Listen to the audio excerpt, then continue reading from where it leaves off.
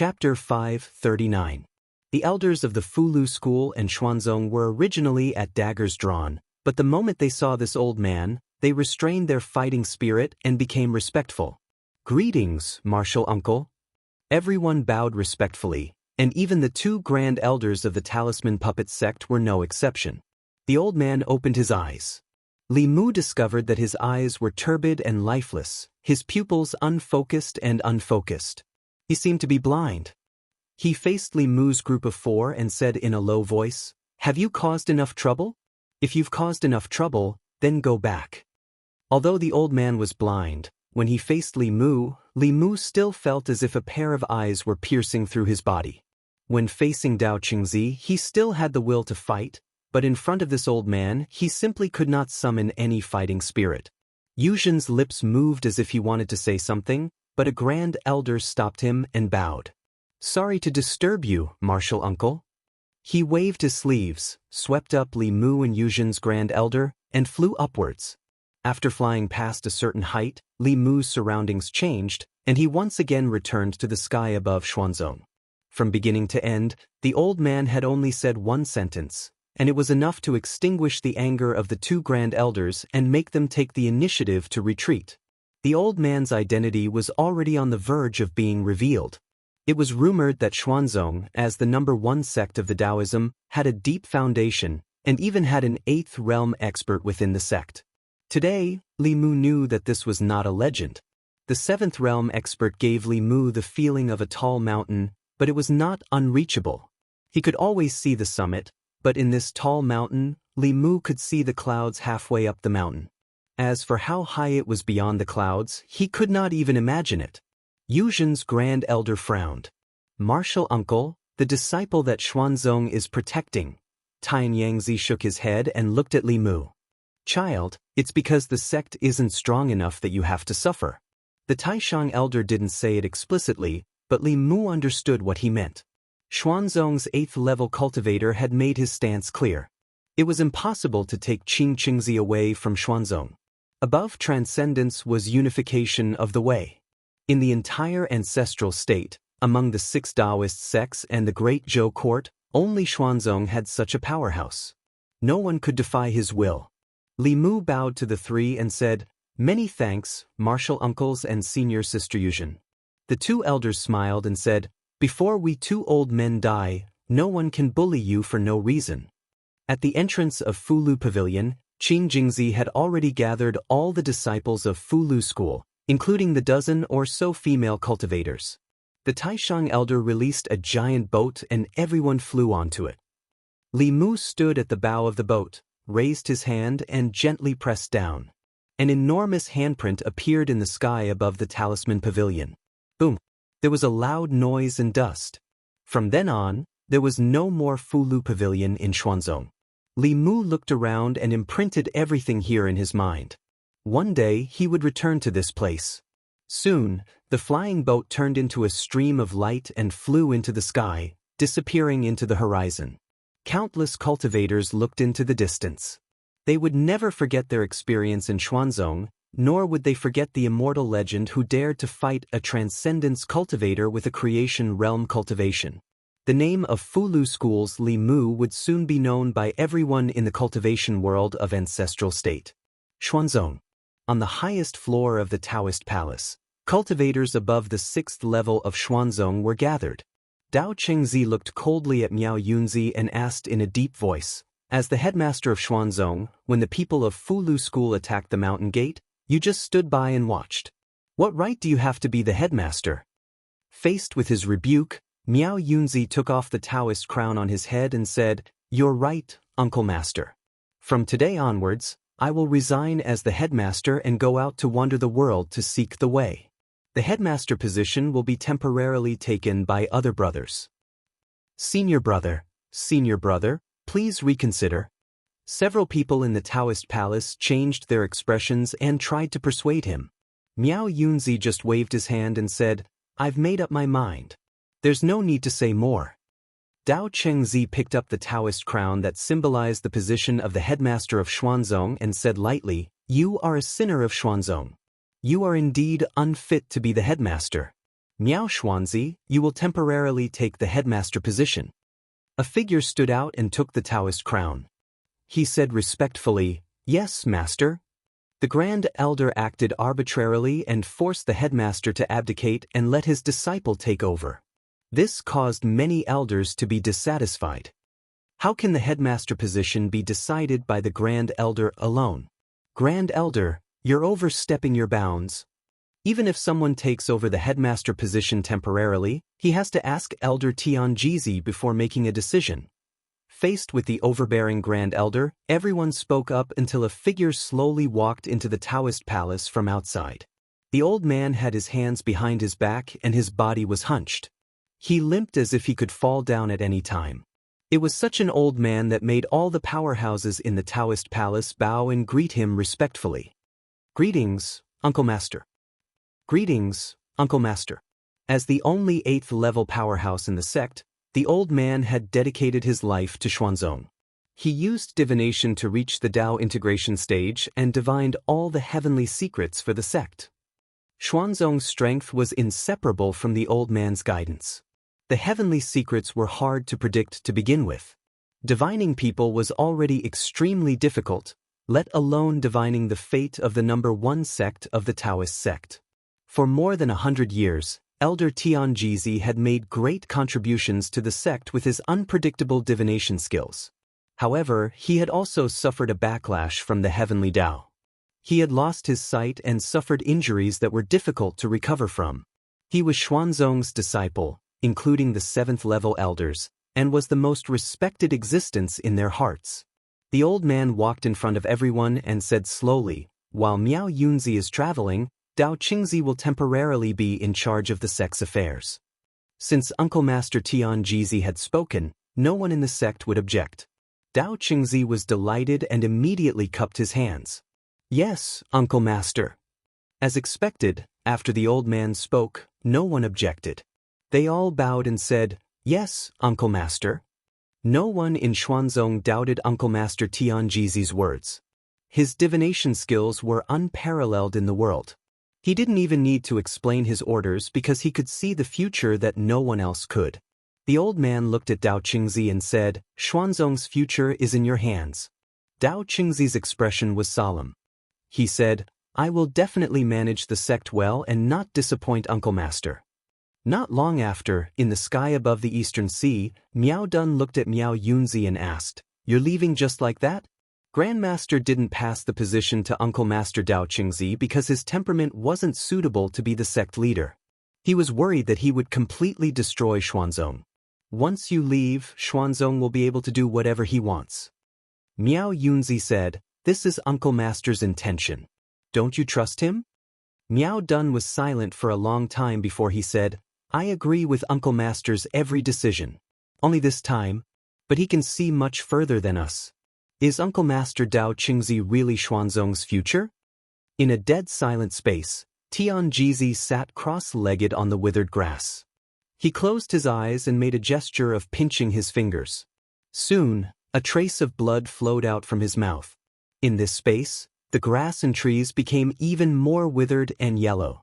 Tianjizi slowly opened his eyes and murmured, "There can be no construction without destruction. Only by seeking life in death can there be a sliver of fate." In the sky above the Eastern Sea, on the huge spirit boat, Li Mu had already learned the identity of the old man in Xuanzong. Tianjizi was the only elder of the Tian generation in Xuanzong. He was also the elder with the highest seniority in Taoism. With his unfathomable divination skills, he had helped Taoism avoid several catastrophes in his life. One of the important reasons why diabolism did not dare to invade on a large scale was that Tianjizi had not yet fallen. But this was not a reason for Xuanzong to bully others. Li Mu had promised Xiaobai that he would let her personally avenge the death of her clan members. He had left Xuanzong today, but the matter between him and Xuanzong had only just begun. Li Mu contacted Xianjizi with a communication talisman and told him that he was going to rebuild the Fulu Pavilion in Shendu. Li Mu did not intend to be so ruthless, but now that things had come to this, he no longer needed to give Xuanzong any face. At this moment, a large portion of the Zhu province cultivators in Xuanzong had reserved the Fulu Pavilion. They would come to Great Zhou's Shen, due to collect talismans within 3 months. The price was so low that it defied common sense. If others were to write talismans, they would naturally lose out. But if Li Mu did it himself, he would make a great profit. He wanted to build a cultivation market square in Shendu that was even larger than Xuanzong. The imperial court would only take a maximum of 10% of the profits from the peddlers in the market square. He would also build a Dao field next to the market square and invite experts from the Department of Worship to preach the Dao every few days. The market square and Dao field would be open all year round. With the imperial court's influence and Shendu's excellent location at the center of the Zhu continent, this Daoist exchange meeting in Xuanzong would be the last. When they passed by Shendu, Li Mu and Xiao Bai got off the flying boat first. The two Taishang elders and Yuzhenzi continued north to return to the ancestral court. As soon as Li Mu stepped into the house, the space in the courtyard fluctuated. The empress walked out with Mr. Mei and Shangguan Li. Li Mu walked forward and said, "Your Majesty," Zhou Yi said with a sullen face, "I know." She walked to Xiao Bai and hugged her gently, saying, "Sister will avenge you." Xuanzong didn't even give face to the Fulu school, let alone the great Zhou court. Li Mu walked forward and said, "Your Majesty, please calm down. Xuanzong is powerful. This matter needs to be discussed at length." Zhou Yi said indifferently, "I won't be so impulsive." She looked at Mr. Mei and asked, "Have you found out?" Mr. Mei nodded and said, "Yes, Xuanzong has a total of 23 orthodoxies in the Great Zhou. They are scattered in the 5 counties in the east. Like the 6 sects of Dao, there was not only one orthodoxy. In addition to the ancestral court, there were also many subsects in charge of providing fresh blood to the ancestral court. Many disciples of the ancestral court were promoted from these subsects. Generally speaking, the Great Zhou court would provide convenience for these subsects. For example, they would be given some blessed land with abundant spiritual energy as a mountain gate for them to use for free. Zhou Yi said coldly, "Order the 5 counties to take back the land the court gave them. Tell them to get lost. From now on, there is no Xuanzong Taoist field in the Great Zhou." Chapter 540. Yantai County, Mount Qingshu. In the current cultivation world, Taoism is the most powerful school. There are 6 schools and countless schools. Most of these schools can be regarded as branches of the 6 schools and have the same Taoist tradition as one of the 6 schools. Among them, Mount Qingshu in Yantai County is an important Xuanzong Taoist school. The Xuanzong Ancestral Court is located outside the East Sea and is isolated from the mainland. It is very inconvenient for it to do things, such as recruiting disciples and transmitting messages, which are all done by external Taoist schools. As the Taoist school of Xuanzong, the #1 school of Taoism, the Qingshu school has an extremely high status in Yantai County. It has about 100 disciples. Its headmaster is a peak creation stage expert and is an elder of the Hua generation in Xuanzong. Xuanzong has a revered status in the cultivation world. The Great Zhou Court also opens the doors to them to set up Taoist schools in various counties and gives them extremely preferential treatment in several eastern counties. Not only does it give them famous mountains and caves to use as gates, it also uses the court's resources to build Taoist temples for them and recommend extremely talented disciples for them, etc. Today, a flying boat suddenly flies towards Mount Qingshu. On the flying boat are several cultivators with high levels of power. They fly to the sky above Mount Qingshu, then put away the flying boat and land. The Qingshu temple's guarding disciples recognize that the newcomer is the Yantai County governor. They step forward and say, "Sir, please wait here for a moment. I'll go to the temple to report to the abbot." The Qingshu temple is backed by Xuanzong, so it does not care about ordinary people. Even if it is an official of Yantai County or a cultivator below the 6th level who comes to visit, they must wait outside the gate. But this time, the Yantai County governor does not wait here. He just waves his hand indifferently and says, "No need." His face darkens. He says, "Do it." Boom.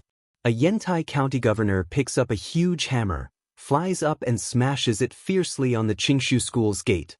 Under this blow, The Qingshu School's lofty gate, together with the huge plaque with the 3 words Qingshu School written on it, shatters and collapses with a loud rumble. The 2 guarding disciples are already dumbfounded. Looking at the collapsed gate, their lips trembling, they cannot even say a word. Several silhouettes fly out from inside the Taoist temple. A furious voice says, "How dare you? Which thug dares to break into my Qingshu mountain school?" A man in a Taoist robe flew out of the temple. When he saw who it was, his expression changed and he asked in shock, "County Governor Qin, are you crazy?" The Yantai County Governor stood in the air and said faintly, "His Majesty has decreed that from today onwards, Xuanzong Taoist temples are prohibited within the Great Zhou." "Then where do you want us to go?" the man asked furiously. The Yantai County Chief says expressionlessly, "This is your own business. I'll give you a day's time to quickly move out of Mount Qingshu. Otherwise, the county office will take coercive measures. At that time, anyone who dares to obstruct the court's official business will be killed without mercy." The man in the Daoist robe had a gloomy expression. The Yantai County Chief did not seem to be joking, and it was impossible for him to make such a joke. This time, the Great Zhou Court is serious. This is a big matter for both the Qingshu School and Xuanzong. He immediately flew back to the Qingshu Mountain School, took out his communication magic tool, and contacted the Ancestral Court. At the same time, the great meeting hall of the Xuanzong Ancestral Court has already become a pot of porridge. The Qingshu School sent a message. The Great Zhou Court gave them a day's time to move out. This is too much. The Tianxin School just sent people. They said their mountain gate was smashed by the Nanyang County Governor and the Great Zhou Court wants to occupy their Taoist temple to raise chickens and ducks. The Cave Abyss School was also asked to move out. Why did the Great Zhou Court suddenly attack my Xuanzong? Today, all of Xuanzong's Taoist temples in Great Zhou were given an ultimatum by the Great Zhou Court. They were ordered to move out within a day. It seemed that the Great Zhou Court wanted to expel Xuanzong's Taoist temples and drive them overseas. Dao Chengzi had only been in charge of Xuanzong for 2 days, and this happened. This made his expression extremely ugly. He said coldly, "What is the Great Zhou Court trying to do?" At this time, a Xuanzong elder stepped forward and said, "Martial Granduncle, this must have something to do with Ling Jizi of the Fulu School." Dao Chengzi felt a headache when he heard this name. His reputation was completely ruined by this person. This person made him lose face in front of all the cultivators in the world. Dao Chengzi wanted nothing more than to cut him into pieces. He asked in a low voice, "What does this have to do with him?" The Xuanzong elder Taoist priest said, "Martial Granduncle, you may not know this, but Ling Jizi is not only a second-generation disciple of the Fulu School, but he is also an important official of the Great Zhou. He has authority in his hands. There are even rumors that he is the exclusive property of the Great Zhou Empress. Perhaps because he suffered a loss in Xuanzong, the Great Zhou Empress became angry and took revenge on Xuanzong for her lover. Regardless of the reason, the Great Zhou Court's actions did not sit well with Xuanzong. These dozens of Taoist temples were very important to Xuanzong. They were responsible for providing the sect with new blood. The Great Zhou Court's expulsion of these Taoist temples from the country would not affect Xuanzong too much in the short term. However, in the long term, it was a plan to remove the firewood from under the cauldron. As long as Xuanzong opened his mouth, countless people in the cultivation world would join him. However, geniuses needed to be nurtured from a young age. If they missed the opportunity, it would be very difficult for them to become a top expert in the future. In the face of the Great Zhou Court's coercion, Dao Chengzi was silent for a moment. Then he said, "Move a few more islands and temporarily settle them here. Xuanzong has been passed down for thousands of years and has seen many dynasties change. If the Zhou dynasty thinks that they can challenge Xuanzong, I don't mind supporting a new ruler of Zhu province." No one expected Ling Jizi's revenge to come so quickly.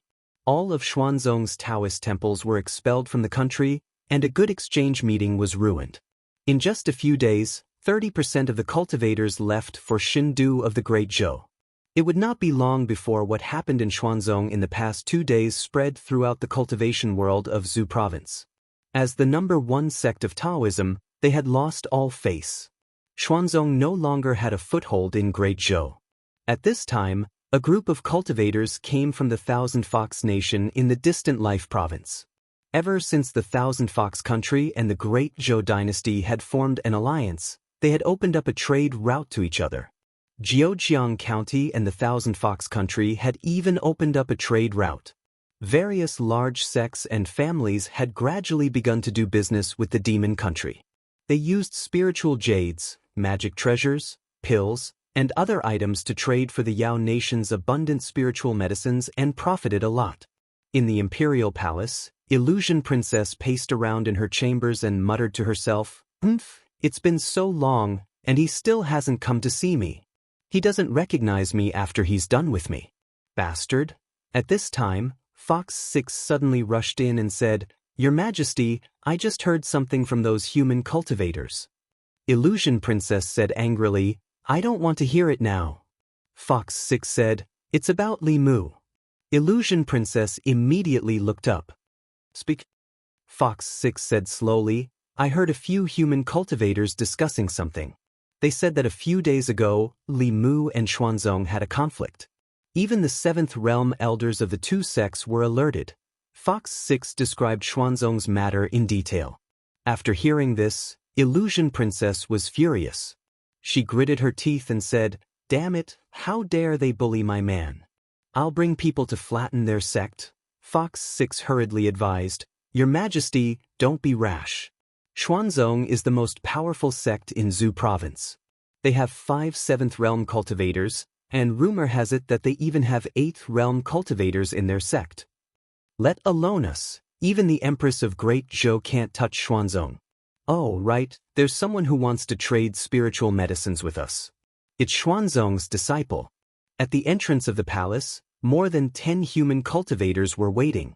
Although Zhu Province was vast and had abundant resources, there were also many people. The spiritual medicines sold everywhere were often expensive and priceless. However, the Yao Nation was different. This place was rich in spiritual medicines, and the demons didn't know how to refine pills or write talismans. They could buy or trade spiritual medicines they needed at a very low price. Standing at the front of the crowd was a man in a Daoist robe. The cultivators tacitly kept their distance from him. Xuanzong's disciples were high and mighty. They didn't want to get close to them even if they didn't look at them. Not long after, a beautiful demoness walked in from inside. She glanced at the crowd and asked, "Who's Xuanzong's disciple?" The cultivators sighed in their hearts. Xuanzong was indeed Xuanzong. Even in the desolate Yao Nation, Xuanzong's disciples had the privilege of being received first. The man in the Daoist robe stood out. He raised his head and said arrogantly, "I am." The beautiful female demon looked at him and confirmed, "You're Xuanzong's disciple?" The man puffed out his chest and said, "Xuanzong Hua Xuanzi." Fox 6's gaze turned cold. She said indifferently, "Except for this Hua something from Xuanzong, everyone can go in." Hua Xuanzi was stunned. He asked, "What about me?" Fox 6 looked at him and said coldly, "I'll give you 3 breaths. Get out of here and tell your sect that Xuanzong's disciples are not welcome in Chenhu Nation. The next time you dare to step in here, I'll break your legs. Get out." Chapter 541. The cultivators in front of the Palace of Thousand Fox were stunned. They did not know what was going on. Xuanzong's disciples were respected wherever they went, but they were being targeted in the Yao Nation. While Hua Xuanzi was still stunned, Hu Lu had already started counting down. 1, 2, 3. As soon as she finished her last word, several palace guards flew out. Several beams of Dharma spells engulfed Hua Xuanzi. Hua Xuanzi was Xuanzong's disciple after all. He instantly retreated. He floated in the air and said with a gloomy face, "Do you know what you're doing? How dare you treat Xuanzong like this? Have you foreseen the consequences?" A level 6 demonic corpse flew out of the palace. Hua Xuanzi shut his mouth completely when he sensed the powerful aura. He turned around and ran. He had no choice but to lower his head when he was under someone else's roof. He had to hurry back to the sect and tell the elders what had happened here. The other 10 or so cultivators slowly walked into the palace. The first thing they saw was a human statue. There was also a similar statue at the city gate of Thousand Fox Nation. The appearance of two human statues in the Yao Nation reminded them of a rumor. It was said that the current queen of Thousand Fox Nation, the ruler of half of the Yao Nation, had an extraordinary relationship with an important minister in the Great Zhou. When they saw the two statues, they connected it to the conflict between Li Mu and Xuanzong. Then, they connected it to Thousand Fox Nation's rejection of Xuanzong. They knew that the rumor was not just a rumor. In the bedroom, Phantom Princess said to the voice transmission instrument unhappily, "You didn't even tell me about such a big thing. Who do you think I am?" Divine Capital, Li Mansion. Li Mu glanced at Lu Hanyan, who had just returned to Divine Capital. She was talking to Wan and Xiaobai. He said, "It's not a big deal, so I didn't want to tell you." Phantom Princess did not dwell on the matter. She asked, "When will you come to see me?" Li Mu whispered, "I have a lot of things to do in the next few months. When I'm done, I'll go see you." Illusion Princess rolled around on the bed and asked with a red face, "I missed you. Did you miss me?" Lu Hanyan had already noticed this. If he dared to flirt with her here, he would die here today. Li Mu whispered, "It's not convenient now. I'll contact you later." By the time he put away the sound-transmitting Dharma artifact, Lu Hanyan had already walked over. She looked at Li Mu and said indifferently, "Come with me." Li Mu followed her into the room and said, "I bought some clothes for you. See if there's anything you like." Lu Hanyan sat on the chair and said, "Don't worry." Li Mu continued, "A few days ago, we saw Wan and her parents and family members in the Immortal's capital. They were the same as before. In order to prevent Wan from seeing them sad, I sent people to chase them away." Lu Hanyan nodded and said, "Well done." Then she looked at Li Mu and asked, "Who will you contact later?" Although Li Mu had been hiding it from the Empress, he did not plan to hide it from Lu Hanyan. He looked up at her and said, "There's something I need to confess to you." The accident in Thousand Fox Nation had always been something that Li Mu was too ashamed to talk about. As an indomitable man, he withstood countless temptations, but in the end he was defeated by a fox. Lu Hanyan's face darkened and asked, "Does Xiaobai know?" Li Mu shook his head and said, "I haven't told her yet. Listen to me. That was really an accident. I didn't expect." Lu Hanyan stood up and snorted coldly. She said, "It's useless to explain to me. You'd better explain to Xiaobai." She walked out of the room and left Li Mu alone. Li Mu decided not to tell Xiaobai that he already had another fox by his side. The most important thing now was to let her take revenge for the murder of her clan and her grandmother. This had become an obsession in her heart. The Heavenly Fox clan's obsession with revenge was so deep that her cultivation had been stagnant for a long time.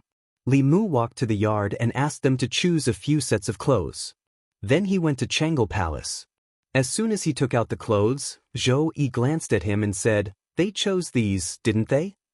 She got an affirmative answer from Li Mu's expression. She snorted softly and said, "I knew it. If they didn't choose the leftovers, you wouldn't give them to me." Li Mu said helplessly, "Your Majesty, you misunderstood me. I have already chosen a few sets for you. I just wanted to let your Majesty see if there are any that you like." He took out a few other sets of clothes and said, "I have already chosen these for your Majesty." Zhou Yi soon forgave Li Mu and went to the inner hall to try on the clothes.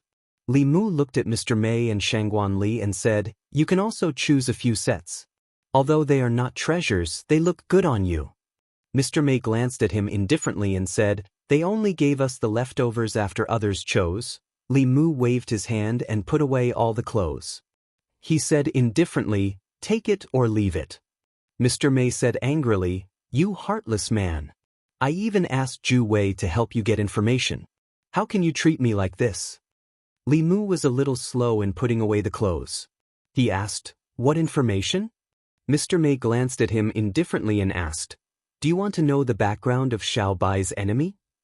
Li Mu said, "Xuanzong's fourth-generation disciple." Mr. Mei crossed his arms and said, "Are you stupid? Xuanzong's fourth-generation disciples are also born and raised by their parents. I mean what country he is from, what his identity is, and who else is in his family." Li Mu paused and said, "Actually, I was just joking. I have already looked out for Sister May's clothes. These clothes are very suitable for your temperament, Shangguanli asked. What about me? Li Mu waved his hand and said, Go away. You can choose after Sister May finishes.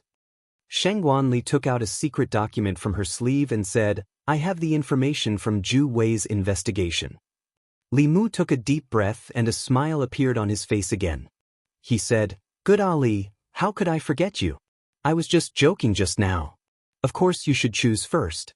With Sister May's age, there aren't many things here that she can wear. It won't be too late to choose later. In Changle Palace, Mr. May held some clothes and snorted, How can there be such a shameless person in the world? Shangguanli glanced at him and said, A few days ago, you said that he dared to fight against transcendence with the Fate Realm. He was loyal and righteous. He was a trustworthy person. Li Mu held a secret document in his hand. It was sent from Xuanzong by Zhu Wei's spy. Li Mu did not expect that the imperial court spy would be placed in Xuanzong. This secret document recorded Qing Qingzi's identity in detail. Qing Qingzi's original name was Zhao Chen.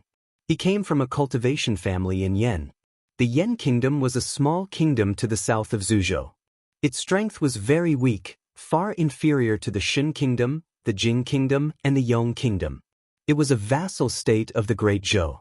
For the past 100 years, it had paid tribute to the Great Zhou in order to obtain the Great Zhou's protection and prevent other countries from annexing and invading it. Li Mu left the imperial palace and went directly to the Honglu Temple. Since the last tribute, all the countries in the south, except Yong, had sent envoys to the divine capital. After receiving Li Mu's order, the Honglu Temple official immediately sent for the Yan's envoy. A thin man quickly stepped into the room and said nervously, What instructions does your excellency have for this humble subject? Li Mu asked, Can you get in touch with the Yen imperial family? The thin man immediately nodded. Your excellency, we can, Yen imperial family. The envoy sent a message from the Great Zhou's divine capital, causing the entire Yen imperial family to panic. The son of the Zhao family was fortunate enough to join Xuanzong. This was supposed to be the glory of the Zhao family and the Yen imperial family. Unexpectedly, he was wanted by the Great Zhou court. The Yen imperial family was a vassal state of the Great Zhou. The Great Zhou court directly sent the document to the Yen imperial family.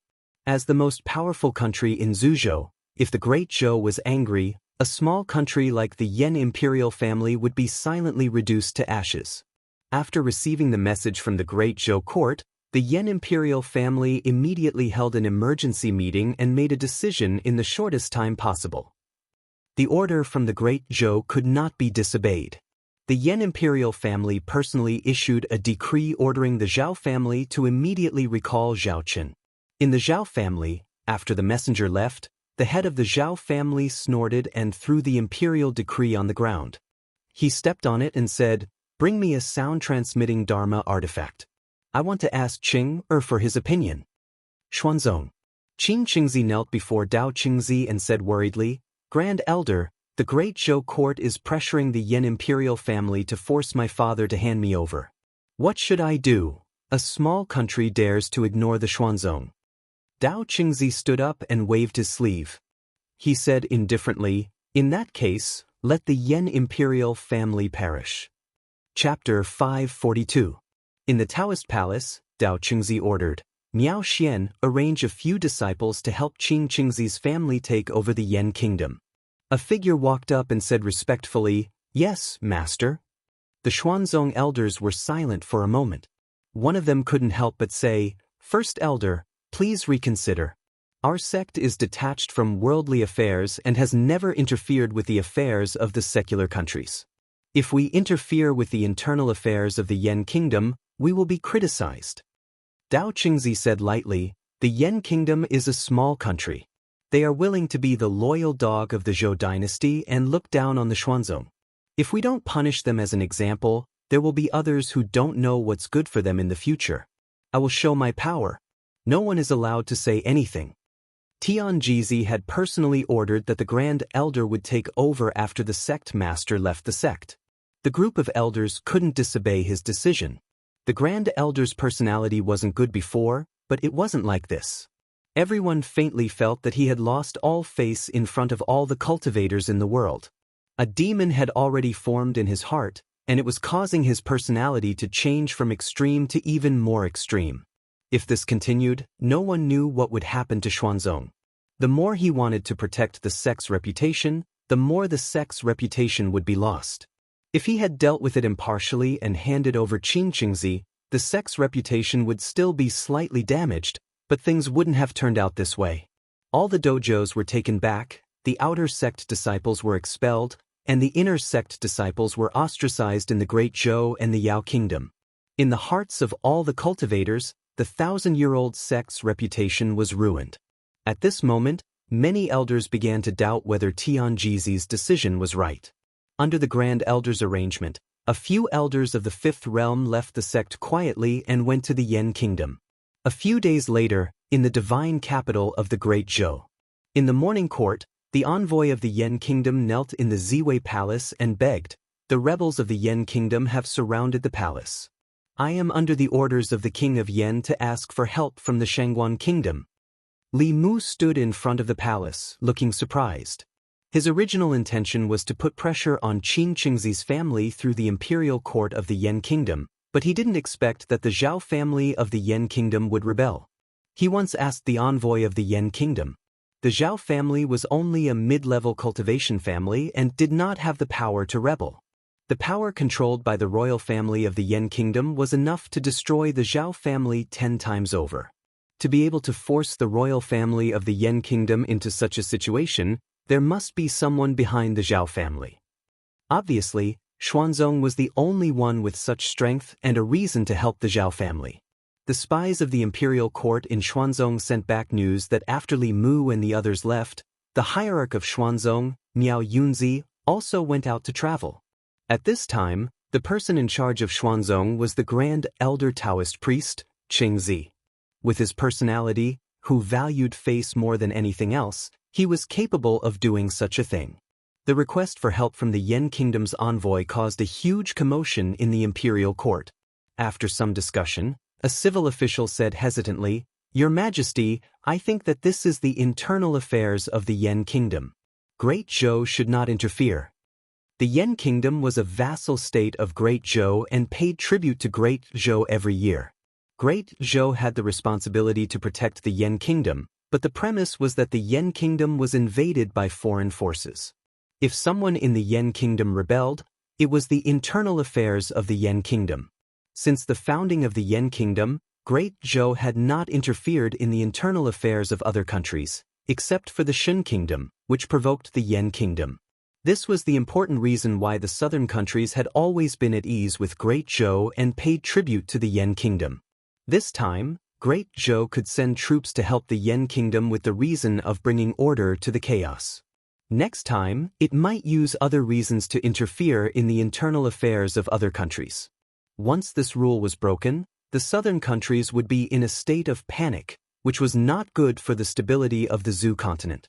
After some discussion, the officials of Great Zhou unanimously decided that the Great Zhou would not send troops to the Yan Kingdom because of the internal strife. After the court, the officials of Great Zhou dispersed. The envoy of the Yan Kingdom walked out of the Ziwei Palace in a daze, his face full of sorrow. This was the sorrow of a small country. Being caught in the middle of the great powers, its fate was no longer in its own control. The Yan Kingdom would soon fall into the hands of the rebels. At this moment, a figure walked past him. Suddenly, something fell from his sleeve. The envoy of the Yan Kingdom picked up a stack of yellow paper talismans and called out to the young official of Great Zhou who had plunged the Yan Kingdom into a whirlpool. He said in a hoarse voice, "Sir, you dropped something." Li Mu turned his head and said lightly, "I didn't drop anything." The envoy of the Yan Kingdom was stunned for a moment. He looked down at the stack of paper talismans in his hand. The talismans on the Fulu were extremely complicated. He felt a little dizzy just by looking at them. The talisman paper seemed to be made of special materials. Each piece of Fulu seemed to contain boundless power. He had clearly dropped it just now. Why did he deny it? The young official had already walked far away. The envoy of the Yan Kingdom seemed to have realized something. He suddenly raised his head and his breathing began to quicken. Li Mu left the palace. He didn't go home. Instead, he went outside the city. Outside the city gate on the west side of the divine capital, there was a wide open space. The craftsmen of the Ministry of Works were busy. A super-large cultivation market was about to be built here. The major sects and cultivation families of the ancestral state were invited to move in. The purpose was to provide convenience for the cultivators of the ancestral state. They didn't have to travel thousands of miles to Xuanzong every 5 years. In the divine capital, they could exchange for or buy the cultivation supplies they needed at any time. The imperial court also wouldn't charge them 30 to 50% of their turnover. They only had to pay a certain amount of taxes on time and they could continue to operate here. On the open space, the craftsmen of the Ministry of Works were very busy. This time, the deadline was tight and the task was heavy. They needed to build a super-large market in a month's time. Such a huge project would have taken at least half a year to complete in the past. However, the imperial court was very fast this time. Within a day, the 3 provinces passed a resolution on the project. The Ministry of Revenue's funds were also sent in immediately. The craftsmen of the Ministry of Works came overnight to measure the site. Li Mu checked the progress of the project before returning home. When he was in Xuanzong, he promised the cultivators 3 months. Of course, Li Mu's goal wasn't to make a small profit but to attract business. He hoped that when the cultivators of the Zhu continent came to the divine capital 3 months later, they would be attracted by the bigger, more convenient, and cheaper cultivation market. They would completely forget about the wealth exchange in Xuanzong. Although he wanted to immediately let Xiaobai take revenge, he was still far from being able to face Xuanzong head-on.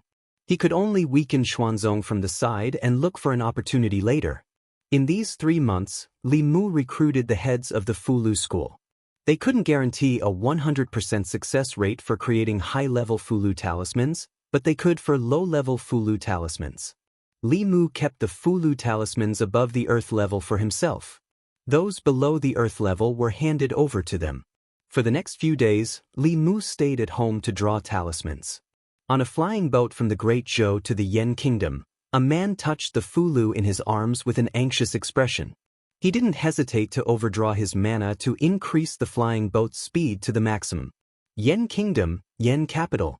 Recently, a major event happened in the Yen Kingdom, causing the citizens of the Yen Kingdom to panic. The famous Zhao family of the Yen Kingdom recruited a few powerful cultivators from somewhere and rebelled against the royal family. After defeating the royal family's guards, they forced the royal family into the palace.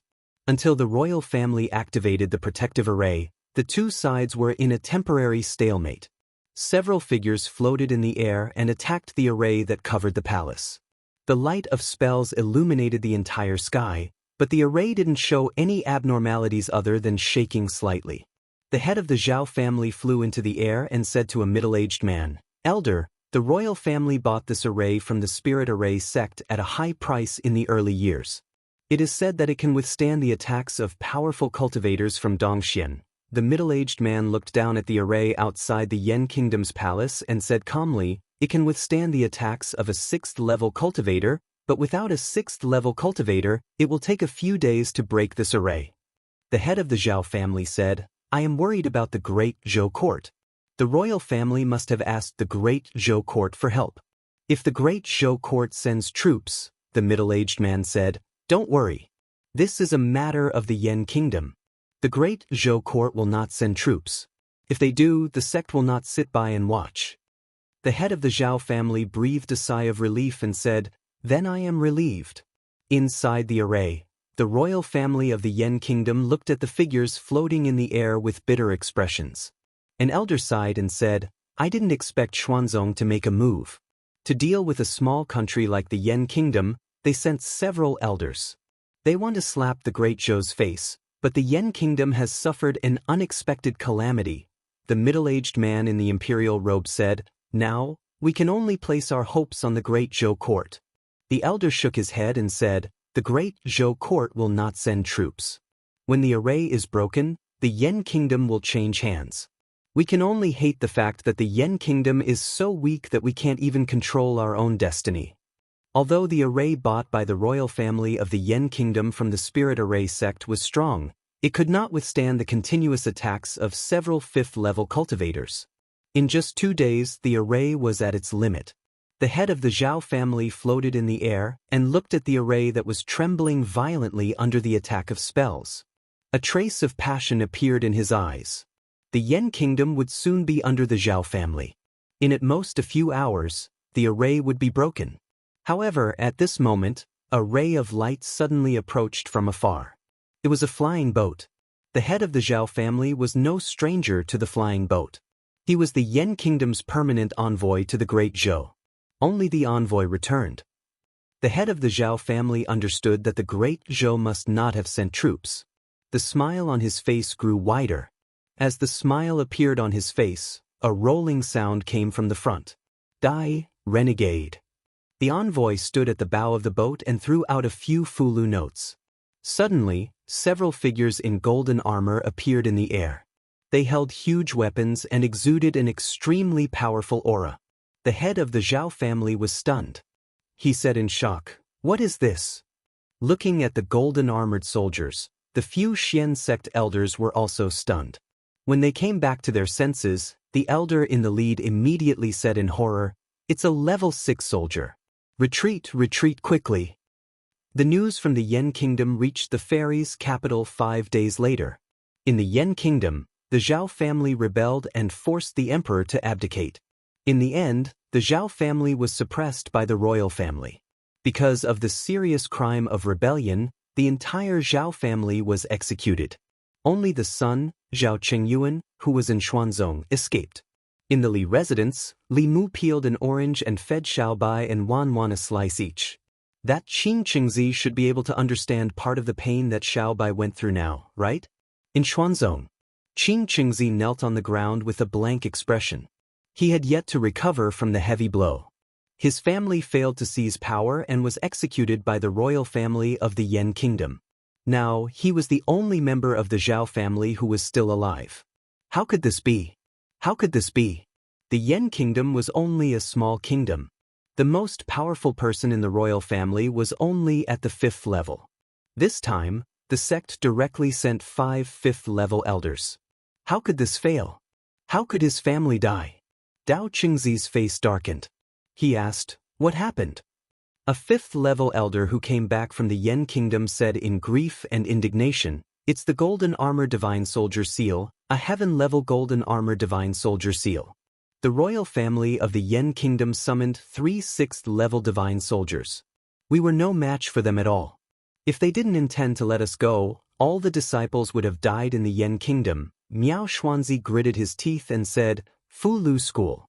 It must be the Fulu School's interference. Other than them, who else can draw a heaven-level Golden Armor Divine Soldier Seal? The Fulu School forbids the sale of offensive heaven-level Golden Armor Divine Soldier Seals. How dare the Fulu School break the rules?" A Golden Armor Talisman could temporarily summon a 6th Realm Divine Soldier. With such a high-level combat power, it could easily annihilate most of the small and medium sects and small and medium countries, causing great chaos. Therefore, none of the Daoist sects were allowed to sell heaven-tier offensive talismans. This was the consensus of the 6 sections. Miao Xuanzi said coldly, "I'll go ask Xianjizi and see how he explains it." He came to a Taoist palace and sat on a white jade chair. After activating it with his mana, Xianjizi, who was preaching to his disciples in the Taoist palace on the main peak of the Fulu School in the north region, felt something and waved his hand. In the center of the Taoist palace, an illusory figure appeared out of thin air. Xianjizi looked at the illusory figure below and asked, "Miao Xuanzi, what brings you here so suddenly?" Miao Xuanzi asked in a deep voice, "Xianjizi, don't play dumb with me. Did your Fulu School give the Yen Kingdom a few Golden Armor Divine Soldier Seals? You should know that this kind of Fulu is forbidden to be sold." Xianjizi denied, "Our sect has never sold the Golden Armor Divine Soldier Seals." Miao Xuanzi snorted, "Do you think you can recognize it? Other than your Fulu School, which other sects and families can draw heaven-level Fulu, and heaven-level Golden Armor Fulu at that?"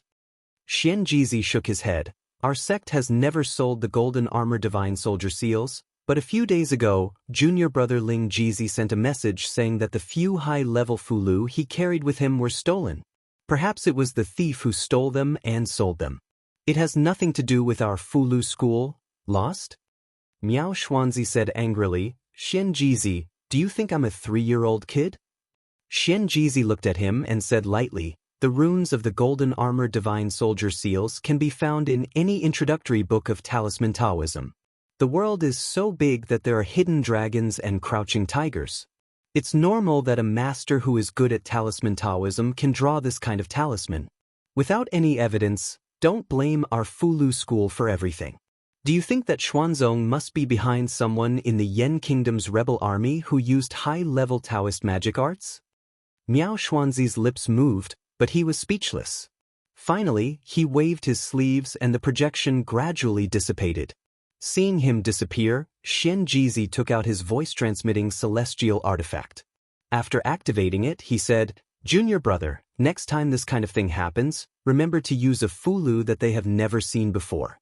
Once the golden armor divine soldier seals are used, everyone will know it's our Fulu school. Chapter 543. Li Mu was the cause of the Yen imperial family's calamity. Even if the Great Zhou couldn't send troops to help, Li Mu wouldn't just sit by and watch. The 6 Daoist sects were detached from worldly affairs and never participated in worldly struggles for imperial power. It was Dao Qingzi who broke the rules of the cultivation world first, so Li Mu couldn't be blamed for his carelessness. In fact, Li Mu already knew that Fulu weapons above the heavenly level were prohibited from being sold. This was the consensus of the 6 sections. The golden armor talisman wasn't like the creation talisman. Although both Fulu weapons were at the heavenly level, one could save lives while the other could take lives. Having a heavenly level golden armor talisman was equivalent to having a powerful cultivator from Dongxian, who could destroy more than half of the small countries in the south. If this kind of Fulu could be bought with money, the cultivation world would be in complete chaos. However, Li Mu didn't accept the money from the Yen imperial envoy, so it wasn't considered selling. Moreover, he was standing on the side of justice and had a clear conscience. The Zhao family's rebellion had been destroyed, and Xuanzong was at his wits' end. If Dao Qingzi was crazy enough to send a 6th realm elder to interfere with the Yan's affairs, all the countries in the Zhu province, including the Great Zhou, would unite to resist Xuanzong. The imperial courts of the various countries and the Daoist sects had always minded their own business. No matter which country it was, the imperial court didn't want to have a power above their country. Even the Great Zhou wouldn't interfere with the internal affairs of other countries. Li Mu and Xuanzong had been at odds ever since Dao Qingzi chose to protect Qin Qingzi. Unfortunately, he didn't have a Dao integration cultivator by his side. Otherwise, he could have led his men to Xuanzong's mountain gate and forced them to hand over Qin Qingzi. Li Mu also realized that his own strength and that of the Fulu school were still too weak. Otherwise, Xuanzong wouldn't have dared to offend the Fulu school for an inner disciple. All along, every step he took had been smooth sailing. The conflict with Xuanzong was his first major setback. Xiao Bai's enemy was in Xuanzong, but Li Mu couldn't avenge her. These days, he had been blaming himself. This was probably the first time that Li Mu was so eager to improve himself and the people around him. The cultivation market in the divine capital had to be set up successfully. Li Mu needed enough spiritual jades and spiritual herbs to raise the overall cultivation of the talisman sect's disciples to a whole new level. At the very least, in terms of the number of middle and high-tier disciples, they would not lose to the profound sect. As for the 8th realm cultivators, there was no way. Over the past 10,000 years, the spiritual qi in this world had become thinner and thinner. It was no longer possible for a 9th realm cultivator to be born. Even 8th realm cultivators were hard to come by.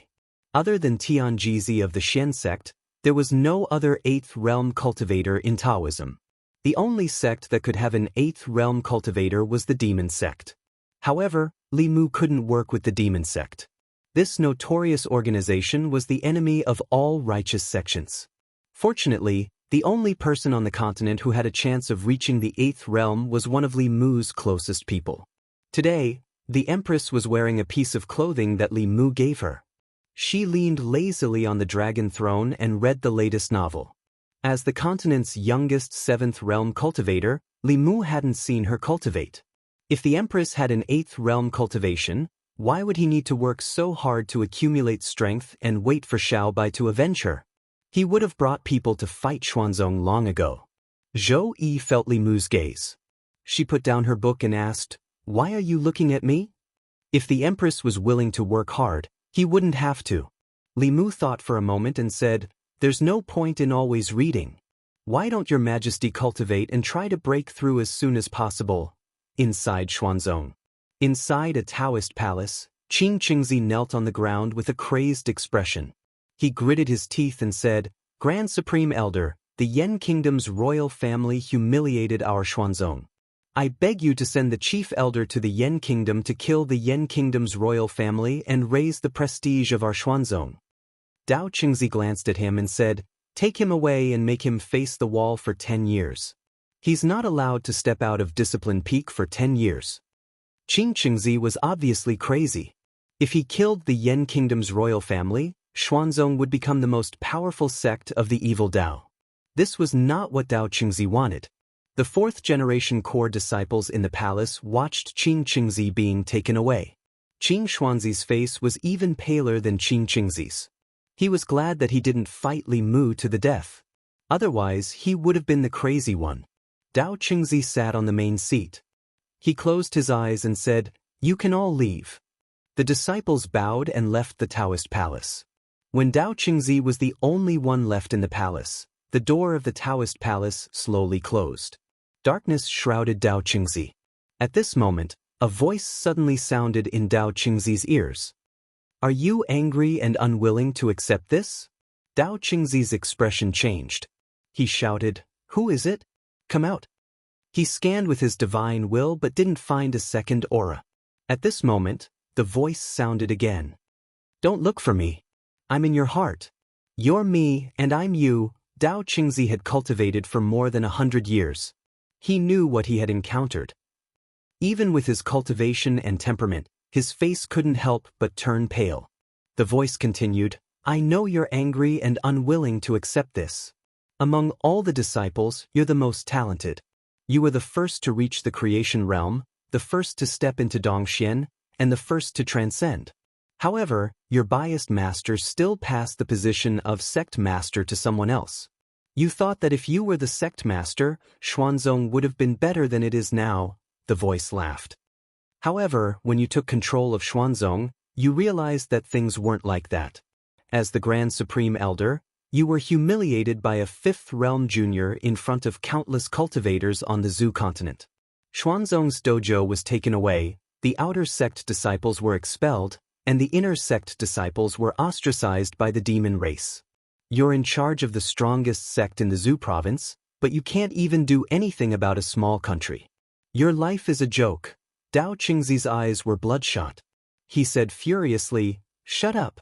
I'm the Grand Supreme Elder of Xuanzong, a 7th realm cultivator.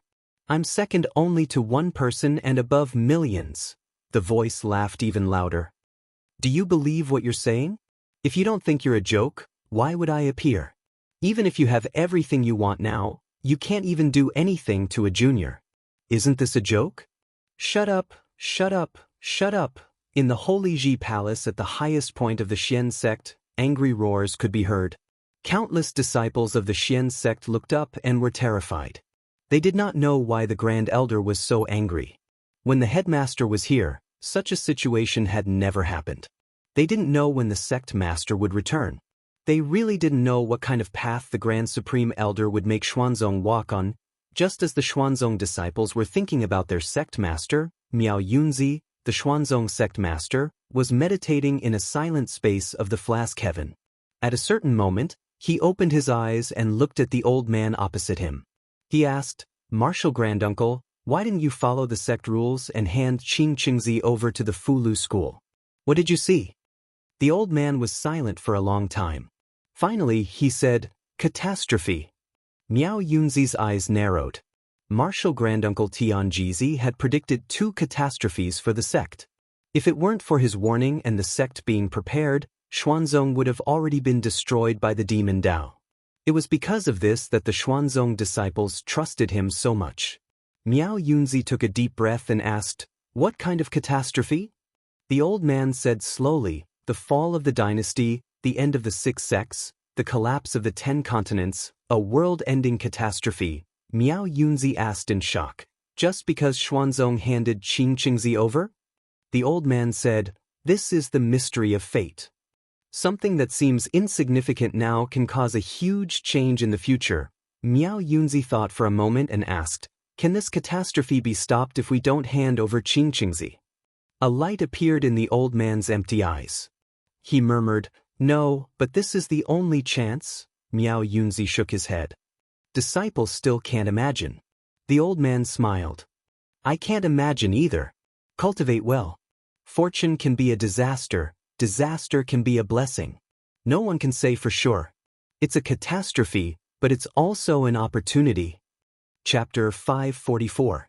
In the sky above the divine capital, in the 9 heavens squall layer, Li Mu sat cross-legged in the air with his upper body naked, allowing the biting cold squall to blow on his body. After using the squall to train his physical body for a while, he used his magic to prop up a shield and continued to fly upwards. Flying past Shangguan Li, Li Mu continued to fly upwards. A trace of defiance flashed through Shangguan Li's eyes. After moving upwards for a distance with difficulty, she fell several meters under the huge pressure and landed back at her original position. Knowing that Li Mu's cultivation had far surpassed hers, she could only sit cross-legged where she was obediently. Before Li Mu started cultivating, she had already reached the 5th level with the help of the Empress. Now, Li Mu was only 1 step away from the 6th level, and she was still stuck at the 5th level. Sighing softly in her heart, Shangguan Li closed her eyes and continued to channel her magic, enduring the huge pressure brought by the squall. Li Mu floated several meters above Shangguan Li and sat cross-legged again. This was about the limit of his magic power. He looked up and saw another figure sitting cross-legged in the distance. After Xuanzong was taught a lesson, Li Mu deliberately realized his own slack. If he could use half of the time he usually spent fooling around and flirting to cultivate, he might not be so passive when he encountered similar situations again. Not only did Li Mu become diligent, but he also pulled the Empress to cultivate with him. Refining his body for 2 hours, tempering his magic power for 2 hours, practicing painting for 2 hours, writing talismans, and dealing with political affairs. He spent 12 hours with the Empress every day. The remaining 12 hours, besides sleeping, were spent with his family and learning dragon language from Cheng Exin. Strictly speaking, sleeping was also considered cultivation. The speed of dual cultivation, especially Li Mu and Lu Hanyan's, was far faster than guiding and cultivating qi. Unfortunately, Li Mu's cultivation seemed to have encountered a bottleneck. No matter how hard he tried, he couldn't see any hope of breaking through. Going from Zhaohua to Dongxian was the first natural chasm on the path of cultivation. Other than hard work in cultivation, to a certain extent, it also depended on luck. If the luck was there, one could break through the realm. If the luck was not there, one could be trapped for life. In addition to breaking through to the next realm, Li Mu was faced with another problem. Outside of Luoyang, the largest cultivation market on the Zhu continent was being built quickly. When the time came, thousands of cultivators from all over the Zhu continent would come to collect their fulu. When the market was completed, there would be no shortage of customers. What they lacked was merchants. A market that could accommodate hundreds of shops couldn't just have one fulu pavilion. The imperial court needed to attract important businesses, such as the Pill Cauldron sect, the Spirit Array sect, the South sect, the North sect, and so on. If they could get the support of these 4 sects, they wouldn't have to worry about the market's future customers. The problem was that the Great Zhou court was obviously making an enemy out of Xuanzong. The Fulu school and Xuanzong had shed all pretense of cordiality, but the other sects hadn't. After all, the Daoist sects were one family. They couldn't help outsiders against their own family for a little benefit, even if the imperial court took 20% less of their profits than Xuanzong. If they couldn't convince these 4 sects, then the market that was about to be built in Luoyang would be a joke. Li Mu didn't have any relationship with these 4 sects, Nor did he have such great influence. He could only place his hopes on Xianxia. For this reason, Li Mu personally returned to Mount Baiyun to discuss this matter with him. Hearing Li Mu's words, Yuzenzi shook his head and said, "This is very difficult. The other 4 sects have no enmity or grudge with Xuanzong. The great Zhou and Xuanzong are at loggerheads. They won't help outsiders and offend their own sect.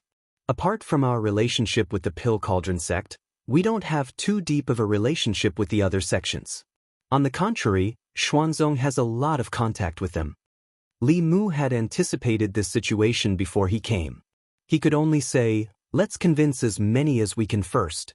The relationship between the Fulu school and the Pill Cauldron sect was indeed a bit closer. Back in Xuanzong, Li Mu and the Pill Cauldron sect's senior sister Jade Sun chatted happily. Once, the Fulu school even wrote a heavenly secret talisman for the Pill Cauldron sect. Li Mu had even comprehended the heavenly book of the Pill Cauldron sect. Xianxia thought for a moment and said, "Then junior sister, you go and contact senior sister Wuchen." Yuzenzi looked at him with a strange expression, but didn't say anything. He left the Dao Palace. Li Mu knew that the 6 sects had a special magic item that could transmit projections over long distances. The 6 sects often used this method to hold important meetings. Not long after Yuzenzi left, he came back and said to Xianxia, "Senior sister Wuchen said that if you want to discuss this matter, she wants you to go to the Pill Cauldron sect personally." Xianxia said decisively, "Nonsense. If the headmaster of a sect could leave the sect at will, I would have gone with you to Xuanzong last time. You go to the Pill Cauldron sect in my place." Yuzenzi shook his head and said, "Senior sister said it very clearly. If you don't go to the Pill Cauldron sect personally, there is no possibility of discussion." Li Mu instinctively felt that there was something hidden in this matter. Xianxia seemed to be very resistant to going to the Pill Cauldron sect. Before he could ask, Grand Elder Taiyangzi walked in from outside and said to Xianxia, "You go. In the past, we 2 old fellows weren't here. Now that we 2 old fellows have returned, even if you leave the sect for a year and a half, nothing will happen." Xianxia still wanted to say something, but Grand Elder continued, "Our Fulu school and Xuanzong have already reached this point. As the headmaster, you should think more about the sect." Xianxia was silent for a moment, then sighed and said, "Disciple understands." Li Mu had never seen Xianxia like this. Seeing him leave with a heavy heart, Li Mu was suspicious. He asked Yuzenzi, "What happened to senior brother?" Yuzenzi shook his head and said helplessly, "Because the Pill Cauldron sect's senior sister Yuzenzi likes senior brother, and senior brother wholeheartedly wants to revitalize the sect. He doesn't want to be burdened by love affairs. Senior sister Yuzenzi's talent is outstanding, but because of this, she is unable to transcend." Li Mu finally understood why when he and Xuanzong had a conflict, Xianxia got the news from Yuzenzi. However, to be honest, love affairs will indeed affect cultivation and the revitalization of the sect. If one only knew how to talk about love every day, how could one have time to cultivate? How could one have time to plan the future of the sect? No one knew this better than Li Mu. Being immersed in the land of warmth and tenderness all day will greatly breed laziness. Perhaps the Pill Cauldron sect wanted to facilitate the 2 of them to become Dao companions. Li Mu didn't know whether Xianxia didn't like Yuzenzi or was worried about the sect. If it was the former, then Li Mu also didn't want him to sacrifice himself for the sect. Feelings can't be forced. After all, Xianxia wasn't a lecherous person like Li Mu. Forcing him to spend his life with a woman he didn't like was rather too cruel. Li Mu walked out of the Dao Palace and saw Xianxia standing alone at the edge of a distant cliff. The mountain wind blew his Dao robe, making this figure appear particularly lonely. Li Mu walked to the edge of the cliff and said, "Regarding senior apprentice sister Yuzenzi, what does senior apprentice brother think in your heart?" Xianxia said deeply, "Before master's lifespan ended, he gave the Fulu school to me. What I bear is not a love affair, but the rise and fall of the sect. As the headmaster, I must live up to the responsibility on my shoulders, live up to master's dying wishes, live up to the ancestors of the Fulu school, and revitalize the sect." Standing together with Xianxia, Li Mu suddenly felt somewhat ashamed. He was also a disciple of the Fulu school and the future headmaster, but he didn't have the same sense of responsibility and mission as Xianxia. He never took the initiative to think about doing anything for the Fulu school. To strengthen the sect, to fulfill the wishes of the ancestors, to make the Fulu school the #1 sect of the Dao, for someone like him who controlled countless resources, this clearly wasn't too difficult a matter. Li Mu took a deep breath, and in his heart he strengthened a certain belief. He looked at Xianxia and said, "If senior apprentice brother trusts me, then hand the sect over to me. I will do my best to revitalize the Fulu school." Xianxia suddenly turned around and walked towards the Dao Palace in large strides. He said, "Senior apprentice brother, change your clothes. You also prepare to go to the Pill Cauldron school." Immediately. Li Mu stood in the mountain wind, looking at Xianxia's back as he left with large strides. His expression was somewhat chaotic. Chapter 545. Li Mu suspected that he had fallen into Xianxia's trap. It wasn't the first time he wanted to be a headmaster who didn't do anything. When he saw Xianxia driving the spirit boat towards the Danding sect at the fastest speed, he was even more certain of this idea. He was still too inexperienced and had accidentally fallen into the trap of these old foxes. But this time, Li Mu was willing to fall into the trap. He wanted to make Fulu school the #1 sect in the world, not to be above everyone like Xuanzong, but to not be bullied by anyone or any power. The Danding sect was located in the Liang state in the south of the Zhou continent. Although the Central Plains was vast and had more believers, the Central dynasty was also very powerful. Successive dynasties were very wary of cultivation sections. Therefore, Fulu school was in the far north, Xuanzong was in the far east, and the other 4 Daoist sects chose to establish their orthodoxy in the small southern countries. Liang State, Mount Jihua, Danding sect's ancestral court. On this trip to Mount Jihua, Li Mu and Yuzhenzi were also accompanying sect master Xianxia. The flying boat passed through the Danding sect's mountain gate and landed directly on the main peak. Li Mu had just seen from the sky that there were neat medicinal fields on each peak of Mount Jihua. The Danding sect started out by refining pills and relied more on spiritual herbs than Fulu school. Since the establishment of the sect, they had been growing all kinds of spiritual herbs. In the square in front of the Daoist palace in the center of the main peak, many Danding sect disciples bowed to them. Li Mu followed Xianxia into the main peak's Daoist palace and saw several figures when he looked up. Most of the disciples of the Danding sect were female cultivators, and they were all good at maintaining their beauty. The elders didn't look much different from young women. Several female elders stood behind a woman who looked slightly older. That woman wore a crown on her head. She was the headmaster of the Danding sect, Wuxia. Jade's son stood behind Wuxia. Ever since the 3 of them entered the Daoist palace, her gaze never left Xianxia. Xianxia cupped his fists at Wuxia and smiled. "It's been a long time since we last met. Senior sister's cultivation has become even more profound." Wuxia coldly looked at him and got straight to the point. "Xianxia, today I can clearly tell you that if you want the Pill Cauldron sect to help you, you must become Dao companions with junior sister Jade's son. Otherwise, you should hurry back to where you came from." Jade's son grabbed Wuxia's hand and begged, "Senior sister, don't do this." Wuxia turned around and glared at her, saying, "You're not allowed to talk." Xianxia smiled and said, "That's why I came today." He looked at Jade's son and slowly extended his hand, asking in a soft voice, "Junior sister Jadeson, are you willing to become my Dao companion?" They didn't expect Xianxia to be so straightforward. Wuxia and the elders of the Danding school looked at Xianxia in astonishment. Jade's son Zi was stunned for a moment. Even the strongest man in Dongxian couldn't control his emotions, and 2 lines of clear tears flowed down his cheeks. Xianxia reached out his hand and gently wiped her tears, saying, "It's my fault for making you wait for so long."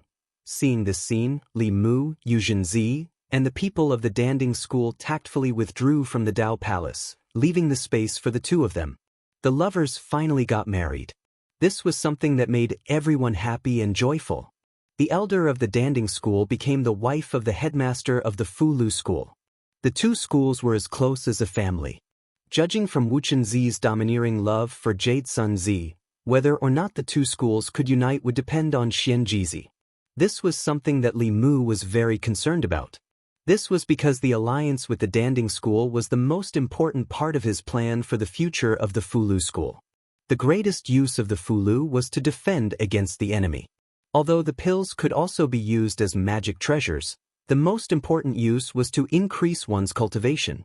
If the two schools could work together, one would be in charge of external affairs and the other would be in charge of internal affairs. The strength of the schools would be greatly improved in a short period of time. Of course, the premise of all this was that both the Fulu School and the Danding School had an endless supply of books, talismans, and alchemy materials.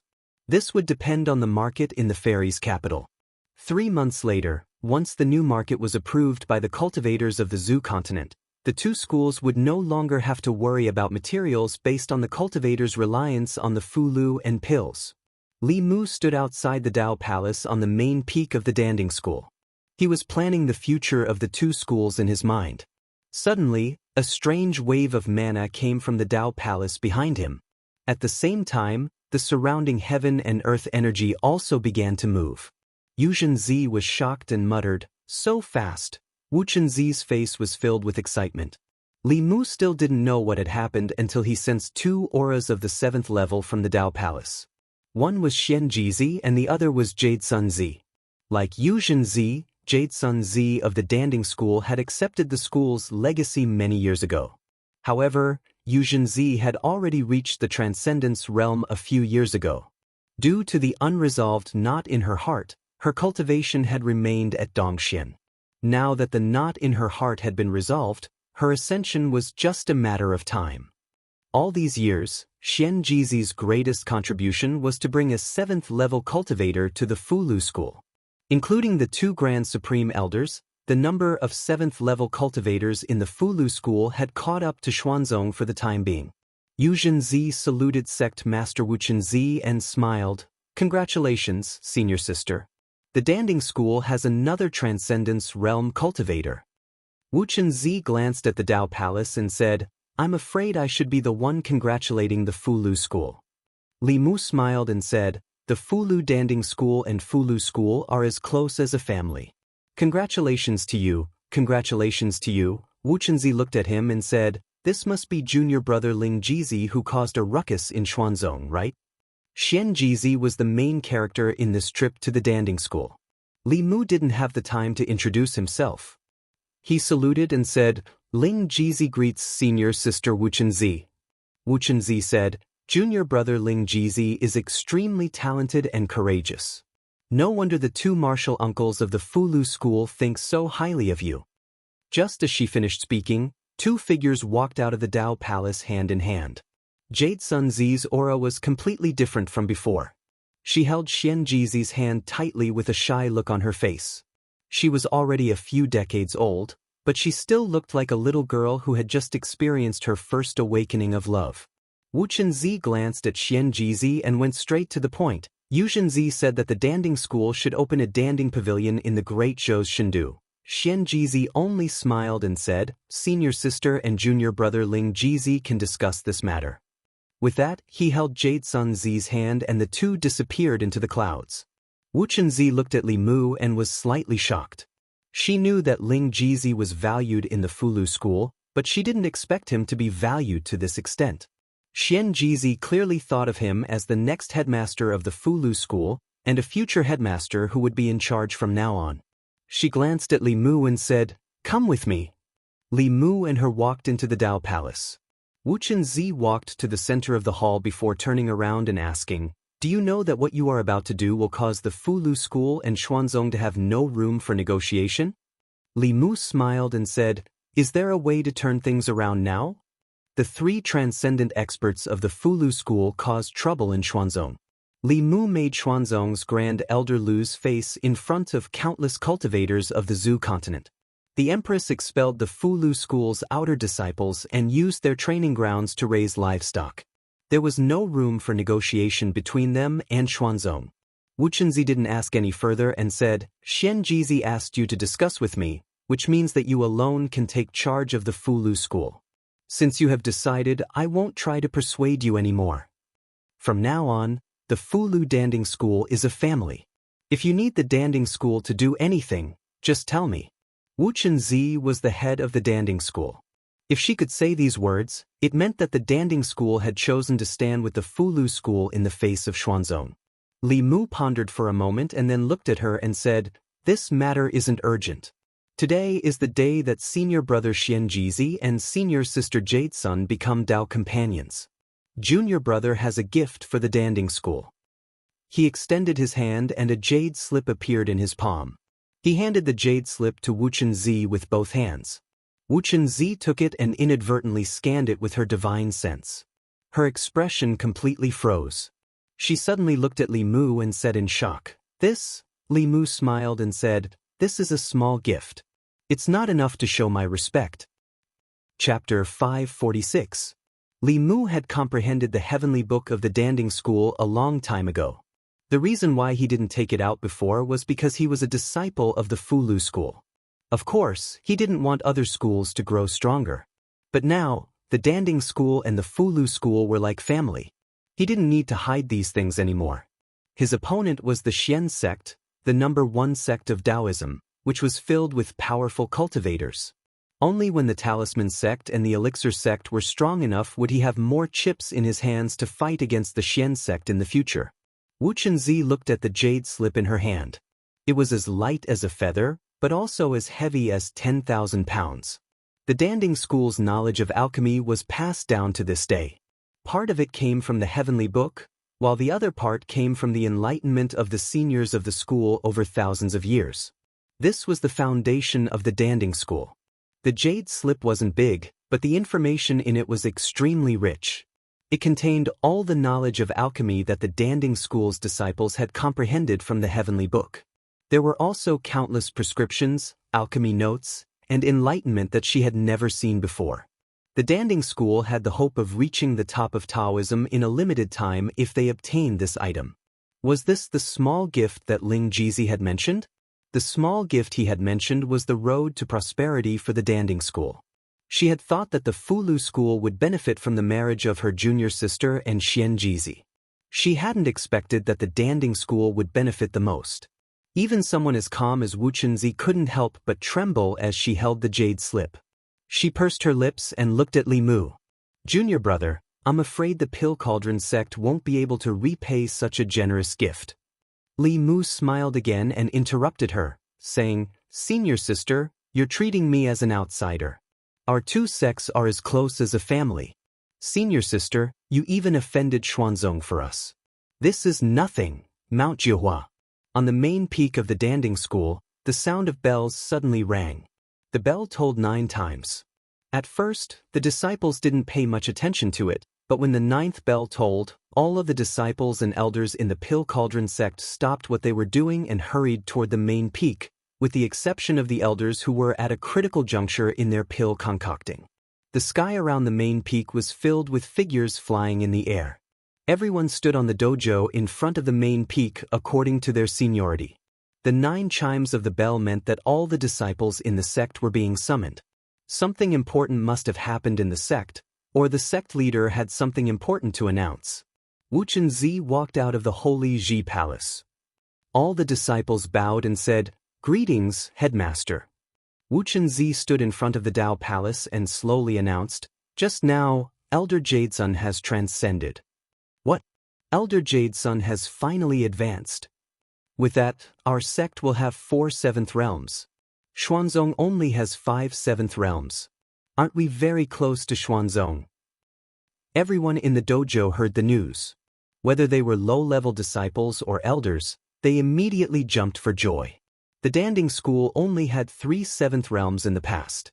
The 2 Grand Supreme Elders were nearing the end of their lifespans. If the sect leader hadn't advanced, there would only be 1 Supreme Powerhouse left after the 2 Grand Supreme Elders reached the end of their lifespans. They would immediately fall to the bottom of the 6 sections. Now that Elder Jade Sun had advanced, even if the 2 Grand Supreme Elders died, the overall strength of the Danding School wouldn't fall too much. Wuxian Zi raised her hand, and the dojo quieted down again. She looked at the disciples of the Danding School and continued, "There's one more thing. Elder Jade Sun has already become Dao companions with the sect leader of the Fulu School, Xianxia. The Dao Companion ceremony will be held soon. The moment she said that, the dojo fell silent for a moment. Then an even greater uproar broke out. Did I hear wrongly? Elder Jade's son and the sect leader of the Fulu school have become Dao companions. This is too sudden. I've never heard of this before. The dojo was as noisy as a bustling market. These two pieces of news brought too much shock to the disciples of the Fulu school. An elder of the sect had advanced to the seventh realm and become Dao companions with the sect leader of another sect. Two joyous events had come at the same time in one day. Many disciples were still in a daze. After announcing these two major events, Wuxia gave them some time to digest the news. She spoke again, "Peak heads, follow me in for a discussion." For this discussion, Wuxia and the peak heads discussed for 3 whole days. The disciples of the Danding school didn't know what the peak heads and the sect leader were discussing. However, after 3 days, the peak heads finished their discussion and returned to their peaks to warn the disciples. Elder Jade's son was about to become Dao companions with the sect leader of the Fulu school. From then on, the Danding school and the Fulu school would be as close as one family. The disciples of the Danding school had to help each other in the future.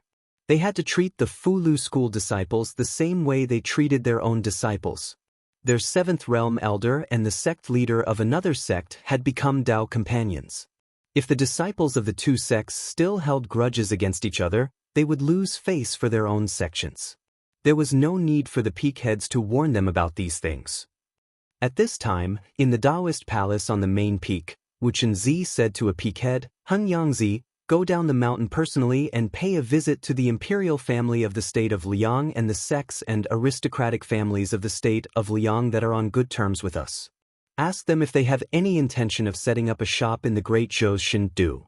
Li Mu knew very well that the ask that Wuxia spoke of was definitely not just asking.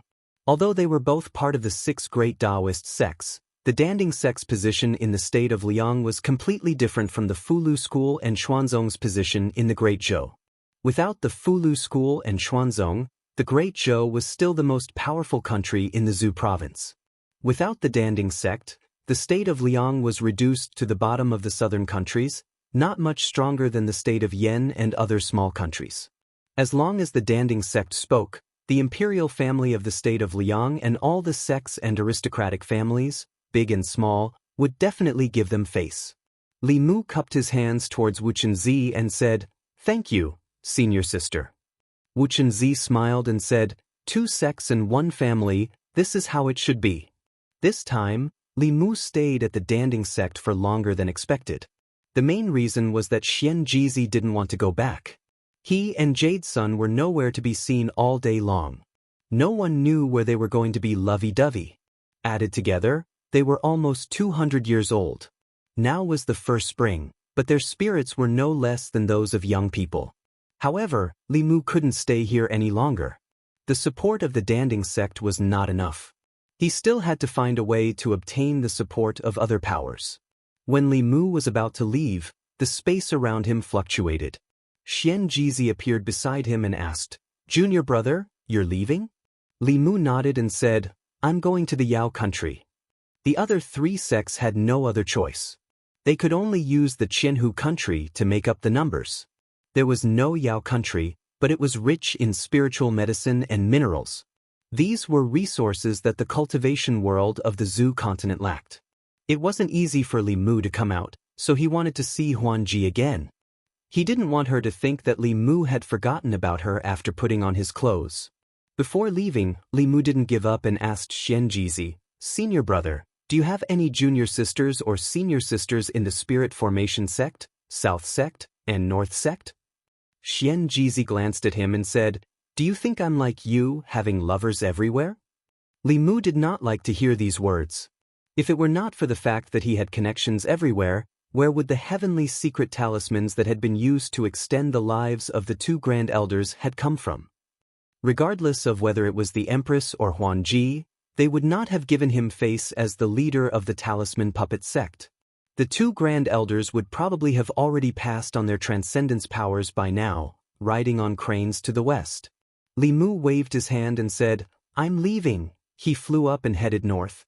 However, as soon as he left Mount Jihua, a ray of light flew past him. It didn't stop at all and headed straight for the Danding sect. Li Mu stopped and looked back at the figure in the ray of light. From the speed and aura of that person, it was a cultivator from Dongxian. A 6th-level cultivator was rushing to the Danding sect. He didn't know why. He had already told Huan Ji that he was going to the Yao country. He didn't want to think about it anymore and continued to fly north. Mount Jihua. A ray of light shot from the distance and landed on the main peak. Wu Chenzi walked out from the Dao Palace and looked at a man. She asked, "Guang Yuanzi, what happened? Why are you in such a hurry?" The man in a Daoist robe walked forward and anxiously said, "Senior Sister Wuchen, the Spirit Formation sect has something to ask of you." Chapter 547. Thousand Fox City. The diligent queen hadn't attended morning court for 3 days. It was almost noon when Li Mu woke up from the bed in the harem. Phantom Princess was still sleeping soundly in his arms. The 6-tailed fox demon's seductive skills were irresistible.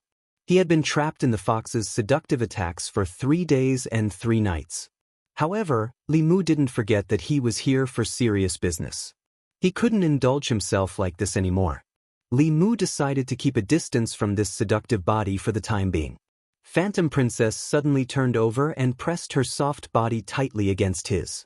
Li Mu changed his mind at the last minute. From tomorrow onward, he would keep a distance from her. Thousand Fox City, in front of the palace. Commander Hu Lu just told the demon officials that the morning court was cancelled again.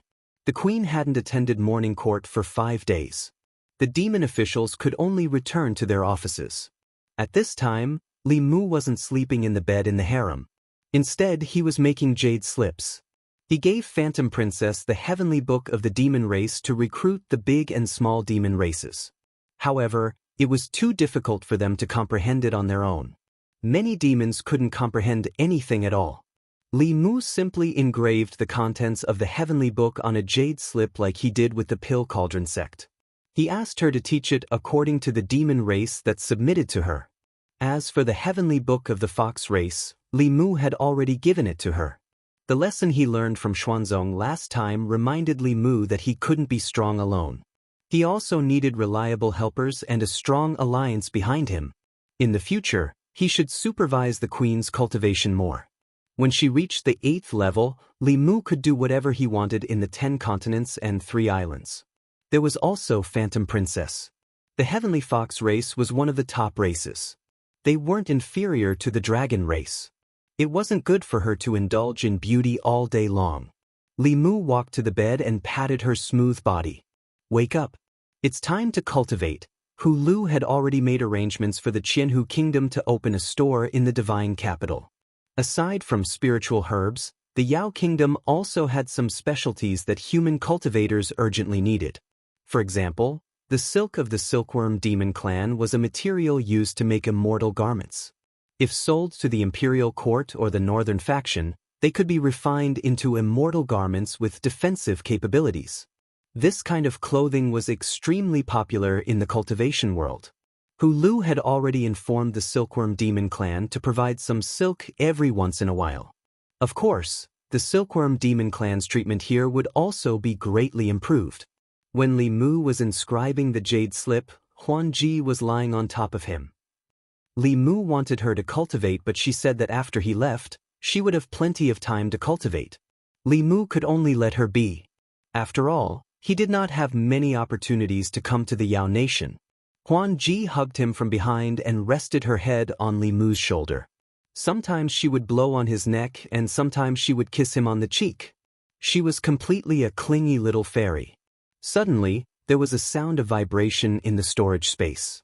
Feeling the soft body lying on his back, Li Mu felt an inexplicable sense of guilt. When he discovered that it was not the Empress who was transmitting her voice, but rather the Talisman sect's sound-transmitting magical tool, he was slightly relieved. Li Mu did not hide from Huan Ji. After activating the artifact, he asked, "Senior brother, what is it?" Xian Jizi's voice was serious. "Junior brother, do you have 7 heart flowers and profound heart grass that are over 500 years old?" 7 heart flowers and profound heart grass were not particularly precious spiritual herbs, but anything over 500 years old, even if it was just a stalk of green foxtail grass, was worth a lot. In Li Mu's memory, there was only one kind of pill that required both of these herbs. It was a type of pill called demon suppression pill. It was used by cultivators to suppress their inner demons. Li Mu asked, "What happened?" Xianxia said with a heavy tone, "A grand elder of the spirit array sect failed to break through and was invaded by his inner demons. It affected his mind and almost caused a disaster. Fortunately, the sect master and another grand elder were at the sect at the time. Using the mountain protecting formation, they worked together to control him. However, they also suffered heavy injuries. The people of the Spirit Array sect came to the Pill Cauldron sect to ask for a demon suppression pill. The Pill Cauldron sect lacks these two herbs." Li Mu understood the demon suppression pill, so he was very clear that the key to this matter was not the 7 heart flowers and profound heart grass. Although the demon suppression pill could be at least a mystic level pill, the demon suppression pill needed to be at least a saint-level pill to be effective on a grand elder of the Spirit Array sect in the 7th realm. Refining a saint-level pill was as difficult as writing a saint-level fulu. Not to mention the Pill Cauldron sect, even Li Mu himself might not be able to refine it. He could only say to Xianxia, "I'll try my best to find it." Li Mu and Illusion Princess searched through the treasury of the Thousand Fox Nation and Illusion Princess's personal treasury. They found many 7 heart flowers and profound heart grass, but they were far less than 500 years old. Spirit herbs that were over 100 years old would emit dense spirit chi and attract cultivators, monsters, and even wild beasts.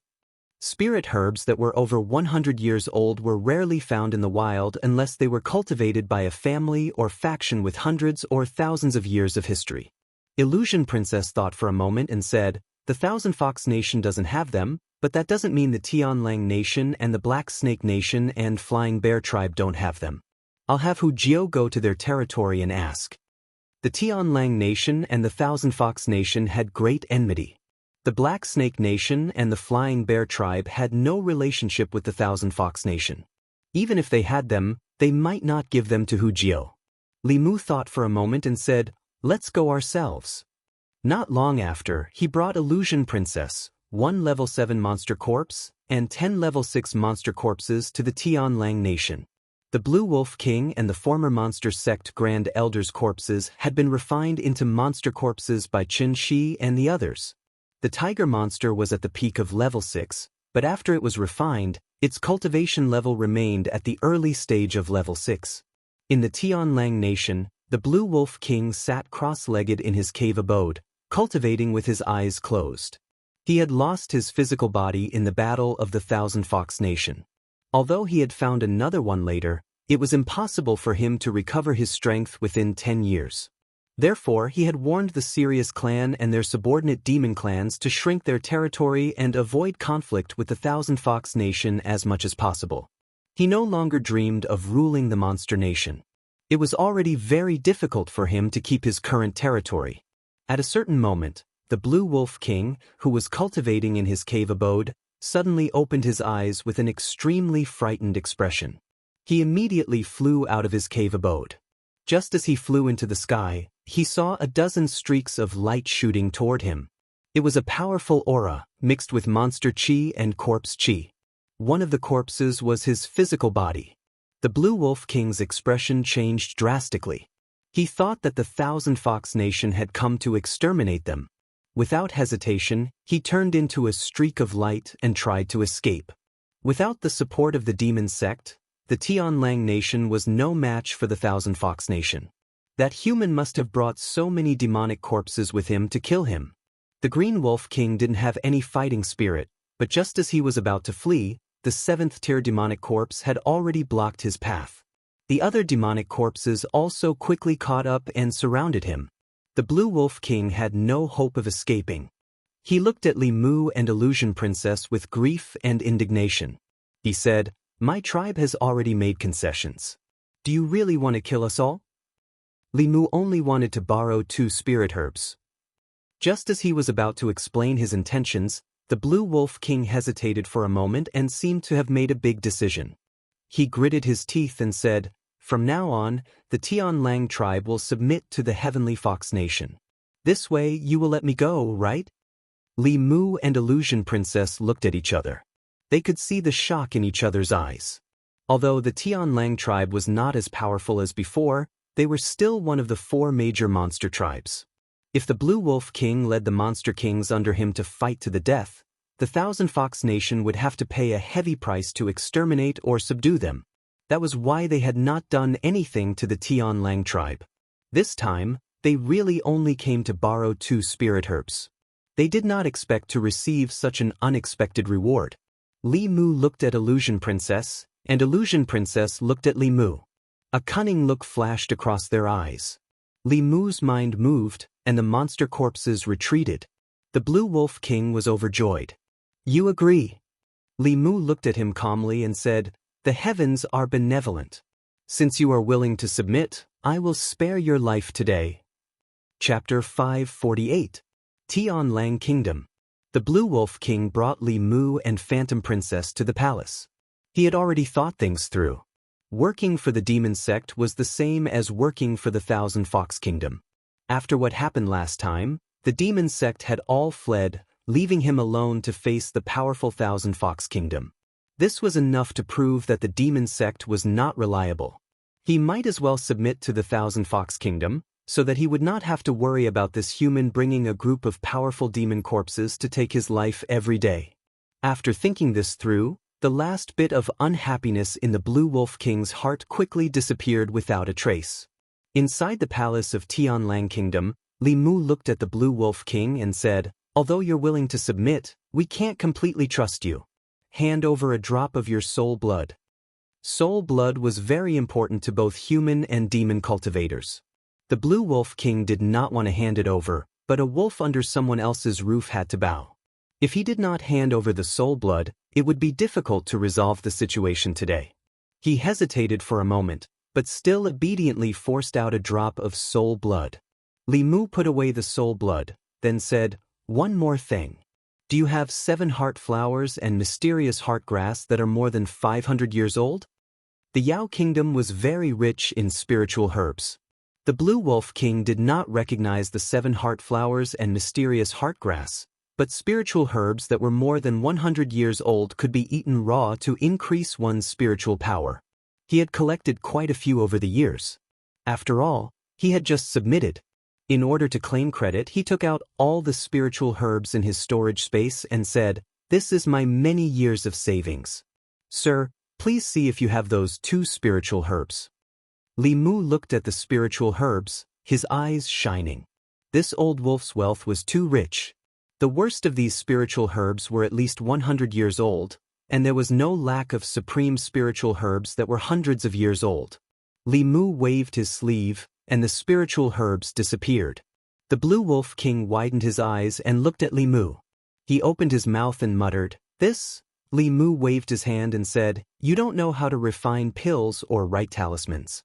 Leaving these things with you is purely a waste. I'll help you keep them for the time being. The Green Wolf King was filled with regret now. If he had known that this human was so greedy, he would not have taken out all of his spirit herbs. Now, all of his spirit herbs had been taken away by this human. The day when he could recover his strength was now far away. After taking the Blue Wolf King's savings, Li Mu began to search among the spirit herbs. Very quickly, he found a very strange-looking creature.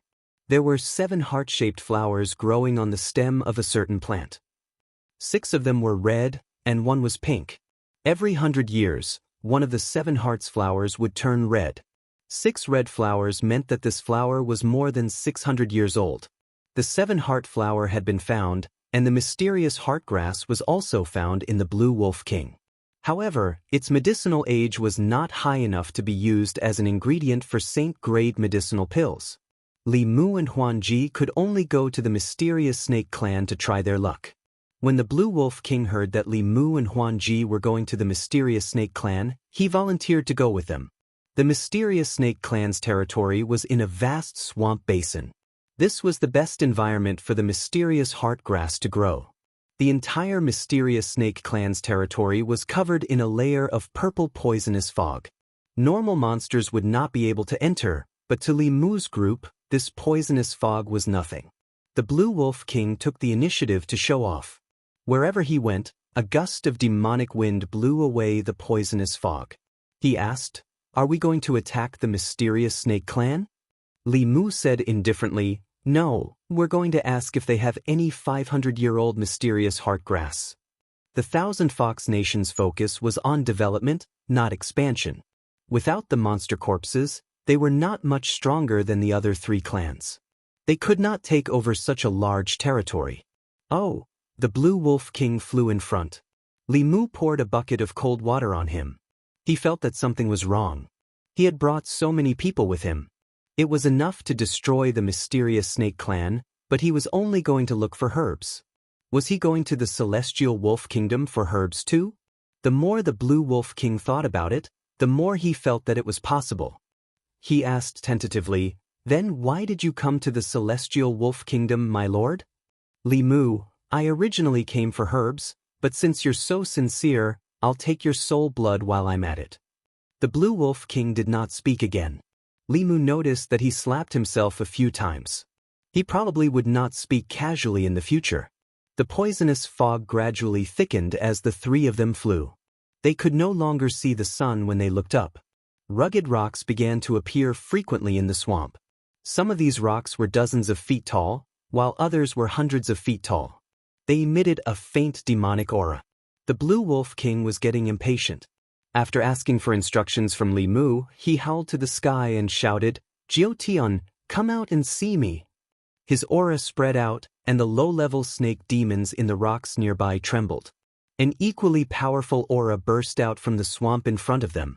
In a dozen breaths of time, it arrived in front of the three of them. A thin man in white floated in the air. When he saw the Blue Wolf King opposite him, as well as Li Mu and Phantom Princess behind him, his eyes narrowed. He said warily, "Blue Wolf, what are you doing here?" Li Mu had a good impression of the Snake Clan. He smiled at the man in white and said, "We're here to ask the Snake King for a 500-year-old mysterious heartgrass." The white-robed man didn't believe Li Mu's words at all. The ambitious Blue Wolf King had brought two powerful cultivators here just to ask for a single herb. Who the hell would believe him? This treacherous old wolf must be up to no good. The man in white let out a long howl. In the fog, countless auras closed in. Soon, they surrounded Li Mu, Phantom Princess, and the other two. These people were obviously the strong people of the Snake Clan. Their eyes shone fiercely. Among these auras, there were 2 6th-level auras and more than 10 5th-level auras. The man in white looked at the Blue Wolf King and said coldly, "Get out. Otherwise, don't blame me for being rude. You're not my match now." This time, to show his goodwill, Li Mu kept the spirit corpses in his cave abode. However, in this situation, a battle could break out at any moment. Even if the Snake Clan had the mysterious heartgrass, they would not give it to him. Therefore, Li Mu summoned all the spirit corpses. 1 7th level and 10 6th level. The aura of the Snake Clan was instantly suppressed. Li Mu looked at the Nine Heavens Snake King and repeated, "We're here to ask the Snake King for a 500-year-old mysterious heartgrass.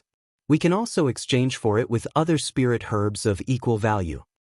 The Nine Heavens Snake King thought for a moment and slowly reached out his hand. A white light flashed in his palm and a plant with a long leaf floated in his hand. The plant slowly flew towards Li Mu.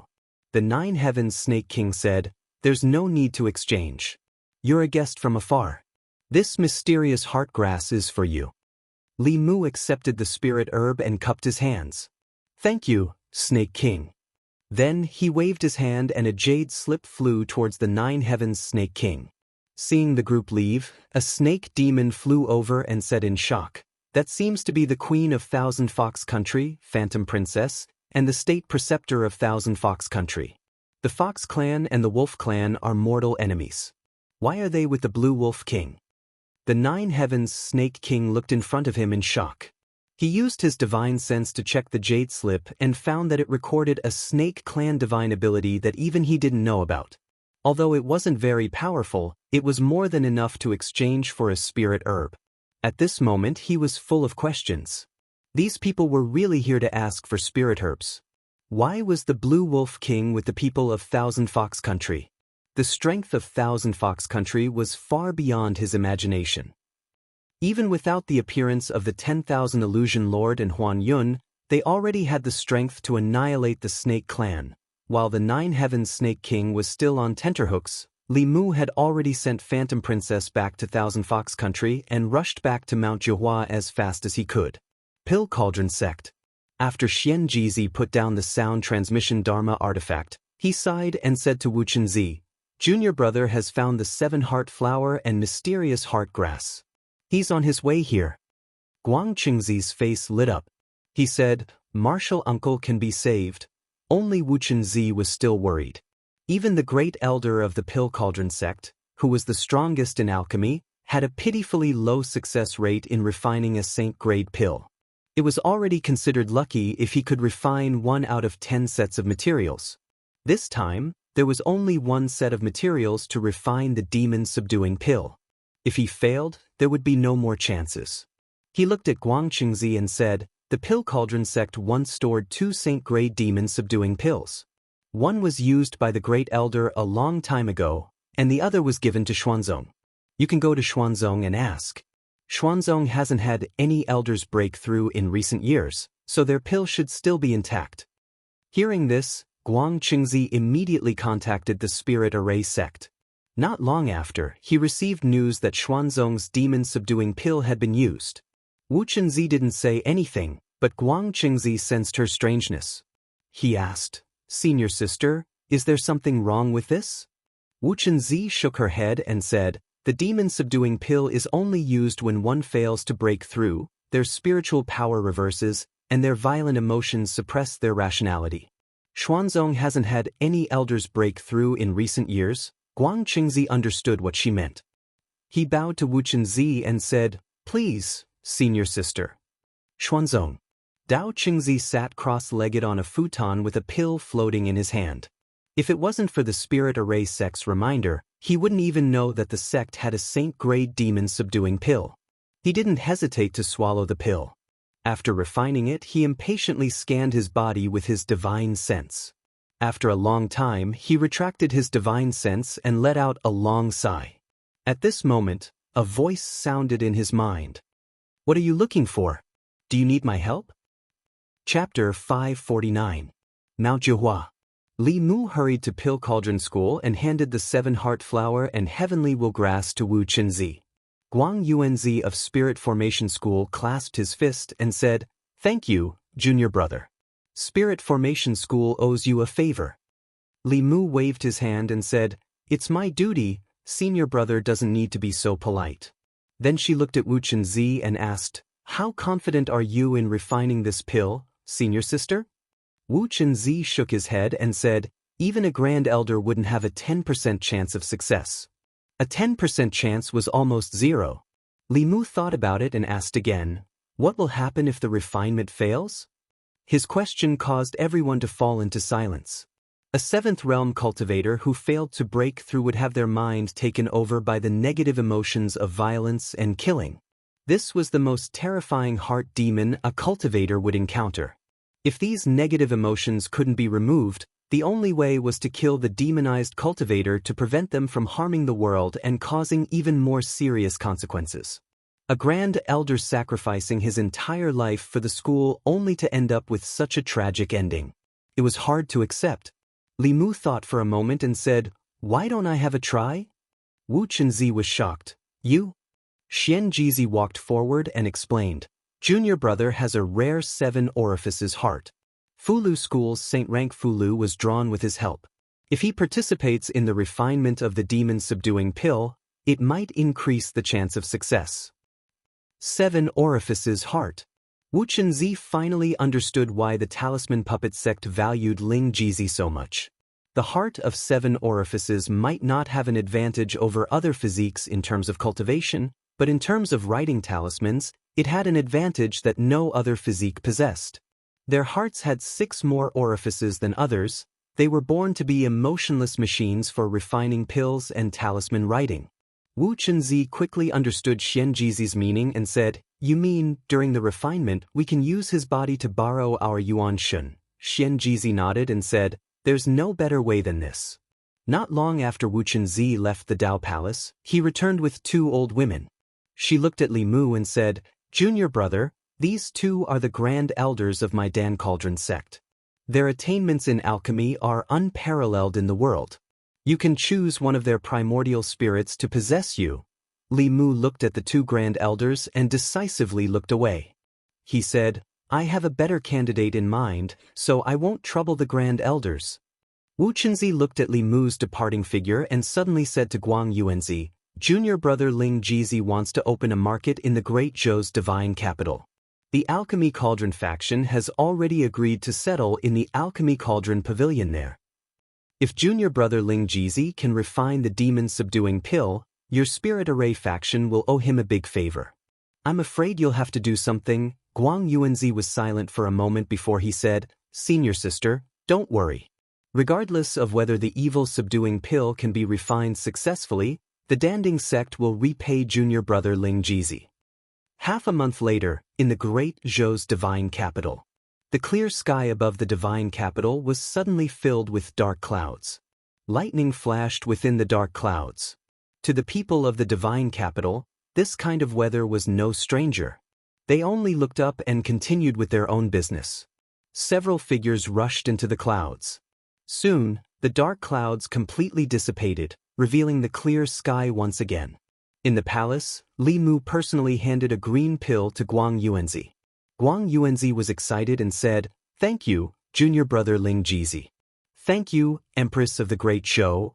Li Mu smiled and said, "You're welcome. Quickly give it to the grand elders." He had never refined a saint-grade pill before, so he first used a few heaven-grade pills to practice. After all, there was only one set of ingredients, so he couldn't afford to waste them. As a result, although it took a long time, there weren't any problems in the process of refining the evil-subduing pill. While he and the Empress were refining pills day and night, the Spirit Array sect had already set up shop in the market. Not only that, they also helped Li Mu rope in some sects and families of the Jing state. In addition to the sects and families of the Danding Pavilion and the state of Liang, as well as the Fulu School and the Great Zhou Court, they could already support a market. The market hadn't opened yet, but all the major shops had already started pre-sale promotions. There were all kinds of promotions and rebates. Every day, there would be free lectures from experts of the Fulu School, the Danding sect, the Spirit Array sect, and the Great Zhou Court. In a short time, it attracted countless cultivators from the central region. Xuanzong. The Great Zhou Court had completely fallen out with Xuanzong. In order to prevent the Great Zhou Court from doing anything harmful to Xuanzong, Dao Chengzi ordered his disciples to closely monitor every move of the Great Zhou Court. Naturally, the busy construction of the market outside the fairy's capital could not escape their eyes. Dao Chengzi tapped the armrest of his chair with his index finger. "Do they want to imitate me, Xuanzong?" Miao Xuanzi said, "Master, our sex exchange meeting is about to end. The Great Zhou Court's move is obviously to attract cultivators from the Zhu continent.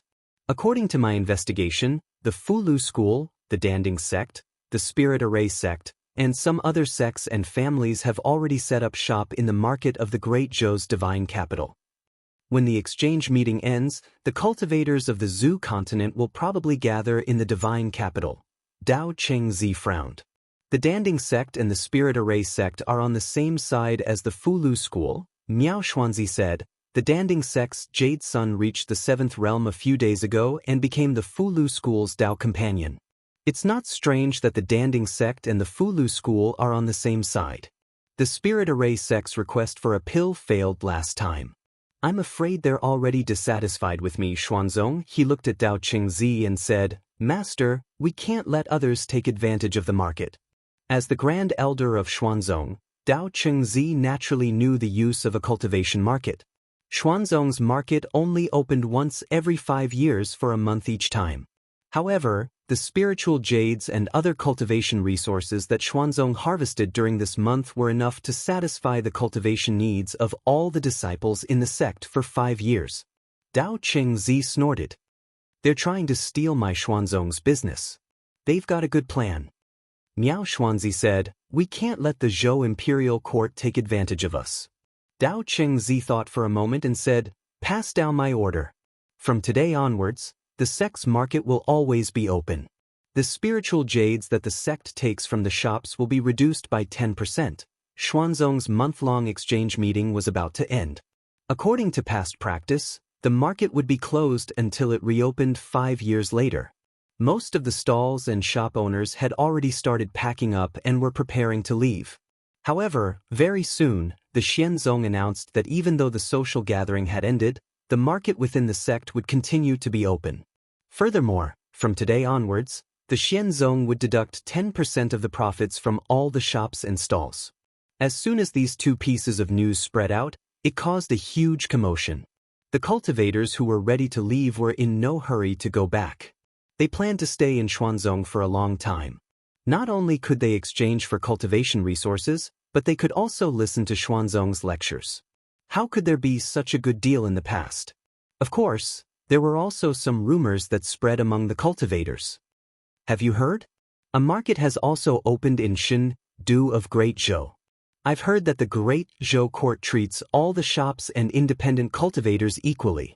They only take 10% of the spiritual jades. Moreover, the shops there have already been built. Merchants can stay in them for free. Only 10% and stay in them for free? Isn't that more generous than Xuanzong? Xuanzong takes 30 to 40% of our profits, and we still have to charge them for using their shops. Why don't we go to Shin, Du of Great Zhou? The commission is lower there, and the location is excellent. I'm sure there will be more customers. It's said that there are experts from various sects who preach every day. Xuanzong is the biggest sect in Taoism. They're too greedy. In the Taoist palace, Dao Chengzi's face was a little dark. Even though Xuanzong had opened up the market and reduced the commission of spiritual jades, independent cultivators, merchants, and cultivators attending the exchange were still leaving in large numbers. It was obvious that someone was fanning the flames. However, when Xuanzong wanted to investigate, the market in Zhou's Shin, Du had already been discussed by everyone. Within 2 days, 30% of the shops and stalls in the market had been emptied. When it came to the market, Xuanzong was already at a disadvantage compared to Zhou's Shin, Du. Xuanzong was far away in the East Sea. Its geographical location was not good, but Shin, Du was in the center of the Zhu continent. It had a unique advantage. Once the market in Shin, Du was established, who would be willing to come to Xuanzong? Dao Chengzi thought for a moment and gritted his teeth. Reduce the spiritual jades taken by the sect by another 10%. Shin, Du, Chengel Palace. Under Li Mu's supervision, the empress was practicing her art Dao to increase her strength. Li Mu was holding a simple and unadorned book that had mysterious runes written on it. In fact, as long as a market was established in Shin, Du, Xuanzong would not be able to do business. The geographical disadvantage could not be remedied by reducing the commission. Even if Xuanzong reduced the commission to the same level as the imperial court, or even provided a place for free, their business would still not be good if there were no customers. Without the market, Xuanzong would be able to obtain at least 70% of the cultivation resources. Since Xuanzong wanted to save face, he would make them lose face as well. After learning dragon language from Xianxia for a long time, Li Mu could now somewhat understand the Dragon King's diary. The contents of the diary were more exciting than he had imagined. This lustful dragon had slept with hundreds of races in the 10 continents. Li Mu was engrossed in the diary. Mr. Mei walked in from outside and said that someone was looking for him in the worship department. Li Mu put away the diary and went to the worship department. At the entrance, he saw the successor of Moism. Chapter 550. The school of Moism was also a prominent sect in ancient times. Their mechanism techniques were unique in the cultivation world and were used by some cultivation dynasties. However, due to various reasons, they declined and finally lost their inheritance. Li Mu guessed that one of the main reasons for the decline of the Mo family was because the mechanism technique required a large amount of manpower and resources, and some dynasties and large sects could not afford it. Furthermore, the most important point was that the mechanism technique was not a single discipline. A mechanism grandmaster would also be a blacksmith grandmaster, talisman grandmaster, and array grandmaster. The core of mechanism techniques was to use talisman arrays on artifacts. This required mechanism masters to be proficient in refinement, fulu, and array masters. This effectively blocked most people who were interested in mechanism techniques. At the entrance of the offerings department, a middle-aged man called Mo Li cupped his fists at Li Mu. "Greetings, Lord Li," Li Mu said. "You're welcome. Come in."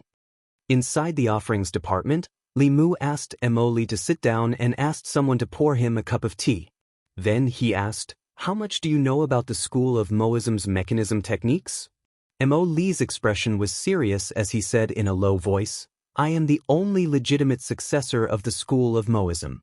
Although the school of Moism has declined, its inheritance is complete. I know all the mechanism techniques of the school of Moism. I just lack manpower, materials, and spiritual jades." Li Mu went straight to the point. "You want to revive the school of Moism?" It was not that he could guess Mo Li's thoughts. During the 100 schools of thought, every school wanted to be powerful and suppress the other schools. However, later on, Daoism became dominant and the other schools declined. The 6 sects of Daoism still wanted to be the leader of Daoism. As the successor of an ancient sect, who did not want to revive their own school and fulfill the wishes of their ancestors. Mo Li did not deny it. He asked, "Lord, are you willing to give me this opportunity?"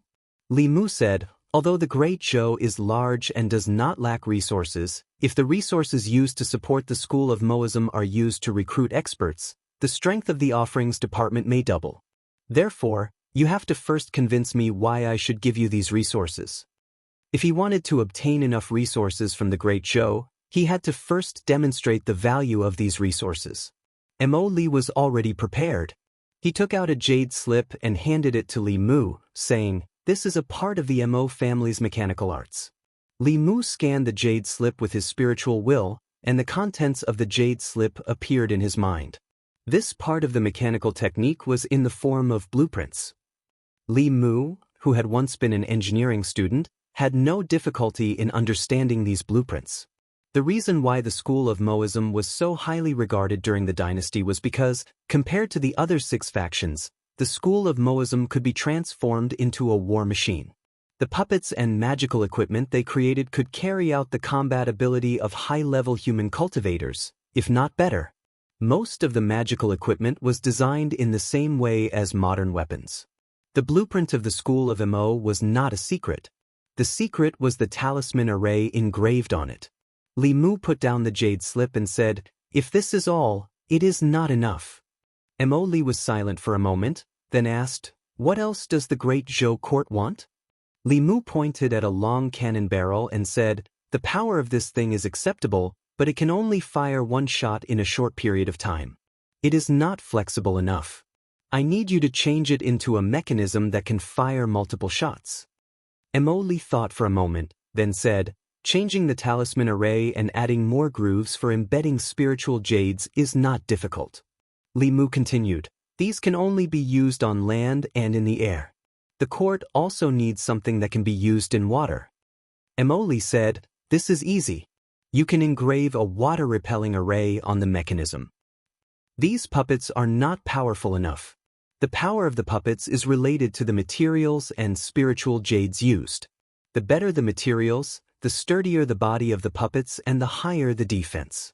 The higher the grade of the spiritual jades, the stronger the attack power of the puppets. The strongest puppets are comparable to Dongxian. Li Mu and Mo Li chatted for a few hours in the Department of Offerings and returned home very late. He had high hopes for the Mo family's mechanism technique. He hoped that the successor of the Mo family would be able to create something useful for him soon. Manpower was not a problem for the court. Ever since the Xin Kingdom and the Northern Bang became independent, there was no need to station so many soldiers in the South County. Li Mu could transfer half of the soldiers in the South County to him. As for materials, the disciples of the corpse sect had been in Yingzhou for many years. In order to refine corpses, they often needed to survey the terrain and find a suitable place to raise corpses. During this process, they found many underground veins. Ores were the raw materials for refining Dharma treasures and mechanisms. The corpse sect was not good at these 2 things. The Fulu school and the court were not good at them either. Because they were far away in Yingzhou, it was difficult to mine and transport them. Li Mu had not touched them. The area of Yingzhou was not smaller than the Zhu continent. Who knew how many resources were buried deep underground? He simply asked Emoli to bring those people to Yingzhou to study mechanism techniques and dig for ores. If they could find a few spiritual jade veins, he would be really rich. Perhaps it could also solve the problem of his cultivation stagnation. His cultivation had been stuck at the peak of the fifth realm for a long time. Recently, it had not improved at all. Whether it was the psychic power or the spiritual jades that Li Mu absorbed, after the spiritual qi entered his body, it would not stay in his body. Instead, it would dissipate. He knew that he had encountered a real bottleneck. This kind of bottleneck could no longer be broken through by hard work. It required luck. Of course, if he could find a spiritual jade vein and use the spiritual qi of the entire vein to break through the bottleneck, it was very likely that he would break through the bottleneck.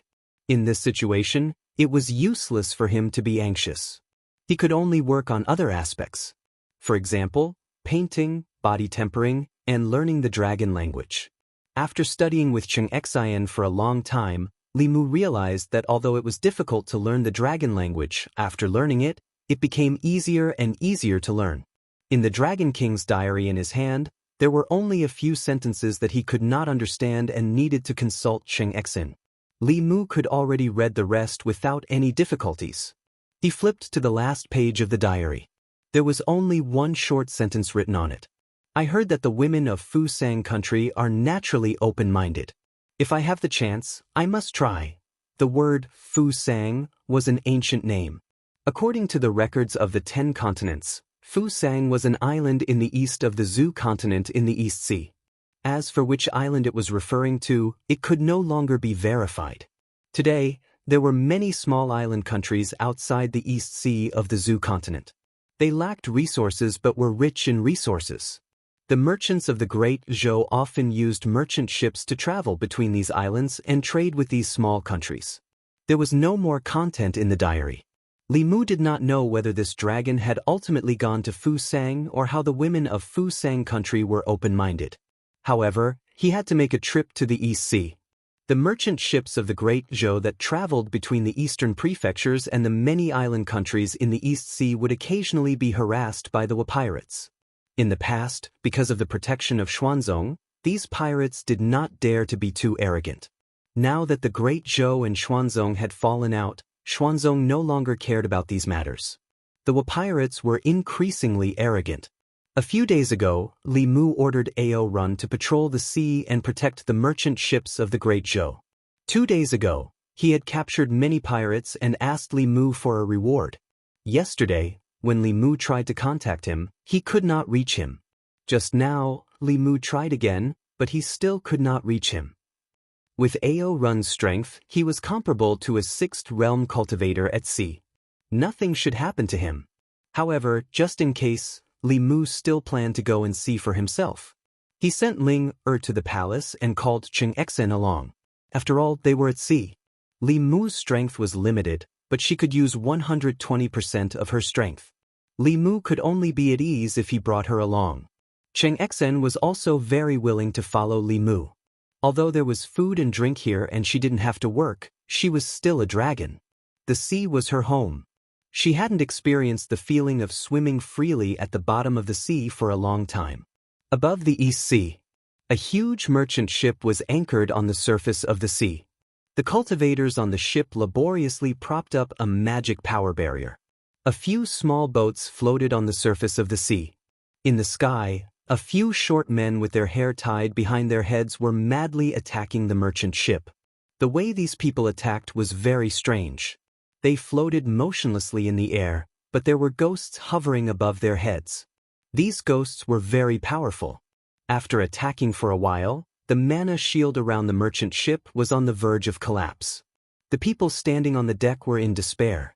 Not only were the Woka pirates strong, but they were also cruel. Every time they finished robbing the merchant ship, they would kill everyone on the ship. The fate of the women was even more tragic. The few women on the merchant ship were already thinking of committing suicide. Boom. The protective shield around the merchant ship was finally broken by the Woka pirates. A few of the Woka pirates let out excited cries as they flew towards the merchant ship. At this moment, there was a sudden change in the water. A huge pillar of water shot out from the bottom of the sea. A few men were hit by the pillar of water, and blood spurted out of their mouths. Then, the thick pillar of water split into a few water ropes and tied them up tightly. The expressions of the Woka pirates changed drastically. They quickly ordered the ghosts above their heads to go down to the bottom of the sea to investigate. Just as the ghosts flew down, and before they could even enter the water, a few bolts of blue lightning came from the bottom of the sea and struck their bodies. The ghosts did not even have time to cry out before they were turned into a puff of green smoke and disappeared. After these ghosts died, the faces of the Woka pirates who were tied up by the water ropes became extremely pale. Their auras also fell from the fourth realm to the third realm. Just as the people on the deck were stunned by this sudden change, they suddenly heard the crisp cry of a dragon. On the sparkling surface of the sea, a huge white dragon broke out of the water. On the huge dragon head, a figure stood with his hands behind his back. Chapter 551. Thank you, Senior, for saving us. The cultivators on the merchant ship came to their senses and bowed to the young man standing on the dragon's head. Some of them even recognized him. After all, there was only one senior in the cultivation world who rode a dragon as a mount. Any cultivator who had participated in the Xuanzong exchange gathering would never forget this cultivator who dared to challenge the Xuanzong sect's transcendental great elder with his creation realm cultivation. Li Mu waved his hand, and the water rope disappeared. A few Woka pirates whose cultivation had been crippled were thrown onto the deck of the merchant ship. He said to the few cultivators on the merchant ship, "After we reach the shore, hand them over to the East County government." A cultivator immediately cupped his hands. "Yes, sir." Li Mu did not say anything else. He quickly disappeared into the vast sea with satisfaction. He had Ao Run's blood essence in his hand.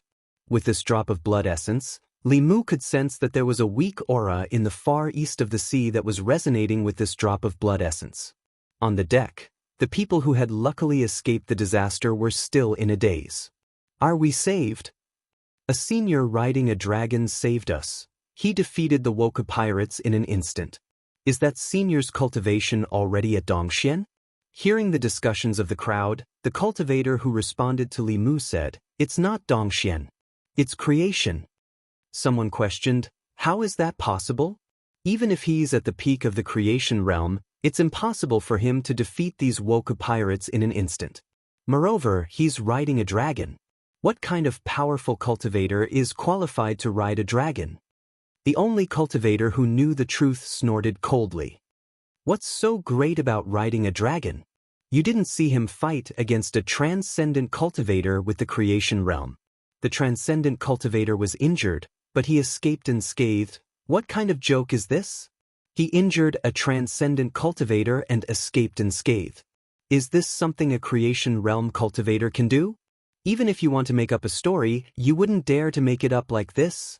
The cultivator twitched the corner of his mouth and said, "A bunch of ignorant people who haven't even been to the Daoist conference. When you get ashore, you can ask around. Anyone who has been to the Xuanzong conference knows about this big event. Li Mu and Xianxia were running on the sea. They didn't know what the people on the merchant ship were saying about him. Great Zhou and Xuanzong were completely at odds with each other. Xuanzong no longer protected Great Zhou's eastern sea. This made the Woka pirates even more savage. Li Mu and Xianxia had already dealt with 3 cases of Woka pirates attacking merchant ships. There was no such thing as guarding against thieves for 1,000 days. Li Mu couldn't stay here forever. The sea was vast and boundless. Even if he sent consecrators, they wouldn't be able to cover the entire area. As a result, it was difficult to eradicate the Woka pirates in recent years. Li Mu's target this time was Wanation. Firstly, he wanted to deal a heavy blow to the Woka pirates. Secondly, Ao Run's blood essence sensed that he was in Wanation. Although this flood dragon didn't know how to talk, he was still his subordinate. He couldn't leave him to fend for himself. Flying above the Eastern Sea, Li Mu thought of the Eastern Sea dragon race. He thought of the sisters Xianxia and Tingxin. Since the sisters returned to the Eastern Sea and were forced to cultivate in seclusion, they hadn't contacted Li Mu. Li Mu asked Tingxin, "Do you know where the Eastern Sea dragon race is?" Tingxin shook her head and said, "The dragon race of the four seas has their own territories. They don't usually contact each other. Even if they're in the same sea, the dragon race won't gather together." Humans were social animals, but the dragon race wasn't. Every dragon had a strong sense of territory. Other than their family members, they would not allow other dragons to encroach on their territory. Fortunately, the number of dragons was very small, and the sea was big enough. The vast and boundless seabed was enough for every dragon to have a large enough territory. He didn't know where Xianxian's grandmother's house was. He could only wait for them to finish their seclusion before contacting her. Li Mu and Tingxin flew east along the sea and soon saw a piece of land. Wuxian was an island country in the Eastern Sea. It didn't border the Zhou continent. For thousands of years, the Zhou continent had been changing constantly. Because of its location, Wuxian hadn't been involved. They had always been fighting among themselves on a small island. They had never been noticed by the central dynasty of the continent. The map showed that the island country in front of them was Wuxian. Li Mu asked Xianxia to change back to her human form. The two of them flew to the territory of Wuxian. Wuxian was far away from the Zhou continent. Their customs were very different from the people of the Zhou continent. They wore strange clothes and had strange hairstyles. Even their way of cultivation was very different from the orthodox way of the Zhou continent. Wuxian cultivators were good at the way of ghost. They would often raise a ghost at the beginning of their cultivation. Then, they would use some kind of secret technique to connect the ghost with their soul. Usually, the ghost they raised would be stronger than them. This way, they could fight alongside the ghost when they fought. It sounded very similar to the system of the corpse sect. However, if the corpses refined by the disciples of the corpse sect were destroyed, the disciples of the corpse sect would not be affected. If the ghosts of the Wuxian cultivators died, they would also suffer a great backlash. When Li Mu attacked the Wuxian pirates for the first time, he searched the souls of several Wuxian pirates and understood the situation in Wuxian in detail. In Wuxian, the divine palace was the highest authority. Almost all Wuxian cultivators obeyed the orders of the divine palace. The pirates who plundered the resources of the merchant ships in the Eastern Sea were Wuxian cultivators sent by the divine palace. Wuxian lacked resources. They relied on robbing to satisfy the needs of the divine palace. The greatest enemies of the central dynasty of the Zhou continent had always been the realm of ghosts and the demon nation. The imperial court had never taken Wuxian's petty actions seriously. Li Mu had already figured out the strength of the divine palace. Other than a palace lord of the sixth realm and a dozen fifth realm heavenly priests, there were no other strong cultivators. In Wuxian, a group of palaces sat on top of a mountain covered in snow all year round. This was the Wuxian's divine palace. It was the holy land in the hearts of Wuxian's people and cultivators. At this moment, angry roars came from the underground of one of the palaces. "Damn it, let me go if you know what's good for you. Do you know who my master is? He's a devil who kills without batting an eye. When he comes, none of you will be able to escape. I'm telling you, if you anger him, you won't be able to rest in peace. He'll kill your souls and turn your corpses into zombies. You can wait for your deaths here." Dao Run's shoulder blades were locked, and he kept cursing. However, the Wuxian cultivators guarding the dungeon couldn't understand him at all. They drank and ate raw fish and didn't even bother to look at him. Ao Run's cultivation had been sealed. At this moment, there was only regret in his heart. He regretted that he had broken into Wuxian alone for merit. If he hadn't been so arrogant, he wouldn't have become a prisoner. Footsteps came from the entrance of the dungeon. Several Wuxian cultivators immediately stood up and bowed. "Greetings, Palace Lord." A man with his hair tied back and a small mustache walked up to Ao Run and spoke to him in the language of the Great Zhou Empire. "Have you made up your mind? Become my mount and I will not kill you." Ao Run said coldly, "A dragon doesn't serve two masters. I already have a master. My master will come to save me soon. You'd better let me go now. When my master comes, it will be too late, the man smiled disdainfully. Fine, I'll give you a chance to send a message to your master. When your master comes, I'll kill him. Then I'll be your only master. He took out a sound-transmitting magical instrument from Ao Run's arms and injected his spiritual power. But suddenly, the sound of something vibrating came into his ears. The man turned around and saw a man and a woman standing at the entrance of the dungeon. Chapter 552. Looking at the two figures in front of the underground palace, the palace master's pupils shrank. These two outsiders had come here silently without being discovered by the divine priests. Even the palace master did not notice anything. Ao Run's face showed surprise, and he shouted, "Master!" The palace master looked at Li Mu and found that he was only in the fifth realm. A sneer appeared on his face. He formed a seal with both hands, and a cloud of black gas came out of his body and turned into a giant dog with 3 heads. The 3 heads of the giant dog roared at Li Mu, and the body rushed toward Li Mu. The aura of this 3-headed dog was also in the 5th realm. Before Li Mu could make a move, Xianxia went up with 2 pitchforks. The dragon clan was comparable to the 4th realm of the human clan when they were born. Xianxia's cultivation was the same as Li Mu's. She had already reached the peak of the 5th realm. This 3-headed dog was no match for her at all. It was chased around by her, and in a short time, 2 of the 3 heads were cut off by her. Although the heads quickly regenerated, the aura of their bodies was obviously much weaker. Seeing this, a trace of anger appeared on the palace master's face. More black gas came out of his body, condensing into all kinds of ghosts, and rushed toward Xianxia. At the same time, his own figure also disappeared. Li Mu felt something. With the Qingxian sword in hand, he moved sideways and collided with the blade of another sword. A violent wave of mana burst out in all directions. The underground palace collapsed, and 2 figures flew out from the ground. Li Mu was not afraid in the face of Dao Qingzi, who was in the 7th realm, let alone the palace master who was only in the early 6th realm. Call the wind and summon the rain. Buddhist incantation of 9 words. Demon-slaying protection spell. Li Mu didn't even use Fulu to suppress the palace master of the divine palace of Wanation. The palace master didn't even have a chance to fight back. At this time, several divine priests in the palace were also alarmed. They took out their magic weapons and summoned their natal ghosts to attack Li Mu. 2 figures rushed out of the ground. After being tortured for several days, Ao Run, who was full of anger, directly revealed his true form. His huge body swept across, and several palaces were crushed, causing countless people in the divine palace to flee in panic. Xianxia and Ao Run were both members of the dragon race. Even when they were fighting against the heavenly officials who outnumbered them by several times, they were not at a disadvantage at all.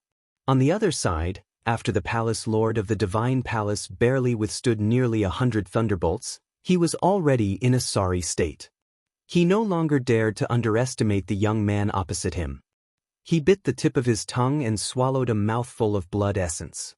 His lips trembled as if he was chanting some kind of spell.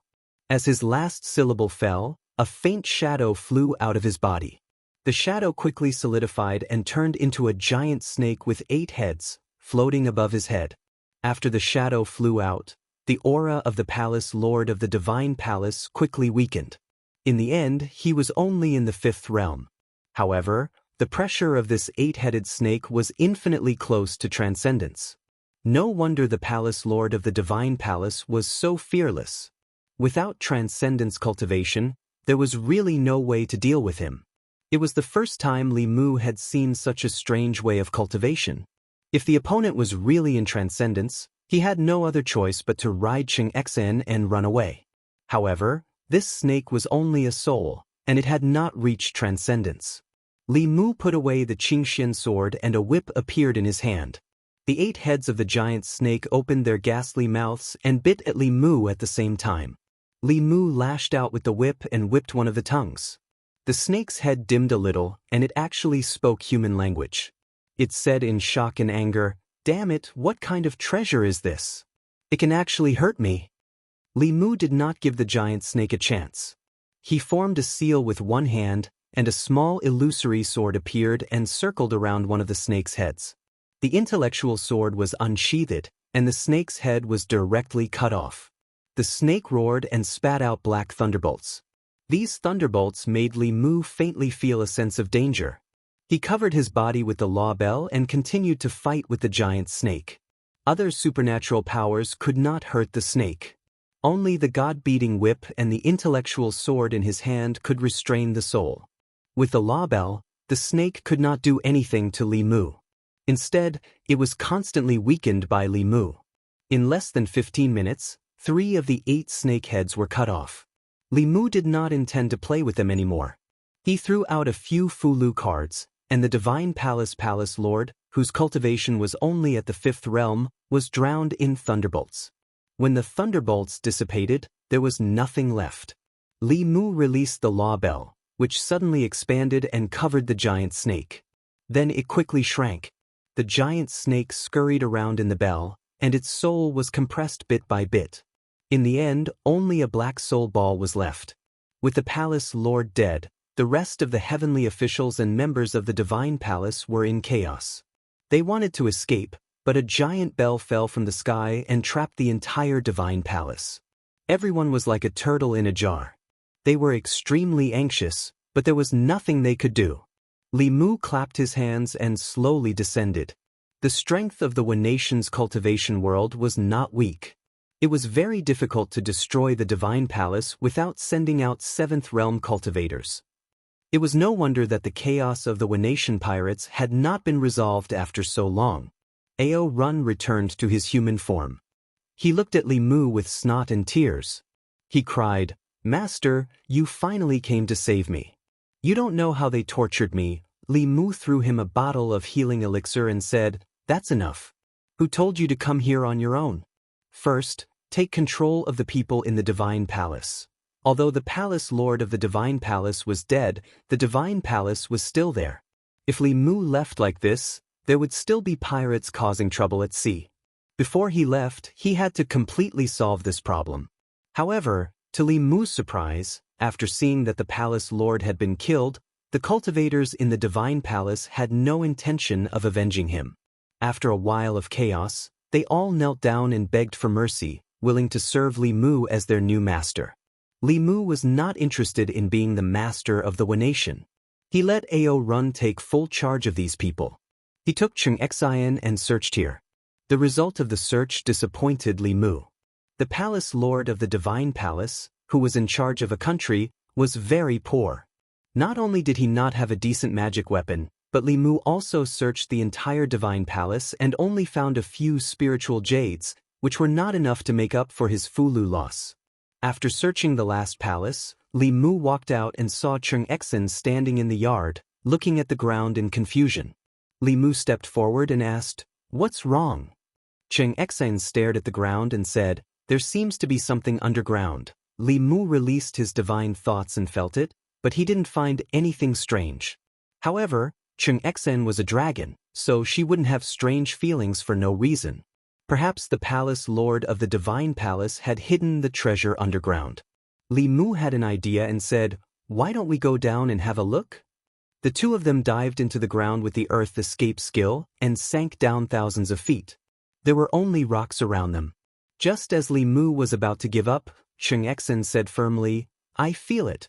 There must be something down there." Since she was so sure, Li Mu continued to sink down thousands of feet. When he sank down to more than 10,000 feet, the pressure around him suddenly decreased greatly. The surrounding rocks were gone. This seemed to be an underground cave.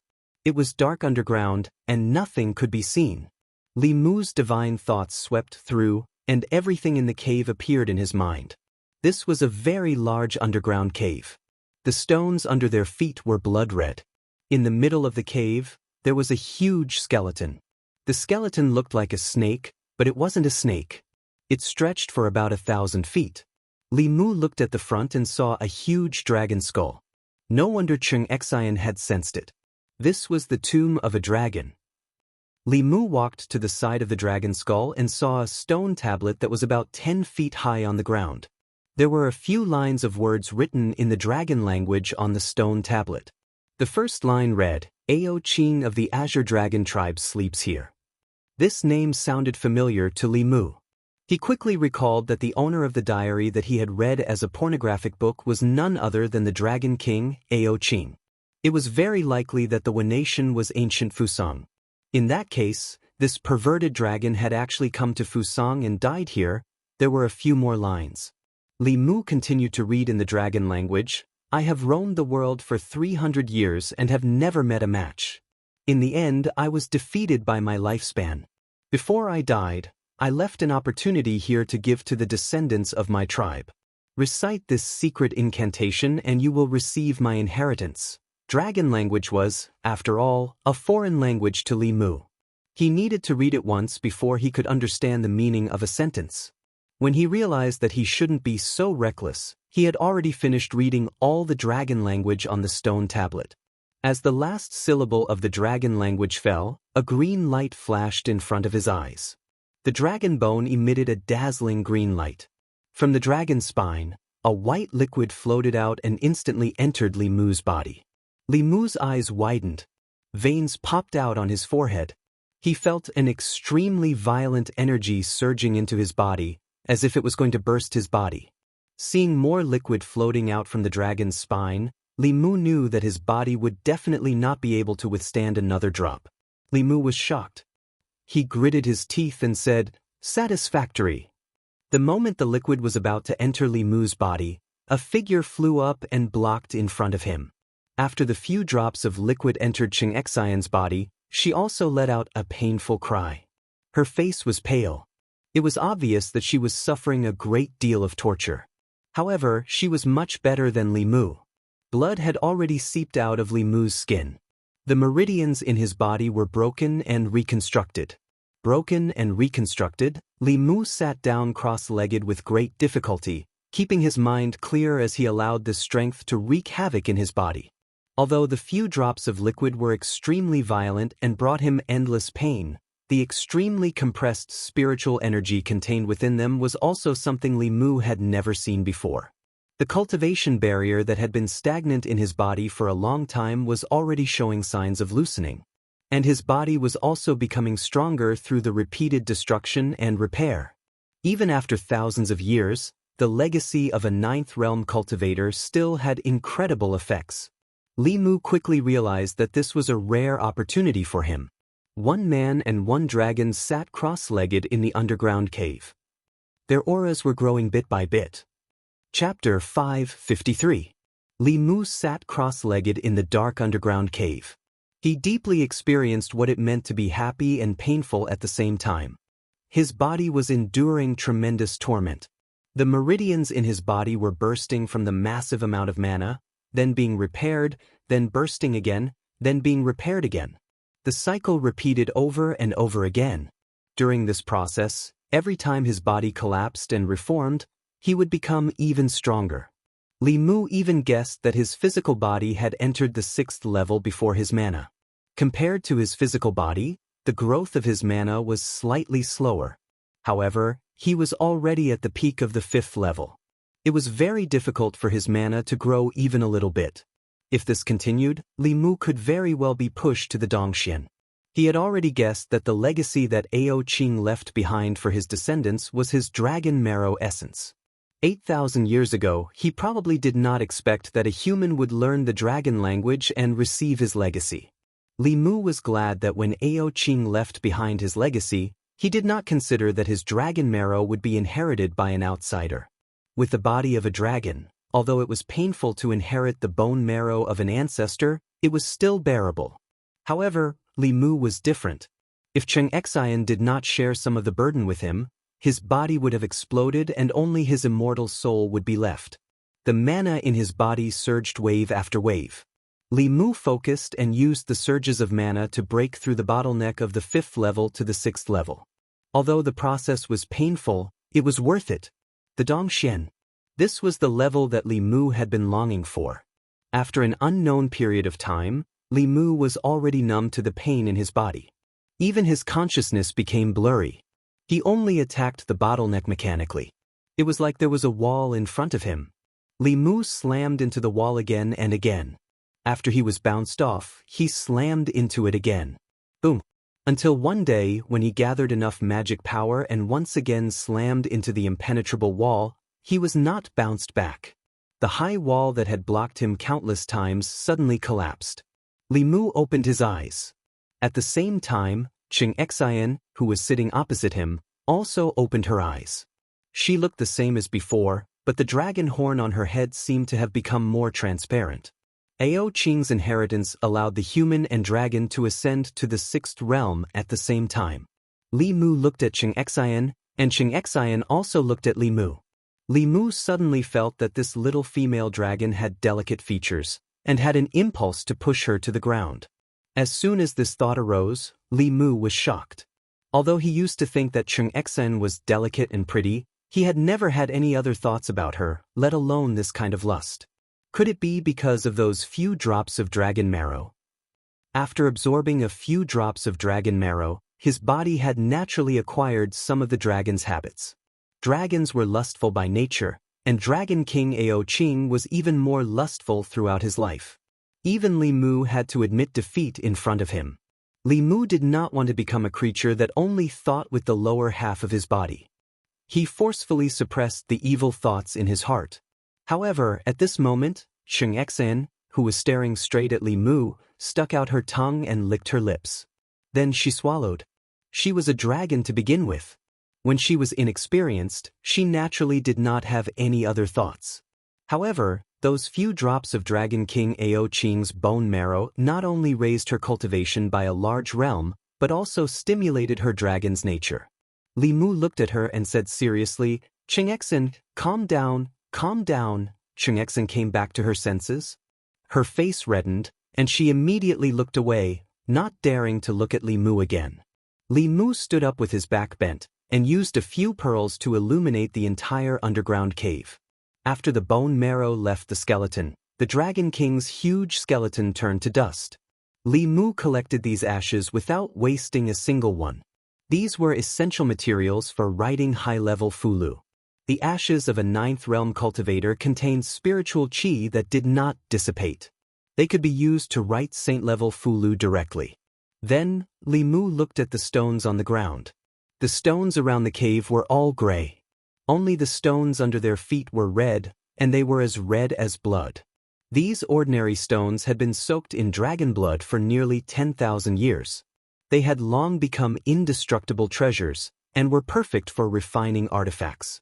Li Mu cut the area soaked in dragon blood with his flying sword, and moved the entire area into the Fey Emperor's space. Then his eyes looked elsewhere. This was the tomb that Ao Qing had prepared for herself. There were not many things in the tomb. Other than dragon bones and dragon blood stones, there were only a few artifacts left. On a platform at the end of the cave, there was a spear and a book. The book seemed to be made of the same material as the diary in Li Mu's hands. After nearly 10,000 years, it was still in good condition. Li Mu used a whirlwind technique to remove the dust on the book. He flipped to a page and saw the picture of a naked man and woman. Xianxia, who had curiously looked over, immediately blushed. Li Mu walked to the side and said, "Children shouldn't look at it." He flipped through a few more pages and found that what was recorded in the book was a dual cultivation technique. Dragon King Ao Qing had cultivated the great Tao of dual cultivation. Li Mu put the book away. A top-grade dual cultivation technique would be useful to him in the future. Then he looked at the spear. After 8,000 years, the spear had already lost its luster. It was as if it had lost all its spirituality. Something that Ao Qing had left here to be buried with her was definitely not an ordinary item. Li Mu reached out and grabbed the spear. For the first time, he did not pick it up. Then he exerted a little force, grabbed the spear, and pulled it out of the ground. Rumble! As the spear left the ground in the cave suddenly shook. Rubble flew everywhere, as if resonating with Li Mu's aura. A dazzling green light was emitted from the spear in Li Mu's hand. A clang resounded throughout the cave. What a treasure! Li Mu's eyes lit up. The spear gave him the feeling that it far surpassed a heaven-grade treasure. Li Mu vaguely felt that this treasure had even surpassed the saint grade. He just didn't know which was more powerful, it or the Dao Bell. In the end, Li Mu could not bear to let the spear touch the Dao bell. Although Ling could already exist independently of the bell, if something happened to the bell, he would not be able to explain it to his family. After putting away the spear, the underground cave was empty.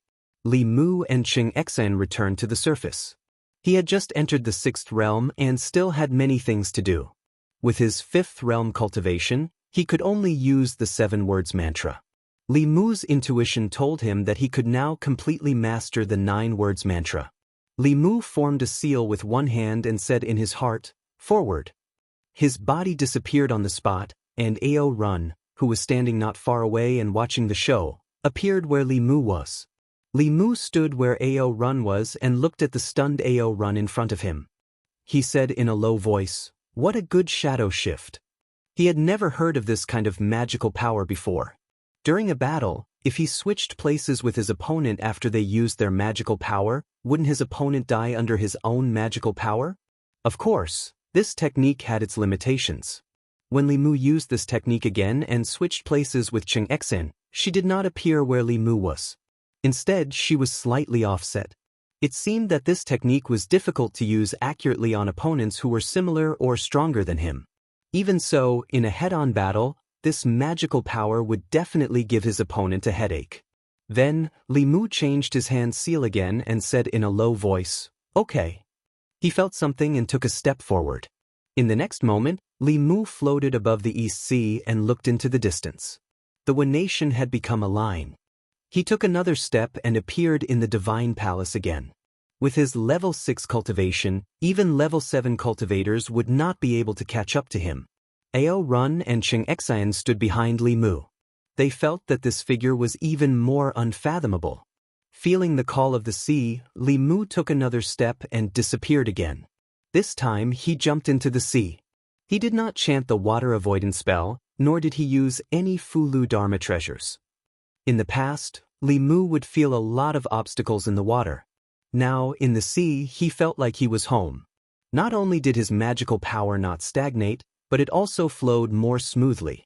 After refining the few drops of dragon marrow, he clearly had the ability of the water tribe. In other words, he had inherited the ability of Dragon King Ao Qing. Li Mu seemed to have thought of something. He took out the heavenly book of the dragon clan and scanned it with his divine consciousness. This time, he did not encounter any obstacles and immediately appeared in a strange space. In the familiar fog, Li Mu sat cross-legged and chanted the mind-clearing spell skillfully. In Ao Qing's diary, he said that the heavenly book of the dragon clan contained a huge secret. Li Mu really wanted to know what the secret was. After chanting the mind-clearing spell countless times, Li Mu opened his eyes. The fog in front of him had disappeared. Giant beasts. He saw countless giant beasts again.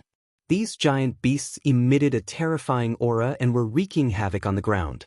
Countless human cultivators were attacking them. Fulu, pills, and magical powers were all attacking the giant beasts.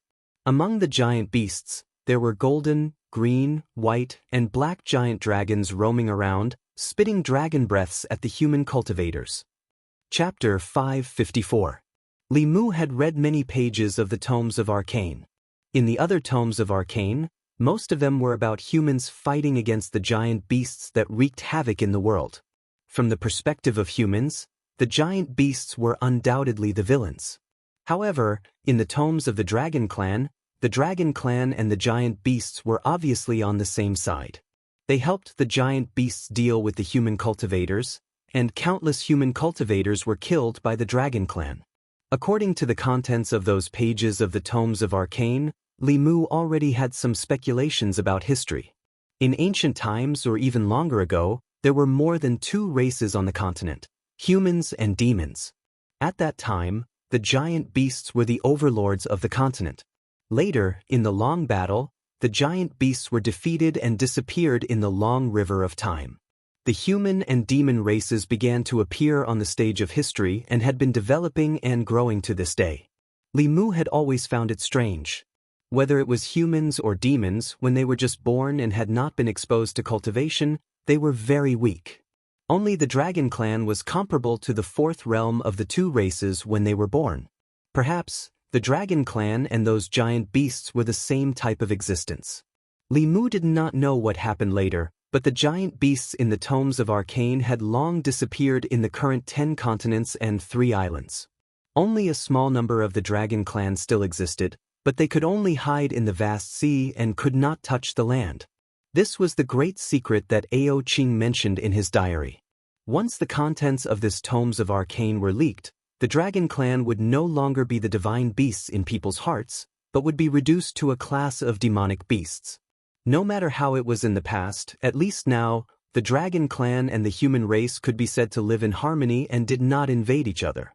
Ao Qing sealed this tomes of Arcane because he did not want this secret to be leaked. In today's world, perhaps only Li Mu and Xianxia, who had received his inheritance at the same time, could comprehend this tomes of Arcane. Li Mu originally planned to let Xianxia try to comprehend it, but after reading the contents of the tomes of Arcane, he changed his mind. This secret could easily cause conflict between the two races. He would teach her the magical power of the dragon clan in the tomes of Arcane after he comprehended it himself. In a short while, Ao Run had already incorporated the entire divine palace. Although his strength was average, he was talkative and unlikable, he was still reliable in doing such chores. The palace lord of the divine palace was dead, but there were still many cultivators in Wanation. The resources here were scarce. If one wanted to develop, the simplest way was to plunder. That was why the pirates had developed. If Li Mu left, the divine palace would have a new palace lord sooner or later, and the problem of pirates would still exist. Li Mu's goal was to control the divine palace and thus the neon cultivators. He had ordered the priests to hand over their soul blood to Ao Run. From now on, Ao Run could live in Wanation with his wives and concubines for a long time. While living a carefree life, he could also watch over the Great Zhou. Although Li Mu was the one who caught Xianxia for the Empress was always in the Immortal's capital and did not go out. So most of the time, it was still Li Mu who rode her. Now that Li Mu's cultivation had entered the 6th level and he had grasped the ability to shrink the earth into an inch, he naturally didn't need any mounts. Ao Run was very excited when he heard this. He said uncertainly, "Master, you really want me to stay here?" Li Mu said lightly, "You watch over this place for me. If there are more neon pirates on the East Sea in the future, you will guard the South Lake alone." Ao Run patted his chest and promised, "Master, don't worry. If anyone dares to be a pirate here, I will cut off his head." Li Mu said, "Okay, rest for a day. Tomorrow we will return to the Great Zhou." The priests tried their best to please the new master of the divine palace. Not only did they arrange a grand banquet, but the dancers at the banquet were all dressed scantily and danced boldly. The neon women were indeed more open-minded than the traditional women in the Great Zhou. More importantly, after his cultivation had improved, Li Mu found that his resistance to certain kinds of temptation had decreased a lot. It seemed that he still needed some time to completely get rid of Ao Qing's influence. Early the next morning, Li Mu set off on his journey back. Ao Run also followed him. After returning to the East County, he would take his wives and concubines to Neon and guard there. When Li Mu returned to Shendu, Lu Hanyan and Li Qing had already returned to Mount Baiyun. Wan was also taken by her. Only Xiaobai stayed at home to wait for Li Mu. Xian Jizi and Jaitson's dual cultivation ceremony was about to be held at Mount Baiyun. One of them was the head of Fulu School, while the other was an elder of the Danding sect. Becoming Dao companions was a major event for the entire Dao sect. Fulu School had already sent out invitations to invite fellow Daoists in the cultivation world to participate in this ceremony. For a large sect like this, even if it was just the union of ordinary elders, there would be a deeper meaning behind it. What's more, the head of a sect and the elder of a sect were two 7th realm cultivators. This undoubtedly meant that from now on, Fulu School and the Danding sect would become an inseparable alliance. Previously, there was the falling out between Fulu School and Xuanzong. Later, there was the marriage alliance between Fulu School and the Danding sect. This might be the first great change in the Dao sect in the past 100 years. The imperial court and Fulu School worked closely together. Therefore, Mr. Mei would represent the empress at this ceremony. Li Mu would go back with her. The market outside Chengdu had been opened one after another. Li Mu named it Wishing Lane. He hoped that the cultivators who came here would be able to choose treasures that they liked. As soon as the exchange meeting in Xuanzong ended, the cultivators of Zhu province all rushed to Chengdu for one thing. Xuanzong was located in the Eastern Sea. It was an extremely remote location. Many cultivators happened to pass by Chengdu on their way back. For another, some individual cultivators and aristocratic families earned spiritual jades in Xuanzong so that it would be easier for them to buy the cultivation resources they needed. The Great Zhou court only took 10% of the spiritual jades from the merchants in the market. This directly lowered the price of the goods. Moreover, Wishing Lane had just opened. Almost every shop had a discount. It attracted not only the cultivators of Xuanzong's exchange meeting, but also many cultivators of the Great Zhou from other prefectures. For the prefectures that were too far away from Chengdu, such as the 4 prefectures in the east, west, south, north, and Zhejiang prefecture, if they needed anything, they only needed to register with the local government and pay spiritual jades. Then, they would wait at home and have the goods delivered free of charge. The imperial court was an official business and guaranteed the quality. In addition, the Department of Offerings also opened shops in the market to answer questions for cultivators. They would answer questions for cultivators and solve all kinds of problems they encountered in the process of cultivation. At the same time, cultivators who wanted to break through to the next realm could also join the Department of Offerings breakthrough class. After paying the spiritual jades, the Department of Offerings would have higher-ranking offerings give the customers one-on-one guidance. The Department of Offerings would bear all the costs of the customer's cultivation. If the breakthrough failed, the full amount of spiritual jades paid would be refunded. At present, the Department of Offerings could help cultivators in the divinity realm break through to the creation realm. Of course, the price for high-level cultivators to break through was also astronomical. Ordinary individual cultivators, small aristocratic families, and small sects could not afford it. This business was specially prepared for the wealthy small countries in the south, as well as the medium-sized aristocratic families and sects with strong foundations. With the imperial court's strong support, Fulu School, Spirit Array sect, Pill Cauldron sect, as well as the royal families of the Great Zhou and a few small countries in the south, everything in the market was on the right track. In the first 3 days of opening, sales reached new highs. Late at night, Li Mu lay alone in bed, unable to sleep. The plan to deal with Xuanzong was progressing according to his expectations. Now that he had advanced to the Dongxian realm, even if he faced Dao Qingzi directly, he could contend with him for a while. The number of 7th realm cultivators he could mobilize far surpassed Xuanzong's. The only obstacle was Xuanzong's 8th realm elder. The higher one's cultivation, the more impossible it was to fight enemies above their realm. Before Li Mu had full confidence, he would not clash with Xuanzong directly. Creak!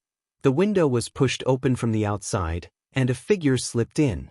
She took off her shoes and clothes, skillfully crawled under the blankets, and curled up in Li Mu's arms. Li Mu's body stiffened, and then he whispered, "Xiaobai, be good. Go back to your room and sleep tonight." He still could not shake off the influence of the dragon's nature on his body.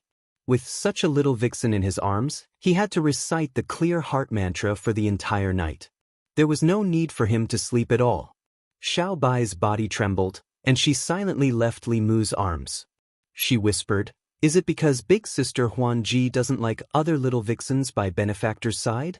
I will be obedient in the future. Benefactor, don't chase me away. Without you I have nothing." Li Mu hugged her again and said, "Who said that? You must remember that you came first. You will always be benefactor's little vixen." Xiaobai said pitifully, "But benefactor has never chased me away before," Li Mu explained helplessly. "I'm not chasing you away. It's just that, Xiaobai, you've already grown up. I'm afraid that one day, I won't be able to resist." Xiaobai buried her head in Li Mu's chest and said, "Xiaobai has already grown up. Benefactor, you don't have to endure it. I will be benefactor's woman sooner or later." Chapter 555. Li Mu had always thought that Xiaobai was a naive fox, but she actually knew everything. However, she never fought or snatched. When Li Mu needed her, she was always by his side. When Li Mu didn't need her, she would silently leave. Li Mu never knew that she had such an insecure heart. Just because Li Mu had another fox by his side, she was worried that she would be chased away one day. From the North County to Chengdu, Li Mu, Lu Hanyan, and Li Qing were often separated. They were always by his side. Wherever he went, she would follow. Only Xiaobai followed. Lu Hanyan and the others returned to Mount Baiyun first. She also stubbornly wanted to wait for him here. In the days that he wasn't around, he didn't know what she was thinking. Li Mu's heart ached. He held her in his arms. He didn't have any desire in his heart. He only kissed her forehead and said, "Don't worry, I will never chase you away. When I take revenge for Grandma, I will make you my real little fox." Xiaobai hugged Li Mu tightly. It was as if she wanted to merge into his body. In the morning, Li Mu was lying on the bed. Xiaobai's fragrance was still in the quilt. It was said that foxes had a smell. Fantasy Princess and Xiaobai were each more fragrant than the other.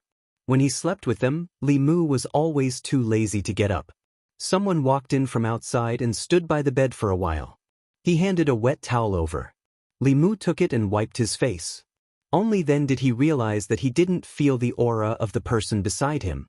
He immediately opened his eyes and looked to the side. Seeing the Empress standing by the bed, Li Mu's expression was a bit awkward. He said, "Your Majesty, good morning." Zhou Yi glanced at him and said, "What morning? It's already so late. You're still sleeping. You want me to cultivate diligently, but you're so lazy." Li Mu defended himself and said, "Didn't I just reach the 6th realm? I need to relax occasionally." Then, he said embarrassedly, "Your Majesty, why don't you leave for a while? I'll put on my clothes first."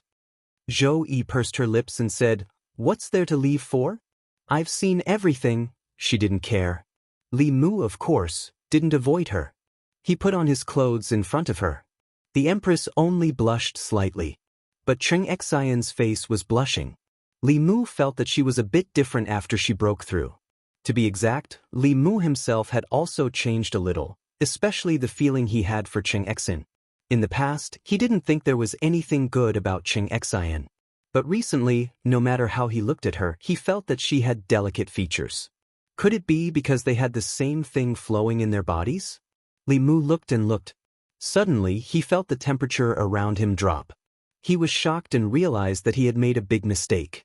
He was looking at another female dragon in front of the Empress. Didn't that mean that Xianxia was more charming than her? Li Mu immediately looked away, but it was too late. Zhou Yi waved her sleeve and said, "Return to the palace." Then she and Xianxia disappeared in front of Li Mu's eyes. Xiaobai stood at the door. She blinked innocently at Li Mu and said, "Sister Zhou is angry." Li Mu sighed and said, "I know." The Empress was the most narrow-minded of them all, and she was also the one who got jealous the most easily. The relationship between the two of them was clearly not set in stone yet, but it was even easier for her to get jealous than Lu Hanyan. What was even worse was that every time Li Mu wanted to push their relationship further, she would instead become a coward, leaving Li Mu at a loss of what to do. Li Mu decided to take the lead for once. He thought for a while and said to Xiaobai, "Pack up. We're going back to Mount Baiyun." Xiaobai was stunned and asked, "Aren't you going to coax Sister Zhou?" Li Mu shook his head and said, "We'll talk about it when we get back." Chang'an Palace. Zhou Yi waited for a long time, but Li Mu didn't enter the palace. In the end, she couldn't help but release her spiritual sense. However, she didn't sense his presence in the Li mansion. Not only the Li mansion, but also the entire Luoyang. She returned to the Li mansion and asked a rabbit demon servant, "Where's Li Mu?" The rabbit demon servant said, "Master went to Mount Baiyun to attend the ceremony." Zhou Yi returned to Chang'an Palace. She stomped her feet angrily and said in a low voice, "Bastard, do you still have me in your heart?" Thinking of this, she started to worry again. Although in Li Mu's dreams, she often saw the two of them holding hands as they strolled around the fairy's capital, but some things were not said face to face, so it was still a little lacking. Could it be that every time Li Mu took the initiative, her avoidance and dodging made him sad and disappointed? Zhou Yi paced around the hall, her expression alternating between joy and worry. until Mr. Mei came in to ask what kind of congratulatory gift the imperial court should give for the Fulu School's master's dual cultivation ceremony. She was preparing to leave tomorrow. Zhou Yi thought for a moment and suddenly had an idea. The next day, the Empress' personal maid, Shangguan Li, announced that the Empress would be in seclusion for a few days. The morning court was temporarily cancelled. Mount Baiyun. As the ancestral court of Fulu School, Mount Baiyun was usually very quiet. However, it was very lively recently. The mountain gates were opened wide to welcome the guests who came to the ancestral court to congratulate them. The Master's Dual Cultivation Ceremony with the Pill Cauldron Sect's 7th Realm Elder was a rare event for both Fulu School and the Pill Cauldron Sect. 3 days ago, the Pill Cauldron Sect's Master and a Grand Supreme Elder came to Fulu School.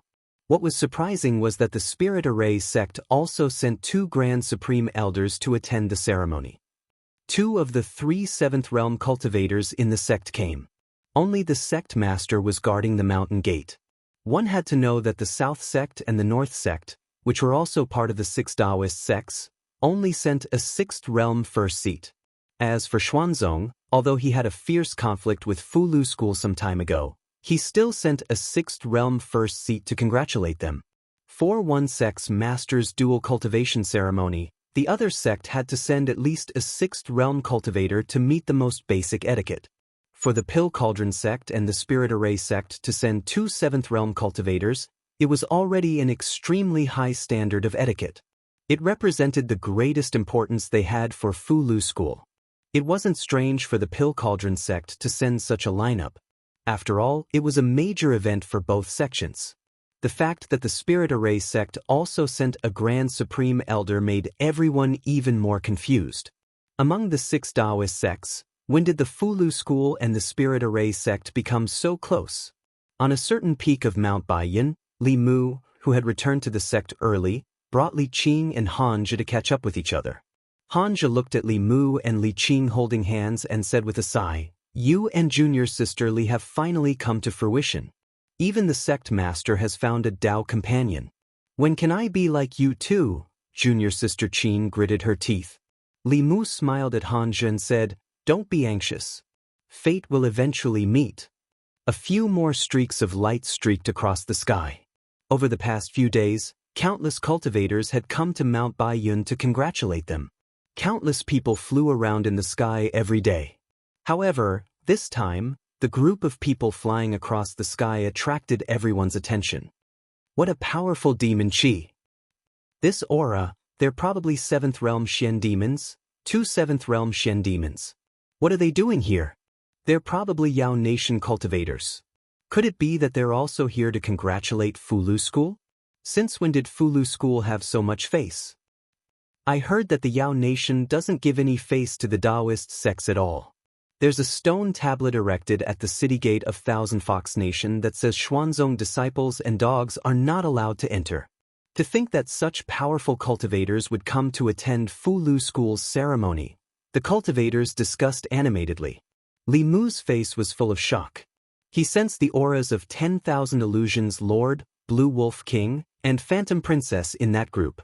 He only mentioned it to Phantom Princess. He didn't expect her to come here with such fanfare. One had to know that Lu Hanyan and Li Qing were also in ancestral court. Was she going to serve tea to her 2 sisters?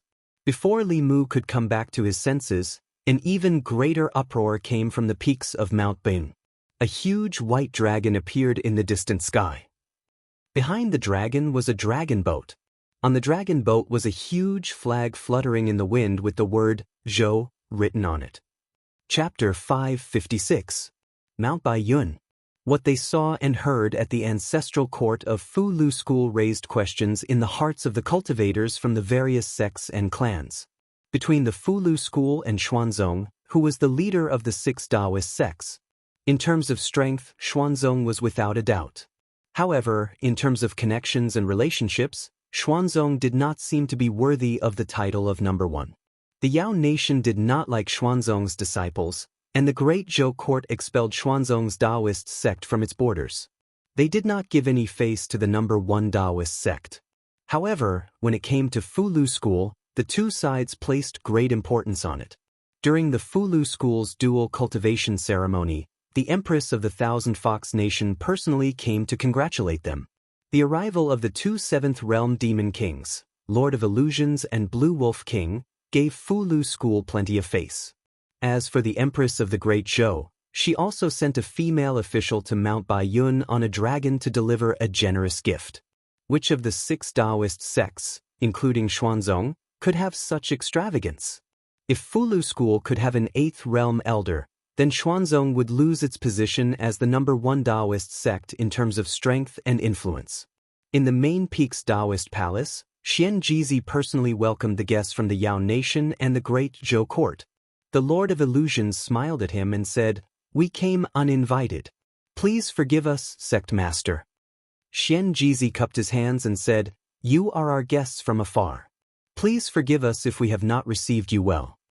The Lord of Illusions said, "The Thousand Fox Nation and Fulu School do not distinguish between you and me. Sect master, please do not be so polite." These words stunned the Fulu School's elders. It was understandable that the Fulu School and the Danding sect did not distinguish between you and me, but since when did their sect and the Yao Nation not distinguish between you and me? However, the arrival of the Empress of the Yao Nation and 2 7th Realm cultivators was a great show of respect for the Fulu School. After some polite greetings, Hyun Jinko personally led them to a Taoist palace to rest. Li Mu walked to the Holy Ji Palace on the main peak. Xianxia looked at him meaningfully and said, "I'll have to trouble you to entertain our friends from the Yao Nation." Thinking about this matter, Li Mu felt a headache. It was fine if Huan Ji stayed in Thousand Fox Nation, but she had to come here to join in the fun. Li Qin was by his side, and Lu Hanyan was also watching him from behind Yuzhenzi. He didn't know whether to go see Huan Ji or not. Fortunately, the Empress had not come in person. Otherwise, it would really be lively. On behalf of the Empress, Mr. Mei and Cheng Xian came to congratulate them. Li Mu took them to another Taoist palace to rest. The dual cultivation ceremony was actually a cultivator's wedding. It would begin in 3 days. Those who came to Fulu School early were all sects and clans with status. On the day of the ceremony, even more cultivators would come. After sending them to the Taoist palace where they were staying, Li Mu said, "You two rest first. I still have to entertain other guests." Mr. Mei asked, "Before you left, did you make Her Majesty angry again?" Li Mu said, "Her Majesty just likes to get angry. Don't mind her. She'll be fine in a while." Mr. Mei said, "When I left, Her Majesty was still angry. Don't you know how to appease Her Majesty before leaving?" Li Mu looked at her and asked suspiciously, "You're not Her Majesty in disguise, are you?" Mr. Mei glanced at him indifferently and said, "Do you think Her Majesty is that bored?" She didn't understand how bored the Empress could be. It wasn't the first time that she had turned into Lord Mei to test Li Mu. If she were to act on a whim again this time, with Li Mu's cultivation, he wouldn't be able to tell the difference. To prevent him from saying or doing something he should not say or do, Li Mu took out the spiritual snail. After injecting his spiritual power, the Empress's voice came from the other side. "What are you doing?" Li Mu confirmed that it was Mr. Mei in front of him. He said, "Nothing. I just forgot to tell Her Majesty that I went back to the North County to attend the dual cultivation ceremony. I'll go back in a few days." "Got it." After saying that, the Empress cut off the snail. Li Mu put it away and said to Mr. Mei, "I really have a lot of things to do. You've been on the road for so long. Take a rest. I'll come back later." Mr. Mei did not say anything. After Li Mu left, he said, "Let's go out for a walk too." She walked out of the Taoist palace. Cheng Xian followed her step by step. Li Mu went back to the Taoist palace on the main peak alone. It was not that he deliberately neglected Huan Ji and Mr. Mei, but that he had more important things to do. The people from the South Clan and the North Clan had come to congratulate him. Like Xuanzong, they each sent a 6th realm chief. This was to maintain the basic etiquette between the major clans. Fulu School did not have much of a relationship with the South Clan and the North Clan. In the market of Shindu, these two clans did not have shops. If they wanted to, they would have sent people to contact the imperial court already. Obviously, The South Clan and the North Clan did not want to offend Xuanzong for benefits. To be more precise, the benefits that Li Mu could offer were not enough to move them. The North Clan was good at making ritual implements, while the South Clan was good at refining bodies. The ritual implements and body-tempering liquid produced by these two clans were very popular in the cultivation world. If he could win over these two clans, Luoyang's wishing square could completely replace Xuanzong's market. The two Taishang elders of the Spirit Array sect were already waiting for Li Mu in the side hall. Li Mu walked in and saluted the two elders. "Greetings, Uncle Masters," he said. "No need to be so polite." A red-faced old man waved his hand at Li Mu and said, "If it wasn't for Martial Nephew's evil-suppressing pill, I would have already killed myself. Now, I can live on for more than 10 years. I still haven't thanked Martial Nephew." Li Mu smiled and said, "You're too polite, Uncle Masters. This is what we should do." After exchanging a few pleasantries, the red-faced old man finally cut to the chase. He stretched out his hand and a simple page appeared in front of him. He slowly said, "I'll have to ask Martial Nephew to help me decipher this page of the Heavenly Book of the Spirit Array sect." Li Mu had already helped the Danding sect decipher the entire Heavenly Book. Because of what happened last time, the Spirit Array sect stood with them. Li Mu never mistreated his allies. The Taishang elder personally went to the Spirit Array sect and told them that he had the heart of 7 orifices and could decipher the Heavenly Book. The inheritances of the 6 sects originated from the contents of the Heavenly Book. The Spirit Array sect knew very well what it meant to completely decipher the Heavenly Book. Of course, they wouldn't let go of this opportunity to make their sect prosper. This time, they sent 2 Taishang elders. Other than congratulating the Fulu school, they also had the important task of asking Li Mu to decipher the Heavenly Book. He accepted the Heavenly Book and nodded, "Rest assured, Uncle Masters. Within a month, I will engrave the contents of this page of the Heavenly Book into a jade slip. At that time, you can send someone to retrieve it." After accepting the Heavenly Book, he left the side hall. In another part of the Dao Palace, several figures gathered together with puzzled expressions. One of them looked at Guang Yuanzi of the Spirit Array sect and asked, "Since when did your Spirit Array sect have such a close relationship with the Fulu school?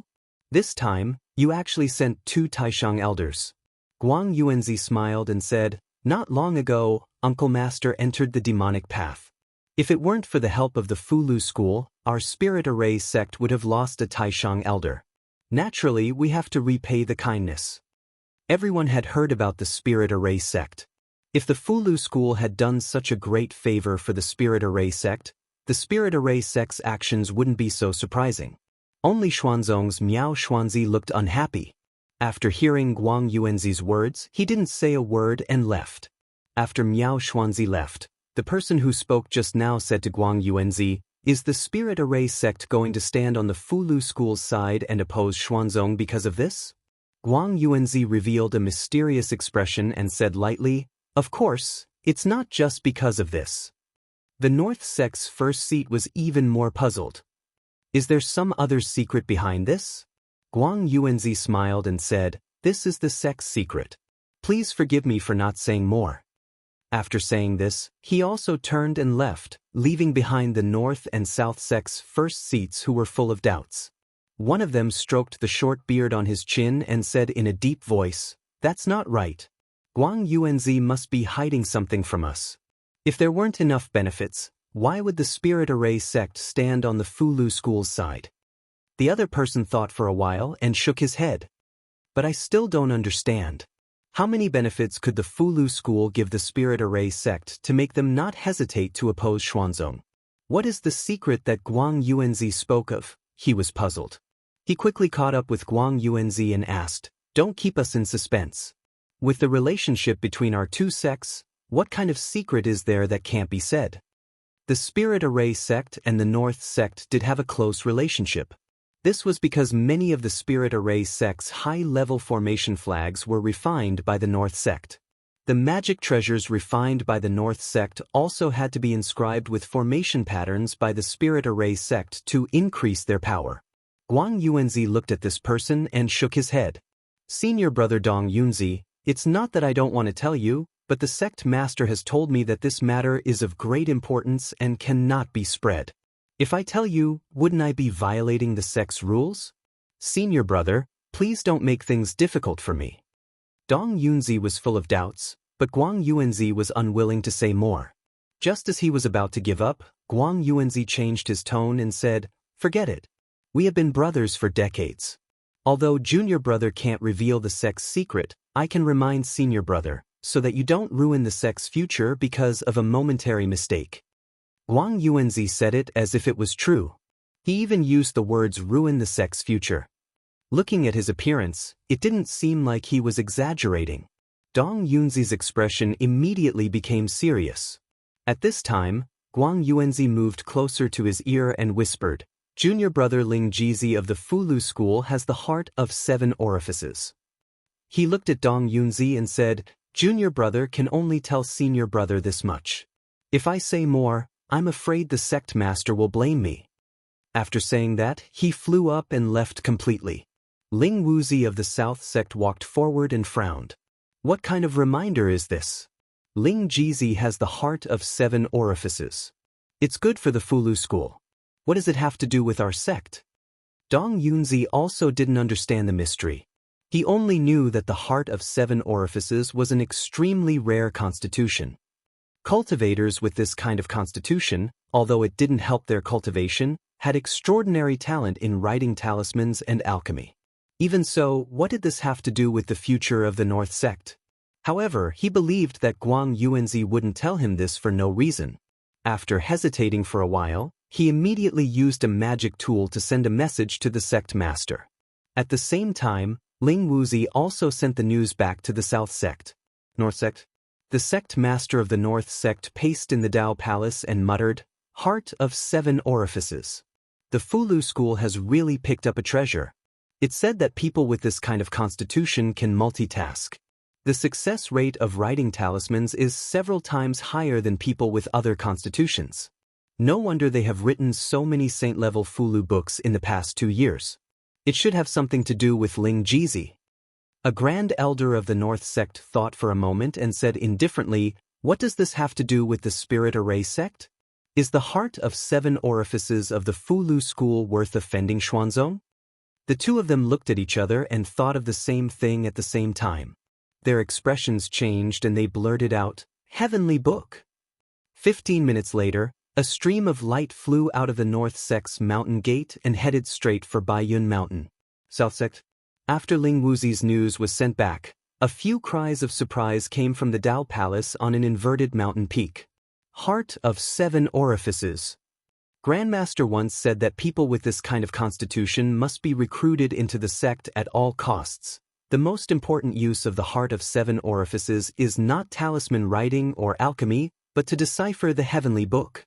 No wonder the Pill Cauldron sect and the Spirit Array sect are so anxious to tie themselves to the Fulu school.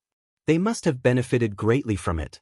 Not long after, an extremely powerful aura flew out of the South sect's ancestral court and streaked across the sky, disappearing into the northern horizon. Baiyun Mountain.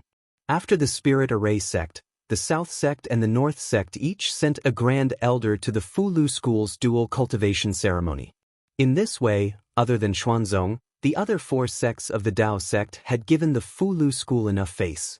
This made the cultivators who did not know the situation suspect that the position of the leader of the Dao sect had been transferred from Xuanzong to the Fulu school.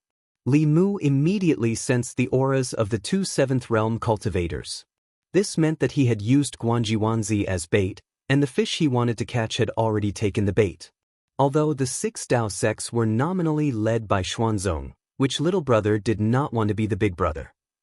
If the heavenly books of the Fulu school, the Pill Cauldron sect, and the Spirit Array sect were completely deciphered, perhaps Xuanzong, who had an 8th realm cultivator, could continue its glory for a few more decades before that cultivator's lifespan ran out.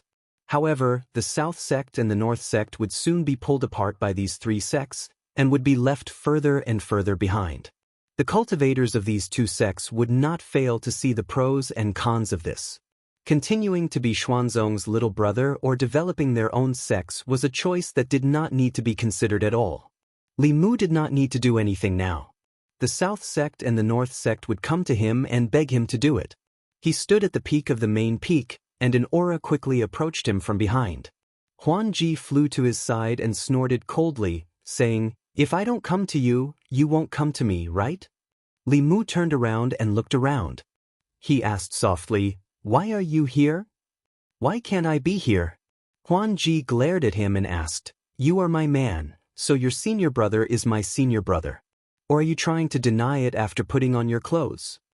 Li Mu said helplessly, "I didn't." Huan Ji finally smiled and jumped into Li Mu's arms. She said, "I missed you." This was the main peak, and there were many people here. Li Mu used a concealment technique and flew to a nameless peak in the Baiyun mountain range with her. Huan Ji looked around and said with a red face, "You bad guy, don't tell me you want to." Li Mu looked at the soft grass under his feet and was stunned for a moment. Just as he was about to speak, he saw two figures walking out from the mountain path in front of him.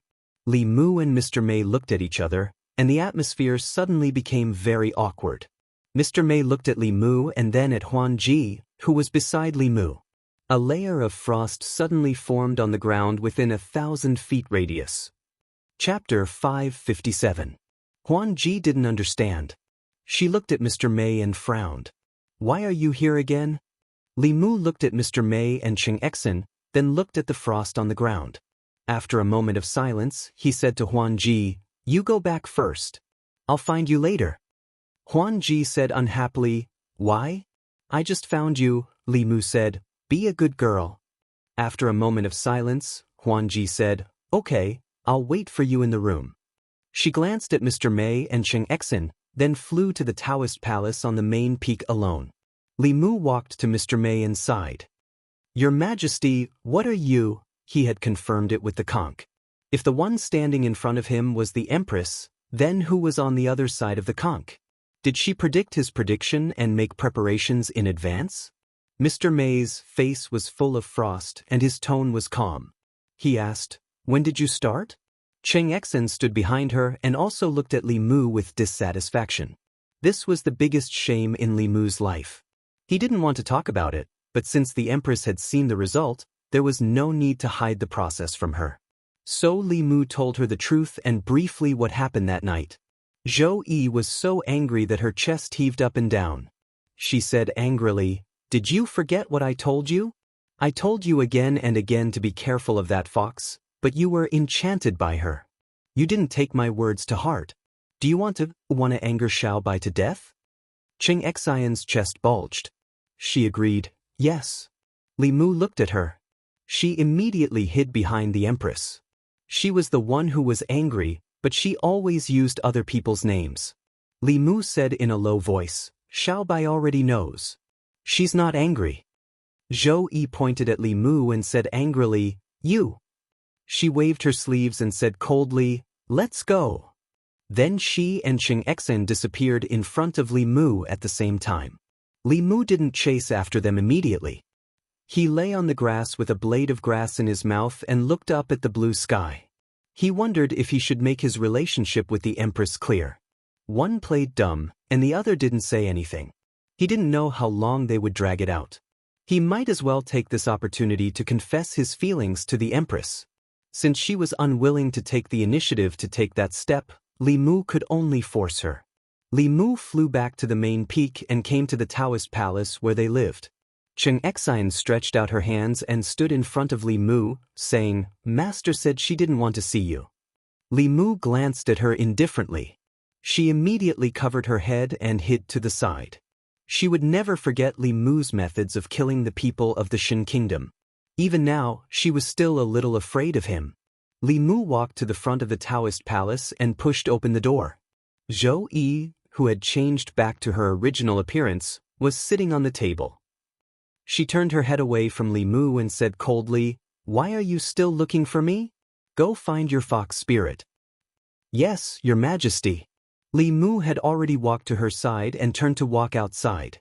Zhou Yi smashed the white jade table with a palm and said angrily, "Come back here." Li Mu walked back and said, "Didn't Your Majesty tell me to go?" Zhou Yi said angrily, "Now you know to listen to me. What were you doing before? I told you to be careful of that fox. Were you careful?" Li Mu took a deep breath and said, "This is my private matter. I am a public official, and I am worthy of the great Zhou dynasty and your majesty. Your majesty is not my wife, so you can't meddle in my private affairs." Zhou Yi's lips trembled and her face revealed a shocked expression. She found it hard to imagine that such words would come from Li Mu, her most trusted official, the person she liked the most. Didn't he like her? In the dream, they were already like that. How could he say such words? Zhou Yi was extremely sad. When she was betrayed by her family and became the crown princess, she wasn't this sad. When she was used as a pawn by her father and was cursed by the world to ascend the throne, she wasn't this sad either.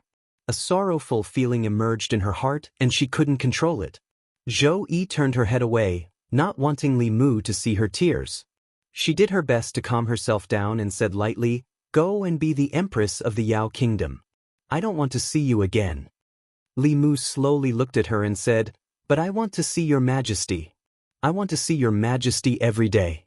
I want to see the sunrise and sunset with your majesty. I want to grow flowers and vegetables and plow the fields with your majesty. If this is all my wishful thinking, then I will disappear from your majesty's sight and never appear again." Zhou Yi's tears were still in her eyes and her lips were slightly parted. She had gone from great sorrow to great joy in such a short period of time. Even she found it hard to come back to her senses. Was this Li Mu's declaration of his feelings to her? Watching the sunrise and sunset together. In any case, this wasn't something that a ruler and his official would do together. Zhou Yi looked into Li Mu's eyes. Li Mu met her gaze with sincerity. Zhou Yi looked away and a faint blush appeared on her face. She said in a low voice, It depends on your performance." Li Mu looked at the empress, who had suddenly become shy, and his heart was already blooming with joy. Huan Ji had taught him that when it came to love, he had to take the initiative. The empress was an inexperienced Xiao Bai. By the time she opened her mouth, Huan Ji had already given birth to a nest of foxes. Li Mu knew that the reason why she was angry was not because Li Mu had hidden the matter between him and Huan Ji from her. Rather, it was because Huan Ji had surpassed her and her competitive nature did not allow her to lose to another empress. Since he had taken the initiative and the two of them had already made their relationship clear, what happened next was just a matter of time. Li Mu tentatively sat down beside her and gently held her hand. The empress's hand was a bit cold. She subconsciously dodged and then allowed Li Mu to hold her hand. Their fingers intertwined, and the hall was so quiet that only the sound of each other's heartbeats could be heard. Zhou Yi lowered her head. Li Mu looked at her and felt that the empress at this moment was exceptionally moving. The blushing empress exuded a unique charm that made Li Mu unable to take his eyes off her. Even his body inexplicably moved towards her. In the next moment, Li Mu realized that it was not just charm. There was really a suction force on the empress. Not only his body, but also his magic power and primordial spirit were being sucked towards the empress by this suction force. Zhou Yi also realized something. Her expression changed slightly. She lightly pushed Li Mu's shoulder, and Li Mu's body flew out of the hall. Li Mu and Xianxia stood together and looked up at the sky. In the sky, a strange phenomenon suddenly appeared. All the white clouds in the sky within 100 miles seemed to be attracted by something and gathered above the Dao Palace. In the end, a huge funnel shape appeared, and it was spinning non-stop. In the eyes of high-level cultivators, this was not just a white cloud vortex, but a spirit chi vortex. There seemed to be a huge spirit-gathering formation here. With the main peak of Baiyun Mountain as the origin, all the spirit chi within 100 miles was rapidly gathering here and being sucked in by this spirit chi vortex. It was Fulu School's grand ceremony today. The powerful cultivators of the Zhu continent gathered at Baiyun Mountain. Such a strange phenomenon immediately attracted the attention of countless people. Figures flew into the sky one after another and looked towards the Dao Palace.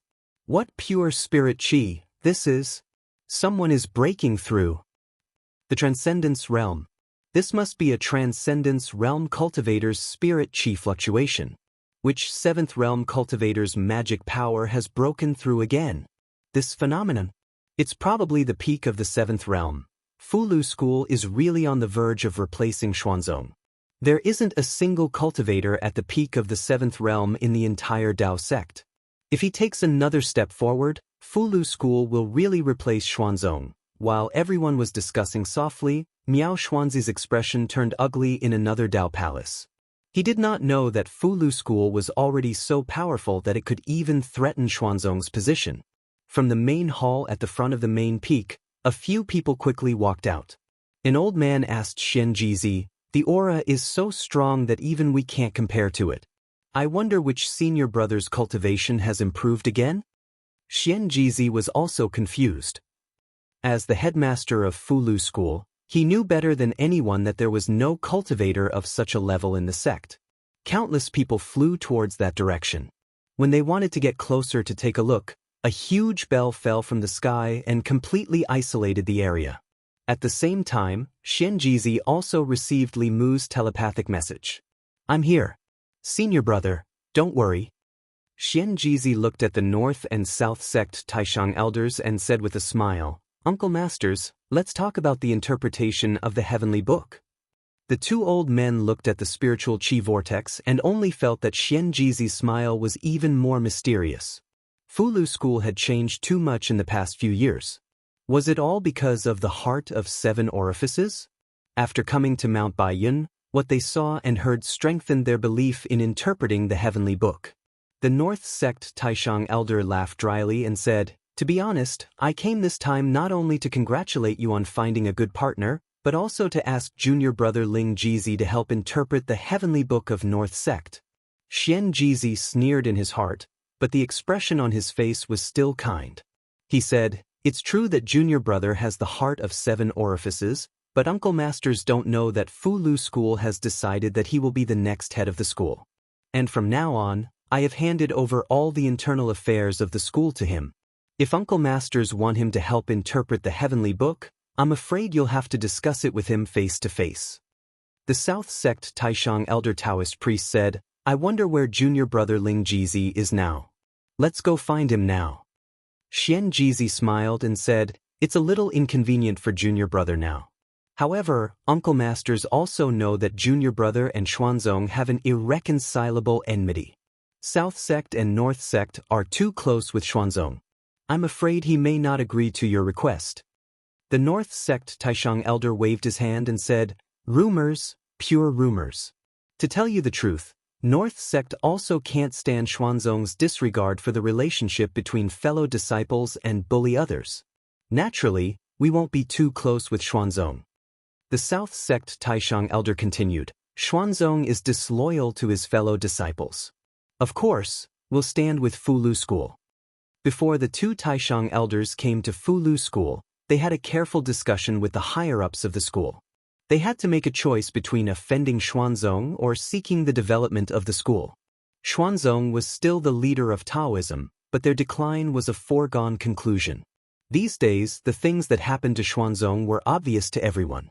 Once Elder Tianjizi's lifespan came to an end, Xuanzong would become mediocre among the 6 sections. Whether South sect and North sect would become mediocre with them, or rise with Fulu School, Danding sect, and Lingji sect, there was no need to think too much about it. After saying so much, they still didn't get to the point. Xianxia could only hint. Junior brother Lingji has built a market in Great Zhou's Shenduar Fulu, Danding sect, and Lingji sect all have a market in it. The market in Great Zhou's Shendu was built to compete with Xuanzong. This was no secret. Once the North and South sects, like Danding sect and Lingji sect, set up shop in that market, it was the same as clearly standing opposite of Xuanzong. Moreover, when other than Xuanzong, the other 5 sects moved their shops to Great Zhou's Shendu due to the geographical and price advantage, Xuanzong's market would be completely destroyed. This was the same as cutting off Xuanzong's greatest source of cultivation resources. It would affect the cultivation of the disciples. Wouldn't Xuanzong hate them to death? Clearly, Xianxia was letting them make a choice. They could only choose between Fulu School and Xuanzong. Other than being powerful, Xuanzong couldn't bring them any direct benefits. However, Fulu School was different. They could usher in a period of flourishing development for the South and North sects. The North sect's first elder thought for a long time, then said, "From now on, Our four sects will have to provide more support. The South sect's first elder immediately said, "It's our five sects." Xianxia smiled and said to the two, "Uncle Masters, you can give the heavenly book to me temporarily. I will persuade junior brother to help you decipher it." The two stretched out their hands, and a page appeared in each of their palms. They sighed in their hearts. From now on, they were completely tied to Fulu School. Inside the law bell. In the law palace where the Empress was, there was a very powerful fluctuation of magic power, and her aura was still growing little by little. Just from the aura alone, this was already the most powerful aura Li Mu had ever felt, except for that elder Xuanzong. Although Li Mu hoped that the Empress could advance to the 8th realm in one go, it was impossible. The Great Zhou had the power of a nation, and decades of accumulation allowed her to have strength stronger than ordinary transcendence when she just stepped into transcendence. This time, her strength had increased slightly, and she should be able to stabilize at the late stage of transcendence. If he knew that the Empress's heart knot was here, Li Mu would have made it clear to her earlier. Like Jadesun, the Empress also had a heart demon. Jadesun's heart demon was Xianxia, and the Empress's heart demon was Li Mu. Once the heart demon was eliminated, their cultivation would also have a small leap. The heart demon was a disaster, but it was also an opportunity. The process of defeating the heart demon and eliminating it was a process of fighting with oneself. If one lost, their cultivation would stagnate, and if it was serious, they would lose their rationality. If they won, it would be a vast sea and sky. After reaching the transcendent realm, any breakthrough was very difficult. The Empress shouldn't be able to finish it in a short time. Li Mu let Cheng Exine watch over here. He just received Xianxi's voice transmission, and the South Sect and North Sect's heavenly books had been obtained. Main Peak's Law Palace. The South Sect and North Sect's supreme elders looked at Li Mu with hopeful eyes. An old man asked, "How long will it take to decipher the heavenly book?" Li Mu, 10 years. The two's expression changed, and they blurted out, "So long." Li Mu sighed and said, 10 years is already very short. The disciples of the 6 sects have been deciphering the heavenly book for thousands of years. Until now, there are still many mysteries. Our sect's heavenly book has not been fully deciphered. In these 10 years, I can't just decipher the heavenly book of each sect and neglect my cultivation. Chapter 558. Li Mu was not stupid. If he could decipher the heavenly tomes of the two sects in 3 to 5 days, the southern and northern sects would turn their backs on him. Who could he reason with then? He only needed 10 years. In 10 years, he could tie the 5 sects together and create the greatest benefits. He could increase the strength of the Fulu School, the national strength of the Great Zhou, and the national strength of the Thousand Fox Country. Li Mu was confident that in 10 years, he would fight his way to Xuanzong, find Qingqingzi, and let Xiaobai take revenge with his own hands. The two supreme elders of the southern and northern sects hesitated. Li Mu continued, "Of course, in these 10 years, at most every 6 months, I will decipher a part of the heavenly tomes and give them to your sections. To show my sincerity, after senior brother's dual cultivation ceremony, I will decipher a part of the heavenly tomes. You can take a look at it and then make a decision." This was an offer they could not refuse. After thinking for a moment, they nodded at the same time and said, "Sorry to trouble you, martial nephew." Li Mu smiled and said, "Martial uncles, I have built a market in the divine capital of the Great Zhou." Before he could finish his words, the two elders had already understood and said, "Martial nephew, don't worry. I will send a message to the sects right away. The northern sects will move their weapon forging pavilion there. The southern sects will also open a body forging pavilion there." With the shops of the southern and northern sects, Rosy Lane did not lack anything. Fulu, elixirs, formations, magic weapons, body tempering, and any other resources cultivators wanted could be found there. The Xuanzong market, which was far away at the end of the world, could be closed from now on. After collecting the heavenly tomes of the two sects, Li Mu could not wait to find a Daoist palace to comprehend. As expected, the northern sect's heavenly tomes contain the art of refining artifacts. The southern sect's heavenly tomes contain the art of body tempering and body strengthening. The Spirit Array faction's heavenly tomes contained the complex art of array formations. Similarly, there were projections of ancient cultivators and giant beasts. The history recorded in the heavenly tomes of the Sixth Sex was the history of the battle between the ancient people and the giant beasts. Li Mu scrutinized the 3 pages of the heavenly book in his hand. At a certain moment, he suddenly realized that the edges of these pages were emitting an undetectable white light. He carefully observed for a while and was surprised to find that the 3 pages were slowly connecting. As if he had thought of something, he took out the Dragon Clan's heavenly book and stacked the 4 pages together. The edges of the Dragon Clan's heavenly book began to emit a white light. These pages of the heavenly book seemed to want to be glued back together. Legend had it that the heavenly book was originally a book. In other words, all the pages of the book should have been one. If all the pages could be gathered, the complete heavenly book would appear in the world.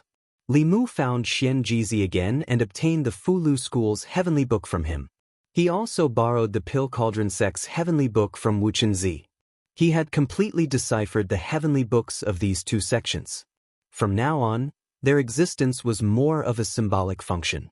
Therefore, when he borrowed it from Wuxia, she did not mention anything about returning it. Finally, Li Mu came to the palace where Illusion Princess lived. Illusion Princess sat on the edge of the bed and patted the space beside her. She said with dissatisfaction, "Why are you only here now?" Li Mu walked to her side and did not sit down. He asked, "Did you bring the Demon Clan's and Fox Clan's heavenly books with you?" Illusion Princess nodded and said, "I did." She stretched out her hand and a white light flashed in her palm. 2 pages of the heavenly book appeared. Li Mu now had 8 pages of the heavenly book. The Dao sect had 5 pages, the Dragon Clan had 1 page, the Fox Clan had 1 page, and the Demon Clan had 1 page. He stacked the 8 pages of the heavenly book together. These heavenly books were gradually covered by a hazy white light. Li Mu touched the white light with his divine sense. Suddenly, a blurry image appeared in front of his eyes. He could only vaguely see that it seemed to be a door. This door was huge and too illusory. Li Mu could only see a very blurry door frame. He did not know what would happen if these heavenly books continued to fuse together. He could only forcefully separate them. Illusion Princess also retracted her divine sense and asked, "What is that?" Li Mu shook his head. This was also the first time he saw this. He looked at the few pages of the heavenly book in front of him and tried to stack them one by one. He then realized that when he stacked more than 6 pages of the heavenly book, an illusory door would appear in front of him. When he stacked the 7th and 8th pages of the heavenly book, the door would become clearer. It was a pity that Li Mu did not have more heavenly books. Otherwise, he would want to see what would happen when more heavenly books fused together. Legend has it that the heavenly book had 24 pages. 8 of them were in Li Mu's hands. There were 16 pages left. 1 of them was in Xuanzong and the other 4 were in the 4 Buddhist sects. Li Mu guessed that the demon sect should have more than 1 page. As for the others, their whereabouts were unknown. He had already interpreted the Fox Clan and Demon Clan's heavenly books for Illusion Princess. Li Mu put away all the heavenly books and said to Illusion Princess, "Leave these 2 pages with me for now." Illusion Princess held his arm and said, "What's mine is yours. If you want it, then take it." Then she looked at Li Mu and asked, "Was that Zhou-Yi?" Li Mu was shocked. "How did you know?" The Empress's transformation technique could not be seen through even by Saint Realm experts. Even Li Mu was fooled. How could Illusion Princess know the Empress's identity? Illusion Princess curled her lips and said, "I feel annoyed when I see her. Who else could it be but Zhou-Yi?" As expected, a mountain cannot hold 2 tigers, especially 2 tigresses. Their intuition even made up for their lack of cultivation. Luckily, one of them was in the Divine Capital and the other was in Thousand Fox Country. They did not meet often. Li Mu was relieved. Illusion Princess asked again, "Was the commotion just now also caused by Zhou-Yi?" Li Mu nodded and said, "Yes, she made a small breakthrough in her cultivation." Illusion Princess was shocked. "She's already so strong. She still has a breakthrough?" Her tone was filled with shock, unwillingness, envy, and jealousy. Even if she was ahead of Zhou Yi in other aspects, the difference in cultivation would always be an insurmountable gap between them. Li Mu comforted her, "You're already very strong. You don't have to compete with her everywhere." Illusion Princess snorted, "You also think I'm not as good as her." This was the truth. Not to mention people of the same age, even in the 10 continents, the Empress was probably the strongest among all the females. This was the case in the past, and it was even more so after she had a small breakthrough. The phenomenon in the sky had disappeared. Li Mu said to Illusion Princess, "Stay here obediently. I'll go take a look." After Li Mu left, Illusion Lord walked in from outside. Illusion Princess snorted, "Isn't it just the 7th realm? What's so great about it?" Illusion Lord walked in from outside and said, "Don't worry. The Heavenly Fox bloodline in your body is very strong. Your cultivation will not be below hers in the future." Illusion Princess pursed her lips and said helplessly, "If I'm not as good as her now, I'll be even worse in the future." Illusion Lord pondered for a moment and said softly, "Although the Demon Nation is small, its foundation is not weaker than the Zhou Nation. Otherwise, it wouldn't have fought with them for so many years. If she could transcend with her psychokinesis, my daughter can too. However, just our clan alone is not enough. We have to unite the other 4 clans." Li Mu returned to the palace where the Empress was and kept the Dao bell. The puzzled crowd gathered here. Zhou Yi waved her sleeves, and Li Mu and her disappeared from the palace. Dozens of miles away, the two of them appeared on the peak of another mountain. Li Mu made some calculations. The Empress' teleportation mystical power was not even as far as his shrinking Earth into inches. This meant that even if he couldn't defeat a transcendent realm opponent, if he wanted to escape, the opponent wouldn't be able to catch up to him. The prerequisite was that the opponent didn't confine the space in advance. Zhou Yi lowered her head and looked at her feet. She asked softly, "Is what you said just now true?" Li Mu asked, "What?" Zhou Yi glared at him and said angrily, "You said you wanted to watch the sunrise and sunset with me." Li Mu held her hand and placed it on his chest. He said, "If you don't believe me, you can feel it for yourself." Zhou Yi placed her hand on Li Mu's chest and felt his heartbeat. After a moment of silence, she suddenly let out a long sigh and said, "If only you came to Fairy's capital a few years earlier." Li Mu thought for a moment. With her personality, if he came to Fairy's capital first and met her first, there wouldn't be Lu Hanyan, Li Qing, or Phantom Princess. Li Mu might have become the true Empress of the Great Zhou. In this world, there were always gains and losses. He lost the position of Empress and gained an entire forest. Zhou Yi suddenly looked at Li Mu and said, "You can't tell anyone about this, including them and that fox." Li Mu knew that the Empress was different from Phantom Princess. She had the dignity of being the Empress of the Great Zhou. Although the people of the Great Zhou had a lot of support, she couldn't really come to the Li family and live under another woman. Although this gave him the feeling that he was having a secret relationship with the Empress's words were an imperial edict. Li Mu still nodded and said, "As you wish." Then he asked, "Not even Ali and Mr. Mei?" Zhou Yi said without hesitation, "No." Li Mu looked at her and used his gaze to promise her that he would keep this a secret. He even had to hide it from the people closest to her. This was a secret relationship. Although it felt a bit strange, thinking about it carefully, it was quite exciting. He let out a long sigh of relief in his heart. No matter what the process was, under his initiative, the Empress didn't back down this time. Although he was still under observation, Li Mu had full confidence in facing a Xiaobai who had no experience in relationships. Zhou Yi's face revealed a thoughtful expression. Suddenly, she looked at Li Mu and said, "I want to ask you a question." Li Mu said, "Your Majesty, please ask." Zhou Yi said, "If you had to choose between me and that fox, who would you choose?" Reality proved that women were self-taught when it came to certain things. This had nothing to do with experience, but their nature. Li Mu shook his head and said, "How could there be such a choice? Your Majesty, your assumption is unreasonable." Zhou Yi frowned and said, "How is it unreasonable? If both of us were in danger and you could only save one, who would you choose?" Li Mu smiled and said, "Your Majesty, you must be joking." Your cultivation is already at the top of the continent. How could you be in danger? Who could threaten you? Even if you were in danger, it would be you who saved us. I'm saying if. But there's no if in this kind of impossible situation. Zhou Yi took a deep breath and said, "What if I told you never to see that fox again?" Li Mu shook his head and said, "That's also impossible. Your Majesty is so gentle and considerate. How could you make such a request?" Zhou Yi's lips moved. In the end, she just waved her sleeves and said, "Just don't whisper sweet nothings in front of me." Several bells rang in the distance, indicating that the dual cultivation ceremony was about to begin. Li Mu and the Empress held hands and slowly flew toward Mount Bain. Although they could both return to the main peak in an instant, they both chose to fly, which was the slowest. Phantom Princess was bold and passionate about her feelings, while the Empress was much more shy and reserved. Even when holding hands, she kept a distance from Li Mu and did not have any unnecessary physical contact.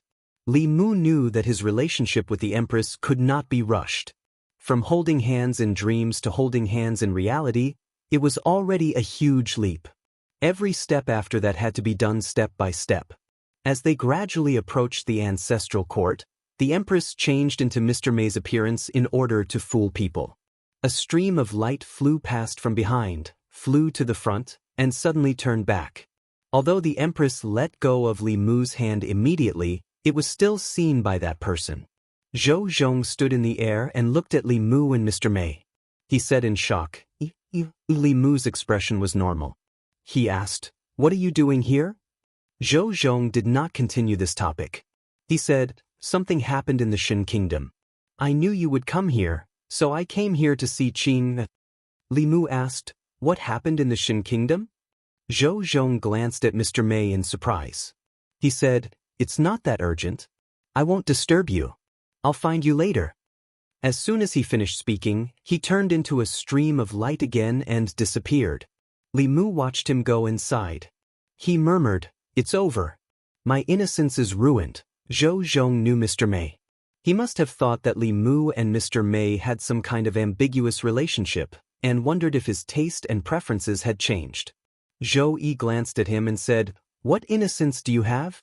Mei Wei doesn't care. Li Mu could not clear up this misunderstanding. It was better to see him and Mr. May than to see him and the Empress. Mr. May was one of the Empress's most trusted subordinates. It was natural for him to be the cover for her secret relationship.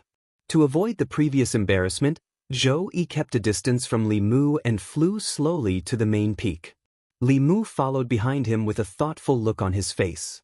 Since the Empress was going to change her appearance to Mr. May, she might as well change into Shangguan Li. If people saw him holding hands with Ali, at least they would not suspect that his taste had changed. At this time, Mr. May, who was far away in Shindu, sneezed a few times. She put down the memorial in her hand and frowned. "Who is talking about me behind my back?" As soon as she finished speaking, Shangguan Li, who was sitting opposite her, also started sneezing. Chapter 559. When they were about to arrive at the main peak, Li Mu flew back to the Empress and said, "Your Majesty, can I discuss something with you?" Zhou Yi said indifferently, "What is it?" Li Mu looked at the face that belonged to Mr. May. He thought for a moment and said, "Next time when you want to change, can you change into Ali or Xianxia instead of Mr. May?" Zhou Yi asked, "Why?" Li Mu explained, "After we return to Shindu, if people keep seeing me with Mr. May, it will damage Sister May's innocence." Zhou Yi asked, "Are Ali and Xianxia not innocent?" Li Mu waved his hand and said, "Xianxia is not even human. Why would she want to be innocent? Ali is so much younger than Sister May and is still in her prime. She won't have to worry about marriage in the future. Mr. May is different. She is so old. If there are any rumors about me, I'm afraid she won't be able to get married in this lifetime. Your Majesty, even if you don't think for me, you have to think for her. She treats me like a brother. I can't hurt her." Li Mu was sincere. Zhou Yi thought about it carefully and felt that what he said made sense. So she said, "Then let's wait until we return to Shindu." In the square in front of the palace on the main peak, the disciples of Fulu School were already setting up the place. There were thousands of tables in the square. In recent years, the only place that could compare to today's Fulu School was Xuanzong during the Taoism Exchange Conference. To a certain extent, even the Xuanzong Exchange Conference not long ago couldn't compare to today's dual cultivation ceremony. After all, there were indeed many cultivators present at the Xuanzong Exchange Conference. However, the Empress of Thousand Fox Country wasn't present, nor were the two transcendents from the Yao Nation. The other Daoist sects didn't send their sect masters or grand elders either. The Grand Supreme Elder of Fulu School had arrived, but he had gone to cause trouble in Xuanzong. He had almost destroyed Xuanzong's gate. Apart from Xuanzong, all the other Daoist sects sent at least one seventh realm expert to attend the Fulu School's dual cultivation ceremony. The Great Zhou Court and the Demon Nation also gave the Fulu School enough face. Those who didn't know better would think that Fulu School was the #1 Daoist sect. At the front of the square, Miao Xuanzi's expression was ugly. It was a stark contrast to the smiles on the faces of the people around him. Ever since they had a falling out with the Fulu School during the exchange conference, what happened next was completely out of their expectations. Xuanzong suddenly became the enemy of the continent. They were ostracized by the Great Zhou, discriminated by the Demon Nation, and alienated by their peers. They became a joke in everyone's eyes. The Grand Supreme Elders of the Fulu School and the other 4 sects sat at the front, facing the crowd. To their left and right were the sect masters, the Demon Nation experts, and the Demon Nation's queen. Although Phantom Princess's cultivation wasn't high, her status was revered. It could be said that apart from the Empress who had hidden her identity, no one present could compare to her status. Although the Demon Nation was small, it could still be evenly matched with the Great Zhou for hundreds of years. As the Empress, her position was even before Li Mu's. To be precise, she was right next to Li Mu. Similarly, the emissary of the Great Zhou Court couldn't sit too far behind. Mr. Mei, who represented the Empress and was actually the Empress, sat on the other side of Li Mu. Li Mu was surrounded by them on both sides, and he felt like he was sitting on pins and needles. Lu Hanyan and Li Qin were third-generation disciples, so their seats were slightly behind Li Mu. However, they were only diagonally below Li Mu. Li Mu felt uncomfortable being stared at from all directions. Therefore, he didn't look at anyone and focused on drinking the spiritual wine on the table in front of him. On her left, Phantom Princess was restless. She stretched out a hand and drew circles on Li Mu's waist. Although her small movements were hidden, they couldn't escape the eyes of the transcending state experts present. The Grand Supreme Elders from other sects finally understood why the Fulu School and the Demon Nation were so close. It turned out that Ling Jizi had somehow hooked up with the Demon Nation's queen. The Demon Nation was a land of treasures. It was rich in spiritual herbs, whether it was refining pills or writing talismans. The various sects also needed the Demon Nation's resources. It seemed that the Fulu School wouldn't lack talisman liquid in the future. Phantom Princess's movements didn't escape the Empress's notice. Li Mu's waist was gently stroked, but the other side was in pain. Li Mu didn't get to enjoy the blessings of 2 lovers, but he got to experience the taste of ice and fire. He was in pain but happy at the same time. He endured until the end of the ceremony and could move freely. He immediately left his seat and went to Zhou Zhong's seat. He asked, "What happened in the northern state?" Zhou Zhong put down his wine cup and said, "Recently, people from the demonic path have been frequently active in the northern state. They have clashed with Sangu's subordinates many times. I don't know what they are planning." The demonic path again. Li Mu frowned slightly. Ever since he started cultivating, the demonic path had never stopped. Qian Huan, Chu Jiang of Gojozian, and later Cui Ming, as well as the 10,000 Illusions Lord of Heaven, and the 3 elders of the Netherworld who almost overturned the Demon Nation. The demonic path was known as the *T Stirrer of the Zhu continent. They first stirred up trouble in the Great Zhou, then meddled with the Demon Nation, and now set their sights on the Shin Nation. With Li Mu's hard work, he finally made the northern state a buffer zone between the Shin Nation and the Great Zhou. Once the northern state fell, the situation on the southern border would return to how it was before. All his hard work for this would go down the drain. The enemy was in the dark, while they were in the light. Li Mu couldn't transfer more people over for the time being. The demon nation's current strength was just enough to protect itself. If he borrowed the demon nation's strength to stabilize the northern state, the demonic path might take advantage of the weakness to invade the demon nation. Moreover, the demon nation and the northern state were in the north and the south. It was difficult to provide support from a geographical point of view. Li Mu pondered for a long time and could only say, "Be vigilant for now. If you feel that something is wrong, immediately send a message to me." Zhou Zhong didn't say anything else. He suddenly asked, "Does Qing know about the matter between you and Mr. Mei?" Li Mu's face darkened. He said, "There's nothing between me and Mr. Mei." Zhou Zhong thought for a moment and asked, "You young people are so open now. Is holding hands no longer a big deal?" Li Mu now regretted not suggesting this to the Empress earlier. She didn't want to become Ali. It was fine if she became Xianxia. Now, he couldn't clear his name even if he jumped into the Yellow River. After the ceremony, Zhou Zhong returned to the northern state. Phantom Princess was going back to the demon nation. The Empress and Xianxia were also going back to the divine capital. Li Mu was glad that all the women were gathered together this time. Although there were twists and turns, at least there was no danger. He also took the opportunity to improve his relationship with the Empress. It could be said that he profited from a disaster.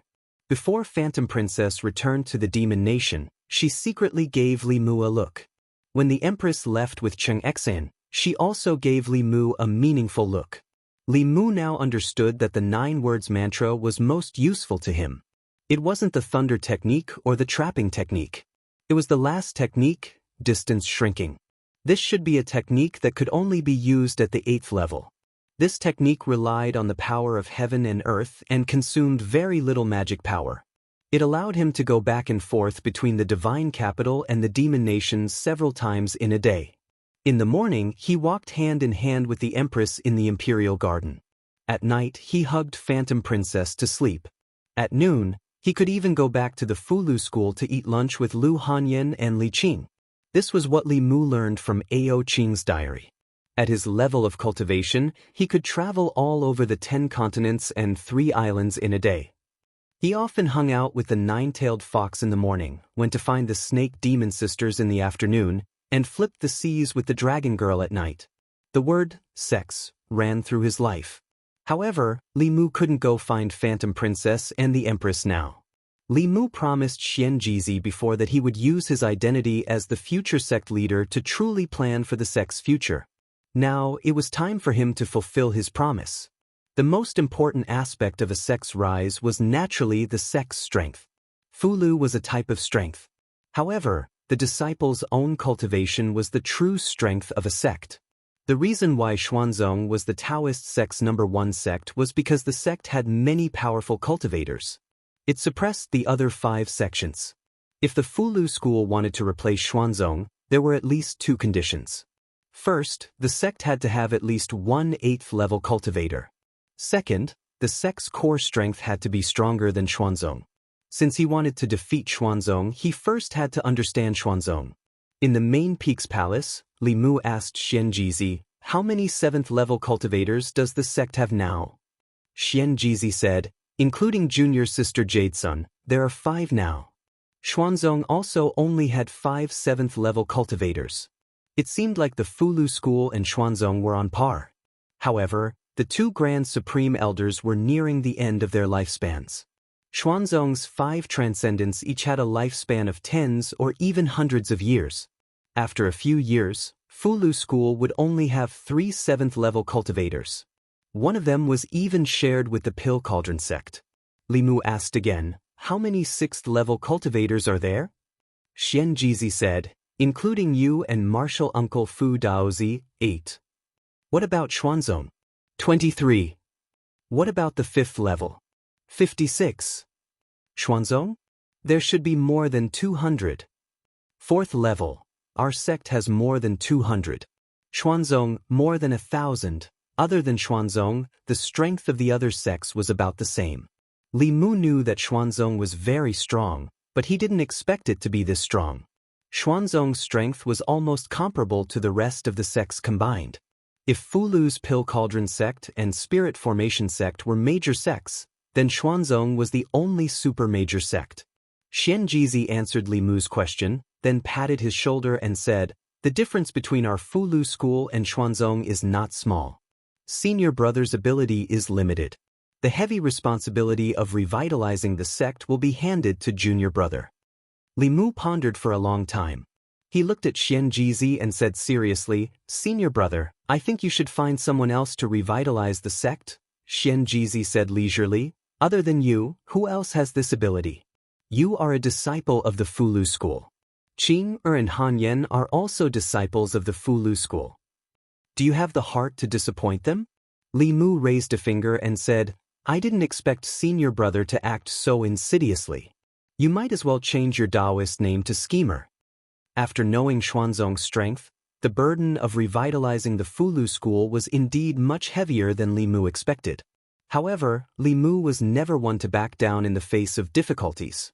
He glanced at Xianxia and said, "I can revive the sect, but from now on, all of the sect's resources will be under my control, including the gifts you received during the dual cultivation ceremony." Xianxia took off a thumb ring from his thumb and handed it to Li Mu. Li Mu scanned it with his divine sense. He saw mountains of spiritual medicines, spiritual jades, and all kinds of cultivation resources in the thumb ring.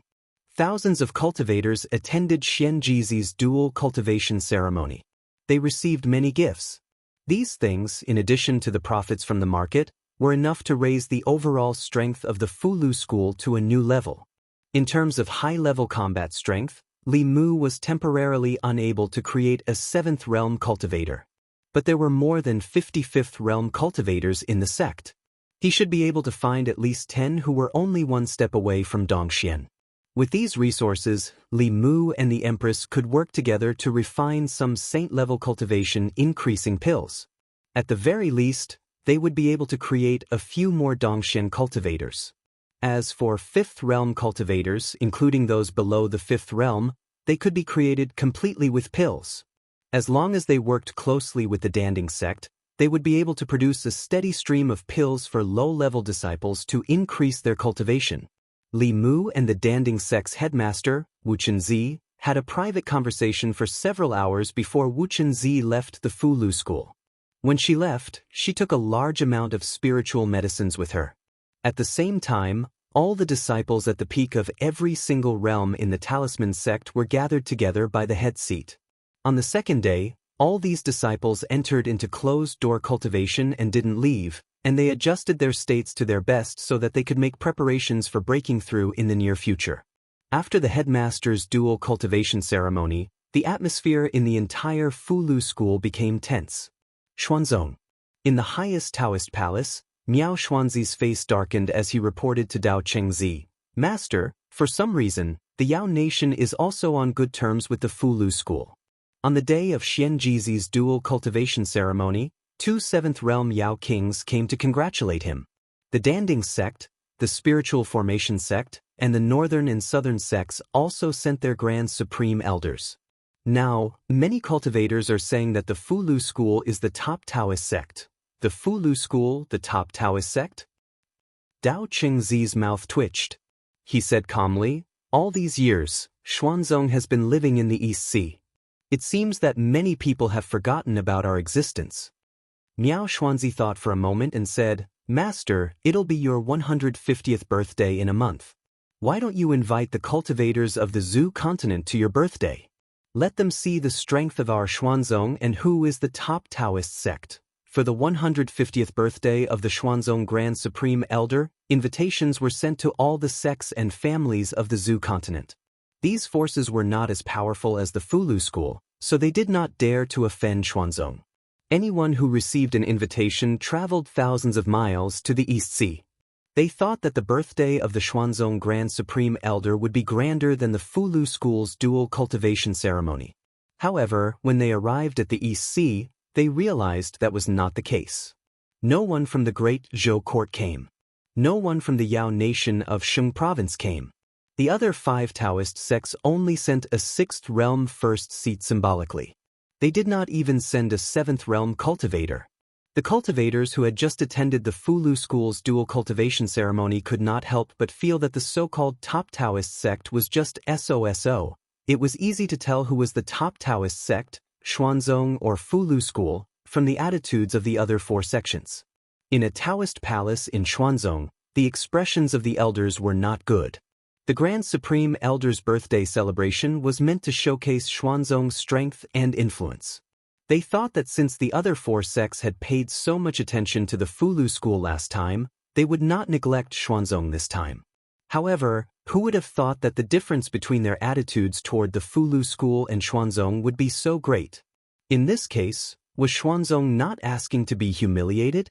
Miao Xuanzi said angrily, "The Danding sect, the Spiritual Array sect, the South sect, and the North sect. What are they trying to do? How dare they humiliate our Xuanzong?" On the main seat, Dao Chengzi's face showed deep fear. He said in a low voice, "There must be a reason for the North and South sects to do this. What benefits did the Fulu school give them to make them break off their relationship with Xuanzong?" Chapter 560. South Sect. An inner sect elder came to a Dao palace and bowed. "Sect Master, Grand Elder, Elder Miao Xuanzi of Xuanzong has come to our sect. He said he has something important to discuss and wants to see the sect master." Xuanzong's Grand Elder's birthday celebration had just ended. The four sects did not send any transcendent powerhouses to the East Sea to congratulate him, causing Xuanzong to once again lose face in front of the cultivators of the Zhu continent. Miao Xuanzi must have come for this matter. The Southern sect had sent a Grand Supreme Elder to the Talisman Puppet sect's Sect Master Xianjizi's dual cultivation ceremony. The Southern sect had sent a Grand Supreme Elder to the Profound sect's Grand Supreme Elder's 150th birthday. However, the Southern sect had only sent a first seat. If they couldn't give them a suitable reason, they would probably offend the Profound sect. However, at this moment, South sect's sect master and Grand Elder had no time to pay attention to Miao Xuanzi. They all stared at a jade slip floating in the void with a strange light in their eyes. It's really a new supernatural power. 300 years ago, a senior in the sect only comprehended part of this supernatural power. Ling Jizi actually completed it. As expected, it's really the heart of 7 orifices. The rise of South sect is just around the corner. Half an hour ago, Hyun Jinko of Fulu School sent a jade slip. After reading the contents of the jade slip, the 3 transcendent powerhouses of South sect could not help but be moved. This jade slip recorded the contents of South sect's heavenly scripture. What they comprehended from the heavenly scripture was recorded in this jade slip. What they did not comprehend from the heavenly scripture was recorded in this jade slip. This was enough to show that Ling Jizi had the ability to decipher the heavenly scripture. Although 10 years was a long time, it was nothing compared to the rise of South sect. After South sect's sect master calmed down, he said to the Taoist priest, "Tell Miao Xuanzi that I and the 2 Grand Elders are in seclusion to comprehend the supernatural power. Let head Ling Wuzi receive us." To be honest, Xuanzong's strength was well known. Perhaps only the 5 sects combined would have the qualifications to compete with Xuanzong. The South sect originally didn't want to offend Xuanzong again and again for the sake of Fulu school, but who told the Fulu school to give them too much. The 6 sects were all Daoist sections. One made them work like cattle and horses, while the other gave them a chance to rise. No matter how stupid they were, they should know which side to stand on. In a certain hall of the South sect, Miao Xuanzi had just learned the news that the South sect leader and Supreme Elder were in seclusion. He had just come from the Northern sect. Not long ago, the Northern sect had told him the same thing. This meant that the North and South sects did not want to see him at all. Miao Xuanzi had already felt the seriousness of the situation. He did not even feel angry in his heart. Instead, he flew in the direction of the Eastern Sea with a heavy heart. Sherzuan's guess should be correct. The Fulu school must have given these sects great benefits. How great would the benefits be for them to choose to oppose Xuanzong?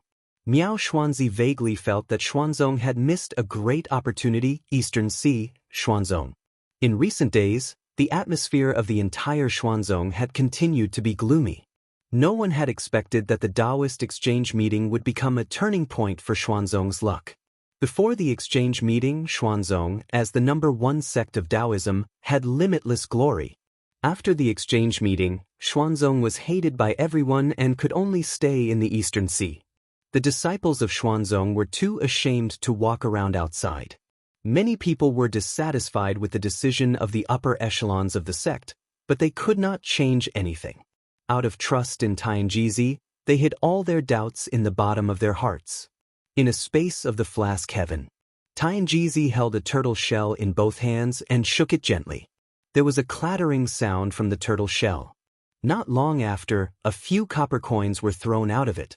Miao Yunzi sat cross-legged on the side and asked, "Uncle Master, how's the divination?" Tianjizi said leisurely, "It's 5% more." The probability of the cultivation world resisting the catastrophe has increased by 5%? Miao Yunzi's face was filled with shock.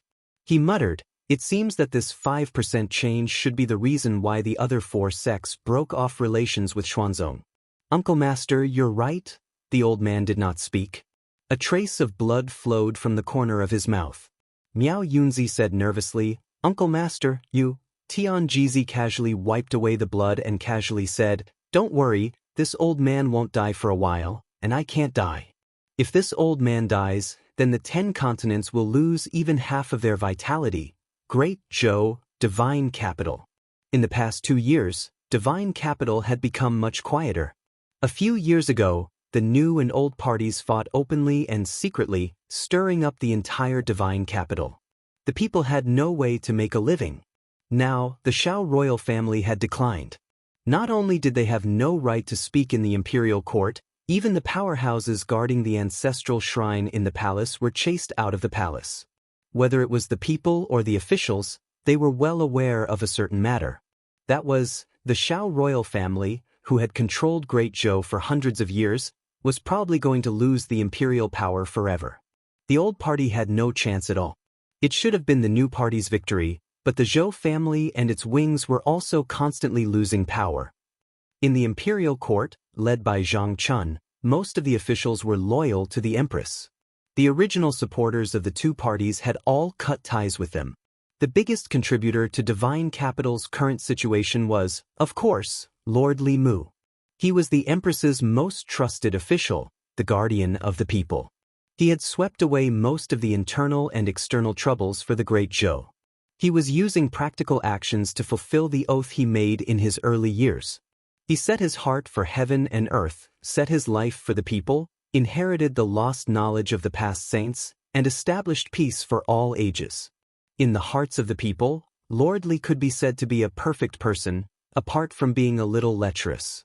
In recent days, there were rumors in divine capital that someone had seen Lord Li and Her Majesty's personal female official, Shangguan Li, having a private meeting by the river. Their behavior was very intimate. These rumors had even spread to the palace, and even the palace maids were talking about it. Lord Li is an important official of the imperial court, and Commander Shangguan is also one of Her Majesty's most trusted guards. Isn't it normal for them to discuss national affairs together? Forget it. I would believe it if it were someone else discussing national affairs, but Lord Li and Lord Shangguan are together all day long.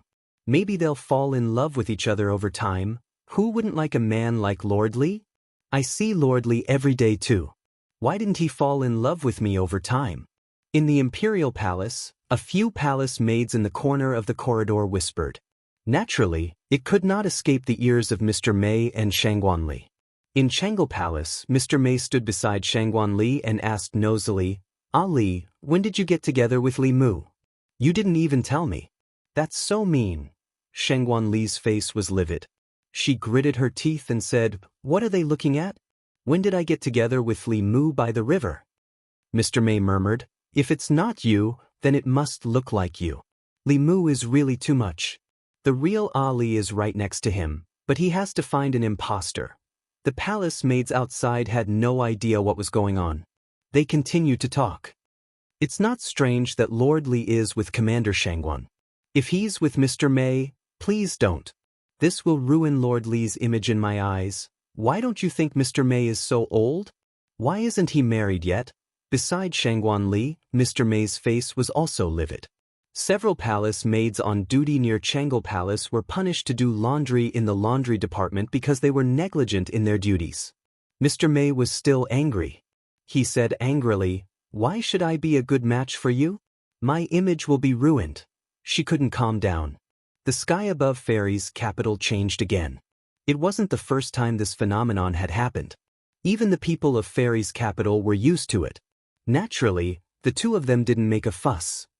The shadow of a bell flew into the dark clouds. The dark clouds quickly dissipated. Soon, Li Mu and the Empress walked out from the back of the palace. With Li Mu's current cultivation base, he had no problem writing and refining low-grade heaven-level talismans and pills. As for middle-grade heaven-level, high-grade, and saint-level talismans, because they exceeded the upper limit of Li Mu's magic power, he could only cooperate with the Empress. In Changle Palace, Shangguan Li looked at Li Mu with hostility. Mr. May looked at Li Mu with hostility. Li Mu looked at them and asked curiously, "Why? Did I offend you?"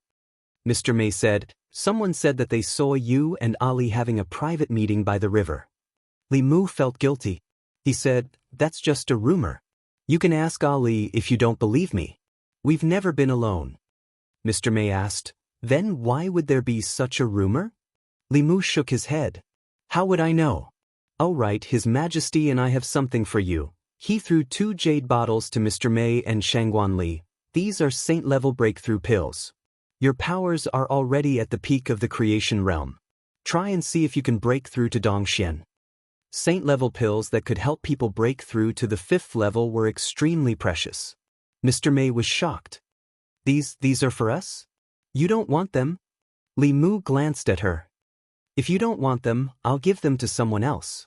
Before he finished, the jade bottles in Mr. May and Shangguan Li's hands disappeared. Li Mu gave the low-grade pills to the Danding sect to make. He and the Empress made the saint-level and saint-level pills themselves. This time, Li Mu and the Empress used more than a month to make 4 saint-level breakthrough pills for the creation realm. Some of the materials used were from the Great Zhou Treasury, and some were from the Fulu School. For the sake of fairness, 2 of the 4 pills were given to the Imperial Court and 2 to the Fulu School. Lord Mei and Shangguan Li were undoubtedly the most suitable candidates for the 2 pills of the Imperial Court, considering their status, experience, and how much they were favored. The courtiers would not have any objections to such an arrangement. As for the other 2 pills, Li Mu planned to take them back to the Fulu School and give them to Lu Hanyan and Li Qing. The Imperial Court and the school would each provide half of the materials for making the pills, and half of the pills. This arrangement was fair and reasonable. The 2 Taishang elders had planned to pass on their powers to them before their lifespans were completely exhausted. Theoretically speaking, they were also the first in line to take the pills. When the time came, the 2 Taishang elders could pass on their powers to other disciples. Li Mu considered whether or not to let Wan and Xiao Bai also enter the Fulu School. Using the school's resources on the Fulu School's disciples was reasonable. This would prevent people from saying that he was abusing his power for personal gain in the future.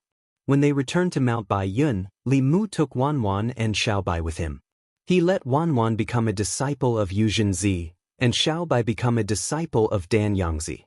From now on, they were all 3rd-generation disciples of the Fulu School. They were only disciples of the 2 heads in name. Their specific cultivation was still under Li Mu's guidance. Xianjizi had no objections to Li Mu giving the 2 mirror-breaking pills to Lu Hanyan and Li Qing. The 2 of them had already gone into seclusion to adjust their transcendence energy and were preparing to take the pills to break through their cultivation. With nothing to do, Li Mu returned to Yangqiu County. He originally wanted to find Zhang Shan for a drink or 2, but 2 years ago, Zhang Shan had moved out of Yangqiu County and bought a residence in the Shindu. He was usually not in the Shindu, but rather in the Great Zhou to expand his business. Half a year ago, he had already opened a shop in the state of Yong. Li Mu made another trip to the Jinshan Temple. The abbot of the Jinshan Temple had already changed. Xuandu and the original abbot had already left for the ancestral court of the Exan sect. Li Mu finally arrived at the Bay of Clear Water. The small house by the water was still there, and the furnishings inside hadn't changed in the slightest. However, there was no one there. Ever since she had left without saying goodbye, Li Mu hadn't heard from Su He again. At that time, Li Mu didn't completely understand her feelings. If he had the chance to do it all over again, he would have kept her by his side no matter what. Returning to the small courtyard he had once lived in, he felt the powerful transcendence energy in his body and thought back to everything he had experienced in the past few years. In just a few years, he had gone from a lowly bailiff of Yangqiu County to a powerful official of the Great Zhou, the future headmaster of the Fulu School, and the state preceptor of the Yao Kingdom. Li Mu lay on the bed, his hands behind his head. He felt as if he was in a dream. Not a sound could be heard beside him, except for the sound of insects. In a rare moment, Li Mu forgot everything. Lying on the wooden bed, he had a dream. In his dream, he saw a golden door. Li Mu wanted to touch it, but he couldn't get close. It was only a few hundred steps, but he walked for an entire night. It was like a distant snowy mountain. It seemed to be right in front of him, but when he tried to get closer, he discovered that the path was endless. Even when he woke up, Li Mu was still reminiscing about this dream. In his dream, he desperately wanted to pass through that door, but he couldn't even get close. That feeling of helplessness made him feel incomparable despair. Li Mu took out the heavenly book in his hand and stacked it on top of each other. Using his divine sense, he saw a door that was exactly the same as the one in his dream. Seeing this door in reality, Li Mu also wanted to go through it to find out what was inside. However, this door wasn't real. If he wanted to understand its mysteries, he would probably have to gather more heavenly tomes. Speaking of the other heavenly tomes, the first one that Li Mu thought of was naturally Xuanzong. Unfortunately, he and Xuanzong had already become enemies. Xuanzong wouldn't give the heavenly tomes to Li Mu for free, and Li Mu wouldn't help them decipher the heavenly tomes. This was no different from helping their enemy. Other than Xuanzong's page, only the 4 Buddhist sects were confirmed to have the heavenly tomes. Among the 4 Buddhist sects, 3 of them were in the Shan nation. Li Mu didn't have any relationship with them. It could even be said that there was some friction between them. He probably couldn't borrow the heavenly tomes, nor could he use them to decipher the heavenly tomes in exchange. After all, the 3 sects belonged to the enemy nation. In Li Mu's heart, their position wasn't much higher than Xuanzong's. The only heavenly tomes he could come into contact with were in the Heart sect. Although the Heart sect was also a Buddhist sect, it was a local Buddhist sect in the Great Zhou. It also cooperated with the imperial court. Moreover, Xuandu was in the Heart sect. It was very possible to make a deal with the Heart sect. After making a quick decision, Li Mu walked into the courtyard. With a step, his figure disappeared.